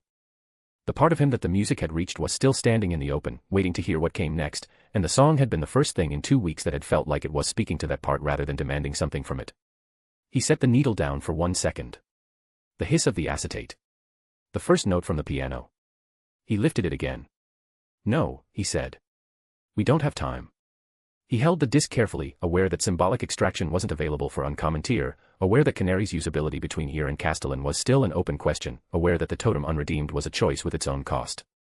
He kept the north in place. The interface closed. He touched the symbiote at his chest and felt Sleeper respond, the mass shifting outward, making space. He placed the disc against his chest.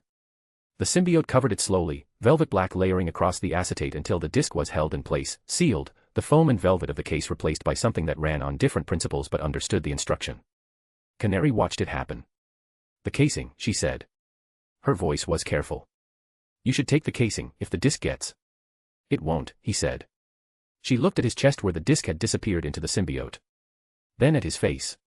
Then she nodded, and through the compliance and the warmth the pheromones had been building since the intersection there was something else, something present in her eyes that the mask and the chemistry and the morning's damage couldn't fully reach, something that was pressing outward from inside and finding no exit. Her hands had been very slightly unsteady when she nodded. Jake turned toward the door. "The mechanical arm," he said. "Castellan has what I need to align it." "I know." She was already moving past him to get her jacket. "And we're not swinging there." She pulled it from the hook by the door, checked the pocket by habit, looked up. "There's a parking structure 2 blocks south. My bike is on the 2nd level. A beat. Faster than swinging. And less visible, if that matters." It mattered. "Let's go," he said, and held the door for her, and they went down the stairs together while the morning moved outside and the smoke from the glades drifted across the sky and somewhere inside the symbiote the acetate disc sat undamaged in the dark. Mimic Lord. See you in the next post. Smid Forum. Chapter 77, Number 77. Mechanical Arm Spider #. The Castellan building was 32 floors of glass and steel that had no business looking this untouched. Everything east of it was still smoking, the territorial lines the glades had tried to push through overnight leaving their marks in scorched storefronts and cracked asphalt, but the block the building sat on was swept clean, the sidewalks clear, the loading bay entrance on the north face free of the debris that had accumulated everywhere else. The building's glass caught the sunlight and gave it back without apology, 40 feet of lobby visible behind the revolving doors, 2 security guards at the desk, a third moving a slow circuit near the elevator bank. A biotech company placard occupied the upper third of the facade beside a stylized double helix that someone in marketing had thought looked scientific. Jake saw it from 3 blocks out, from the back of Canary's bike, over her shoulder while Star City moved past them at a speed that the emptying streets made possible. The ride had been quiet, neither of them had anything useful left to say. He sat behind her with his right hand at the grip bar and the mechanical arm braced between them, the frozen fingers pressing against his ribs with a dull mechanical weight that shifted with every corner. Riding felt like how swinging always felt, the geometry of it, the way the city's vertical structure became a resource the moment he had a line out. But the bike was something he was a passenger on. It felt like wearing a borrowed coat, it fit, mostly, but the weight hung wrong. Canary took a corner hard. His body followed the momentum without much difficulty, the arm swinging into his ribs. He held it there and said nothing. Downtown Star City, what remained of it this side of the chaos, still had people in it. A couple of guys sharing a cigarette outside a parking structure with the distracted focus of people monitoring something they couldn't affect. A laundromat was open. A single bus moving ahead of them, the driver navigating around a crumpled sedan that had been there since at least midnight judging by the dried glass around it. The police blockade materialized 2 blocks from Castellan, at the junction of Aldwyn and 5th. 3 cruisers parked in a triangle across the intersection, light bars rolling, multiple officers visible standing at the outer edge of the formation. The street beyond them was clean in the same way the Castellan block was clean, no debris, no damage, the difference between one side of a line and another side of it visible in the quality of the pavement alone. Canary slowed. He felt her read it before she said anything. Her head moved to sweep both ends of the street. Then the nearest officer raised a hand, not a stop gesture, not a redirect. Another stepped back, and the 3rd cruiser's engine turned over, and the blockade opened without a word from either of them. She accelerated through. He said nothing. She said nothing. They were 1 block from Castellan when the cruiser pulled out behind them and the first shot came through without a shout, without a warning, without a hand on a radio, just the crack of a service weapon and the snap of the round passing wide on his left. Canary was already moving, the bike cutting right on a reflex that nearly put his braced arm through the fairing. A second shot, closer. She cut left and the 3rd went wide right and she was weaving through it in a way that used the full lane and both sidewalks and the gap between a parked truck and a fire hydrant without touching either. He got his right arm out and fired a line across both lanes, chest height behind them, webbing catching and holding across the gap between lamp posts. The cruiser hit it at speed and the adhesion yanked the front end sideways and the vehicle spun and stopped. More shots from the mouth of the intersection, 2 officers on foot, advancing. He turned and got one web out and the pull yanked him half off the seat and the bike fishtailed and Canary caught it with her thighs before it went over and sleeper hardened across his back as the rounds came in, the impacts registering as pressure rather than penetration, and he held the web and pulled and felt the shot pattern tracking up his left side and his left arm couldn't grab for anything and the asymmetry was, he had to lean hard into Canary's back and use her as the anchor point. And it was an undignified solution to a problem that 2 arms would have made simple. The first officer went down. The second made it 2 steps further. Canary had the throttle open before the second one stopped moving, and she had veered off the main road and into an alley before Jake could reach for a third. The alley was narrow enough that the bike's mirrors almost touched on both sides, and she took it at a speed that should have been impossible and made it look like a considered decision, the engine noise bouncing off the brick walls in a flat continuous roar. "Shortcut," she said, which was all the explanation she gave before the alley ended and she launched the bike off the loading dock lip at the far end. They were airborne for 3 seconds. He felt it coming, the nose dropping, the angle wrong for a clean landing, and got a line out to the rebar above the alley's opposite end without thinking about it, the web pulling the front up 2 degrees and holding it there through the descent, and they landed hard but level and she kept the throttle and took the service road at the building's rear without losing momentum. "Good call," she said. Her voice was focused in the way it got when she was working. "I knew we understood each other." He didn't answer, because the building was right in front of them now and the navigator's thread line was pulling south with a consistency that meant proximity rather than movement. The bow totem was getting closer to him, which meant the window was already narrowing. She brought the bike to a stop at the building's east face, in the shadow of the loading dock overhang, and cut the engine. He got off the bike. The building's east face was glass to the 3rd floor and poured concrete above that, the foundation sinking into a below-grade parking structure that extended south under the adjacent lot. The lobby end on the Aldwyn side was clear. He could see the guards through the glass from here. "This building is part of Queen Consolidated," Canary said. She was standing beside him, jacket open, looking up at the facade with an expression that had something careful in it. The company stepped back from weapons manufacturing which was mostly handled here. Now Castellan runs AI research and biotech. Disability engineering, mostly, prosthetics, neural interfaces, regenerative tissue programs. Legitimate work, most of it. Not anymore, he looked at the foundation line, where the building met the parking structure grade. He walked towards it and stamped it once, testing depth. The material gave back a density that said reinforced, below-grade drainage, possibly a utility crawl underneath. He stamped harder.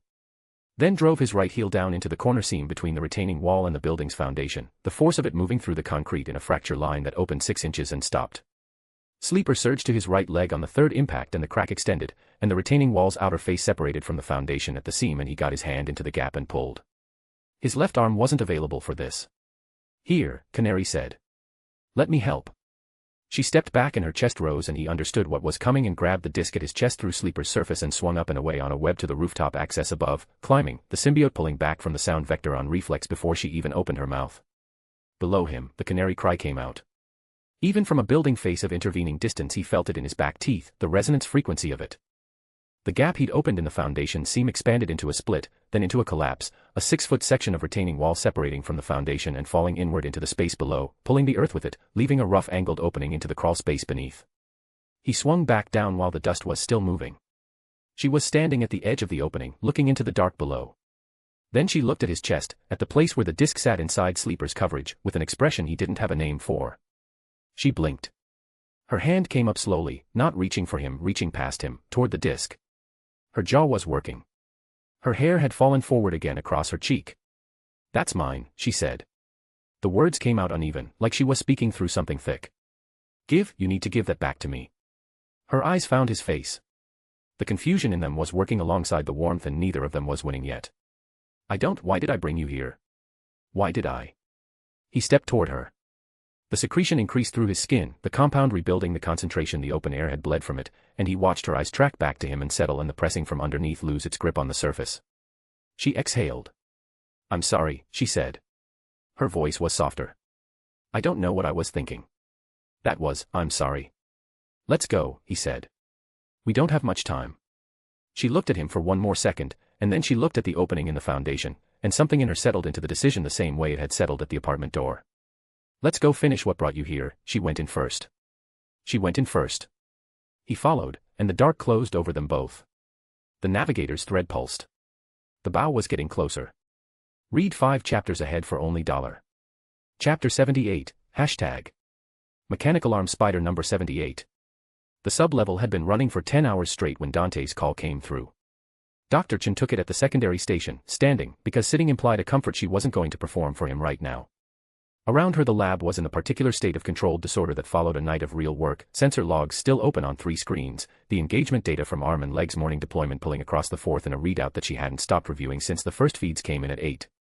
Her team moved around her with the quiet efficiency of people who understood that the work didn't pause for administrative pressure, which was the only way she'd been able to build a team worth keeping. Dante's voice came through without preamble. "What went wrong?" She pulled up the overlay. The subjects performed within projected parameters for the first 20 minutes of engagement. Coordination between the two was, the synchronization held under conditions we haven't been able to replicate in controlled testing. The legs flash step sequencing adapted to the spider's evasion patterns in real time. The arm's discharge cycling maintained stability through repeated use. She paused, because what came next required him to hear it as data and not as excuse. The spider exceeded the load threshold we had modeled. That's not a failure of the subjects. That's a ceiling we now know exists and can build past. He ripped the arm off your subject. Yes. That sounds like a failure. It sounds like one, she said. The engagement data says something different. Every movement those two made this morning, the joint stress, the neurointerface response under pressure, the metagene activation patterns during peak load, we've never had readings like this from a live scenario. She let that sit for a second. Now we know what's been holding our integration back from matching our target output. A silence on the other end that she'd learned, over 2 years of working under Dante, to read as him deciding whether to push or redirect. Tell me. She looked at the readout on the 4th screen, the metagene activation curve overlaid against the cybernetic response log, the gap between the two visible as a lag that widened under sustained stress, the point where the organic and the mechanical stopped reinforcing each other and started competing. The integration architecture we're running requires an exterior mediation layer to keep the metagene and the cybernetic synchronized under peak load. Without it, the organic side overdrives the mechanical, or the mechanical dampens the organic, and you lose the compounding effect that makes the enhancement work at full capacity. She pulled up a secondary graph. We've known this gap existed. What we didn't have until this morning was a precise measurement of it under real conditions. Now we can build something to close it from the inside, no exterior mediation, no dependency on outside architecture. Full autonomous integration. More research, Dante said. That's what I'm hearing. That's how the science works. The silence this time was a different kind. Being ready for anything, he said, is how the world works. A pause that had weight in it. Time is a luxury we can no longer afford, Doctor. The The spider is headed your way, and as long as he gets within proximity of the building, I want him captured. Have the full body ready by then. Another pause. I've kept the city's chaos off your doorstep. The rest is yours. Don't fail me, Doctor. The call ended. She set the phone down and looked at the readout for a moment, and then she went back to work. That was before the canary cry reached them. Spiderweb, spider, spider, spider, spider, spider, spider, spiderweb. The space beneath the Castellan building's east face was a utility corridor that had been built for maintenance and retrofitted for something else. The pipes running along the ceiling were original, conduit bundles and HVAC ducting, but the walls had been paneled in a composite material that was too clean for a utility corridor, and the lighting was recessed rather than overhead mounted, and the floor was poured epoxy rather than bare concrete. It ran south, sloping gently downward until it became something that had never been a maintenance corridor at all. Security doors. The first one was steel core with a card reader and a separate biometric panel, and it had been blown open from the inside when the canary cry above collapsed the entry point and sent a pressure wave down the corridor. The door sat in its frame at a 40-degree angle, the lock mechanism visible where the frame had separated, and through it they could hear alarms. The second door, another 30 feet south, was intact. It had held the pressure wave. The engineering on it was heavy enough that the composite panels around it had bent inward on both sides while the door itself didn't move. Triple lock, no visible card reader, a camera dome above the frame tracking their approach. Someone on the other side of it was watching them right now. He concentrated the symbiote into his right arm, and hit the door at the lock cluster with everything he had. The first impact bent the outer face. The second opened a gap at the frame. The third. The door released from the inside. It swung back and the light beyond it flooded the corridor and the sound of alarms came with it, high-frequency breach protocol, and through the door was a room that had no business existing under a biotech building. The ceiling was high with cable trays running in parallel lines above equipment stations that lined 3 walls. Assembly stations, that was the right word, not labs, because the work happening at them was about integration rather than research. Partial mechanical limb assemblies in various states of completion sat in padded cradles on the benches, alongside neurointerface arrays still in housing, beside rows of compound vials racked in refrigerated carriers that had been pulled away from their wall mounts in the evacuation and left half extended. 6 workstations on the east wall showed active screens that nobody was watching anymore because the 14 people who'd been in this room were now compressed against the west wall as far from the door as the space allowed, some of them in lab coats, 2 in security gear with masks up, 1 in a suit that had probably looked businesslike an hour ago. The 2 in security gear moved first. Canary met the closer one before he'd closed half the distance, elbow redirecting his leading arm, hip dropping him hard, the movement so trained it had no hesitation anywhere in it. The second came wide around her and Jake's web caught him at the chest and yanked him off his feet before he could reach her, the line reeling him back against the equipment bench with enough force to sit him down and keep him there. Sleeper hardened across the adhesion point, fixing him to the bench's edge. The room went still after that. The alarms kept cycling. Nobody else tried anything. He worked through them efficiently. Web lines across wrists, across torsos where posture suggested someone still calculating the angles. He kept the outputs low and even, the web setting at tension that held without cutting, and inside 2 minutes the room was secured and the only thing moving was the readouts on the east wall screens and the overhead alarm light cycling amber through the space. 11 people. 11 sets of eyes tracking him with the particular quality of people who'd run the numbers and found them bad. He walked to the nearest of them, a man in a technician's vest, mid-30s, web to the wall at the shoulder and hip, mask already up from when Canary had cleared the room. Close enough that Sleeper's ambient output had somewhere to go. He didn't flood it. Just let the contact work, the slow build of it, warmth moving through the air between them at the range where it functioned the way it was supposed to. The man's breathing changed first. Then the set of his jaw. Then his eyes, which had been tracking escape vectors, settled. Who in this room can fix a mechanical limb integration? Jake asked. The technician's gaze moved without resistance. West wall, third from the south end.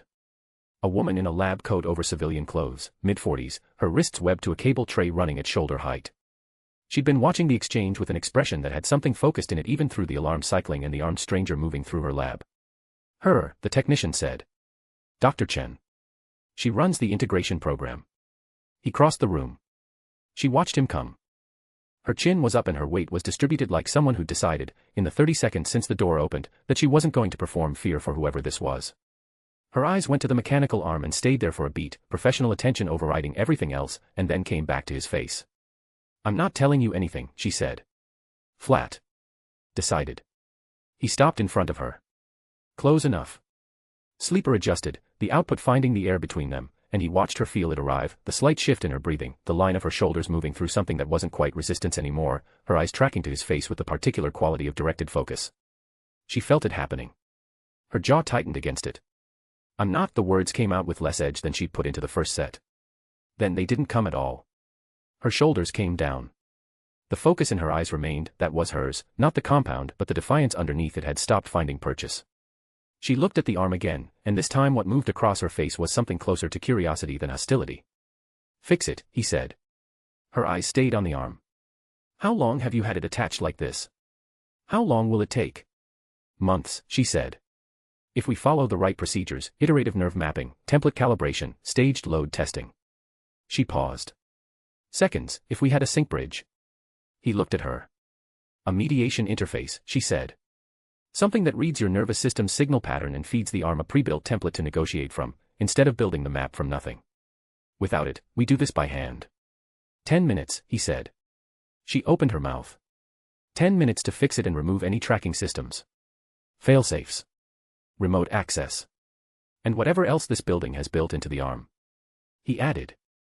Her eyes moved to the room, the web technicians, the active screens, the half-extended equipment racks. The calculation was visible. Then she looked back at him, and something in her had settled into a different register entirely, not compliance, not fear, but the specific focus of someone who had just been handed a problem worth solving. I'll need 2 of my team free to assist, she said. Point to them. She did. SMID Forum. Chapter 79, Hashtag. Mechanical Arm Spider Hashtag. The hole in the ground was Canary's work. Oliver knew that the moment he crouched at the foundation's broken edge and read the pattern of the collapse, the retaining wall separated clean at the seam, stress fractures spreading outward in a radial signature of sonic impact rather than explosives or forced entry. He'd seen her open walls before. He knew the shape the sound left behind. He dropped into it without spending any more time on the edge. The utility corridor below was dim and smelled like disturbed earth and broken concrete dust still settling. His landing put him in a crouch and his eyes moved through the space before he straightened. The blown open first door to his left, its lock mechanism visible where the frame had separated, the composite paneling on the walls, too clean for a maintenance corridor, the recessed lighting, the epoxy floor, all of it telling him the same thing Felicity schematics had been trying to tell him for 2 minutes before he pulled the earpiece. Whatever was down here wasn't on any floor plan Queen Consolidated had ever filed. He moved south at a pace that didn't cost him silence. His quiver sat across his shoulders with the weight he'd measured out in the armory, not the light patrol kit, the full array, 17 shafts left after a night that had used everything else up. The bow was in his left hand, frame resting against his forearm, the worn grip finding the place on his palm it always found. The hairline mark near the lower limb caught the corridor light for a fraction of a second as he passed a recessed fixture, that old bullet scar from a night in the glades 2 years ago, healed wrong by his own hands because there hadn't been time to do it properly. He'd left it that way afterward. The second door was intact. Closed, camera dome above the frame, the composite panels on both sides bent inward where the pressure wave had reached them. He stood off to the right of the camera's visible arc and listened. Voices. A woman's, low and focused. An alarm cycling on a pitch that had been going long enough to become background noise. Below both of those, underneath the alarm's repetition, a sound he couldn't immediately place, a low mechanical fluctuation, almost rhythmic, like something being calibrated under protest. He didn't knock. The heap shaft was already knocked when he kicked the door's lower left corner, catching the mechanism at the weakest point in the frame. The door swung inward and he came through it fast, keeping left to clear the door's arc, and had the room in 3 seconds. Assembly stations lining the walls, screens open, equipment racks and refrigerated carrier units and a dozen people who'd compressed themselves toward the far side of the space. His eyes moved across the room, doing what they did, threat assessment, object recognition, the unconscious triage that decades had made automatic. Then they found the table. The spider was lying on it, not restrained, which Oliver registered and filed immediately, because a man who'd spent the better part of the night making himself the most dangerous thing in any room he entered would not accept restraint even for something he wanted, and whatever was happening here was clearly something he wanted. The mechanical arm was extended, palm up, 2 assistants working on the elbow joint with instruments Oliver didn't recognize. A woman in a lab coat stood at Jake's left shoulder, mid-40s, eyes already tracking Oliver with an alertness that didn't have anything frightened in it, just the look of someone adding a new variable to a calculation they were already running. Jake's white eyes had found him before he finished reading the room. Oliver raised the bow. Knocked. Drew in a single motion that bypassed deliberation entirely. This was the part that happened below thought, muscle encoding so deep it had no separate language anymore. He released. Jake's right hand came up and caught the shaft out of the air at shoulder height, the grip easy, the motion barely qualifying as a movement. He held it for 1 second, turning it once, and then hurled it sideways at the floor. The explosive tip detonated against the epoxy and the concussion sent 2 of the assistants stumbling into a bench. Dr. Chin grabbed the table's edge and held her position. Stay still, she said, not to Oliver. If you move your arm I have to start the positioning sequence again. Keep working, Jake said. Oliver had the second shaft knocked before the first one finished echoing. Cryo tip, designed to slow enhanced physiology, he built them for exactly this kind of target and he aimed low, knee joint, looking to take the mobility rather than the man. The web caught it mid-flight. Jake had fired the line with his right hand while his left arm stayed flat on the table, and the shaft was yanked sideways and embedded itself in the ceiling panel above the door, the cryo compound discharging harmlessly into the tile. Oliver moved right, bought himself a different angle, and had the third shaft coming before the second landed. You're going to destabilize the interface. Dr. Chen's voice had taken on the particular edge of someone who was watching several months of work develop a fault line in real time. The sync bridge is active. Any significant impact to the arm during the calibration window. Then tell your patient to stop moving his arm, Oliver said. Jake fired 2 lines simultaneously, one aimed at Oliver's bow hand, one angled to take him off his feet by the ankles. Oliver split his weight and went right and the ankle web caught the floor 2 steps behind him, and the bow hand line grazed his forearm instead of finding the wrist. He rolled, came up against the equipment bench, and felt glass containers rattle behind his back. The room was chaos in the specific way of a space that was too small for what was happening in it, alarms still cycling, assistants pressed against the west wall, one of them having produced a keycard that he was eyeing the interior door with. Oliver tracked that, filed it, came back to Jake, who was lying on a table, fighting one-handed, while a doctor worked on his other arm, and still keeping Oliver honest. He pulled a smoke capsule from his belt and broke it against the floor. Gray-white cloud expanded across the room's center, obscuring Jake's sightline and buying Oliver 2 seconds of movement. He came around the smoke's left edge, changed his angle entirely, and had the 4th shaft, high-tensile net, the reinforced variant he'd rebuilt after their first meeting, already flying before the cloud reached him. The net caught Jake across the upper torso and he felt the pull, the material looking for purchase, and then Sleeper moved and the net was gone, burned through by the symbiote in the space of a heartbeat, black material flowing up across Jake's chest and shoulders and the white eyes still tracking Oliver through the smoke without any difficulty at all. Open the door, Jake said. Dr. Chen looked at the assistant with the keycard. Oliver put a shaft through the keycard before the assistant could move, pinning it to the bench behind him. The assistant sat down very suddenly. The other one. Jake's right arm came up and a line hit the second assistant and yanked him forward, away from the wall, not consuming, just moving him like a piece of furniture being repositioned. The assistant went to his knees beside the interior door. Open it. Oliver moved. He had the angle, straight shot from his position to the assistant, clear of Chen and the table, and he knocked and drew in the time it took to cross 6 feet of floor. Something hit his shoulder from behind, spun him, and Canary's elbow was already past where his chin had been. He hadn't heard her come in. She was standing between him and the assistant, her stance low, her eyes on him with an expression he couldn't fully read in the room's current state. The alarms. The smoke still dispersing. Jake's voice saying something to the assistant near the door that Oliver couldn't catch. Canary. He kept the bow up. Step aside. Don't. Her voice came out a half-register lower than her usual pitch, and something in it made him hold rather than press. Oliver, don't. He looked at her. The domino mask still on. A bruise across her left cheek that was several hours old, heading toward purple. The hair fallen across it the way it fell when she'd stopped fixing it, which she only stopped doing when she'd stopped registering her own appearance entirely. What has he done to you? Oliver said. Nothing. She said it quickly enough that it meant something. He's done nothing. He's shown me who he is. Behind her, Oliver heard the interior door open. He shifted to bring it into his sight line and Canary shifted with him, staying in the way without appearing to make a decision to do so, just moving when he moved, the way someone moves when they're following an instinct they can't account for. He burned Gotham, Oliver said. He spent the last 12 hours burning the city. He had reasons. For all of it. For everything. He kept his voice even, because she was reading his tone as much as his words and he needed her reading it correctly. The people he's killed down here, Canary, what were their reasons? Something moved in her expression. A fault line, faint, there and then covered. He's doing what he has to do, she said, and even as she said it, he could see from the way her eyes moved briefly sideways, not toward Jake, toward nothing specific, toward the middle distance, that she was listening to the sentence after it left her mouth and not quite recognizing it. You have one of the strongest minds I've ever seen, Oliver said, quietly enough that it was between the two of them and the alarms. I have watched you resist things that would have broken other people. You walked into a room in Bloodhaven with Joker toxin in the air and you were the last one standing. He held her gaze. Don't let this be what gets through. Her jaw tightened. Her hands, he could see her hands, and her hands were not doing what they should have been doing, which was returning to a fighting position or going for him or any of the calculated things the Canary he knew did in rooms like this. They were loose at her sides, half open, and one of them had drifted to her own sternum without her appearing to notice. He has the record, she said. Her voice dropped at the end of it, the last word arriving softer than the first one, like her own sentence had surprised her. Oliver went still.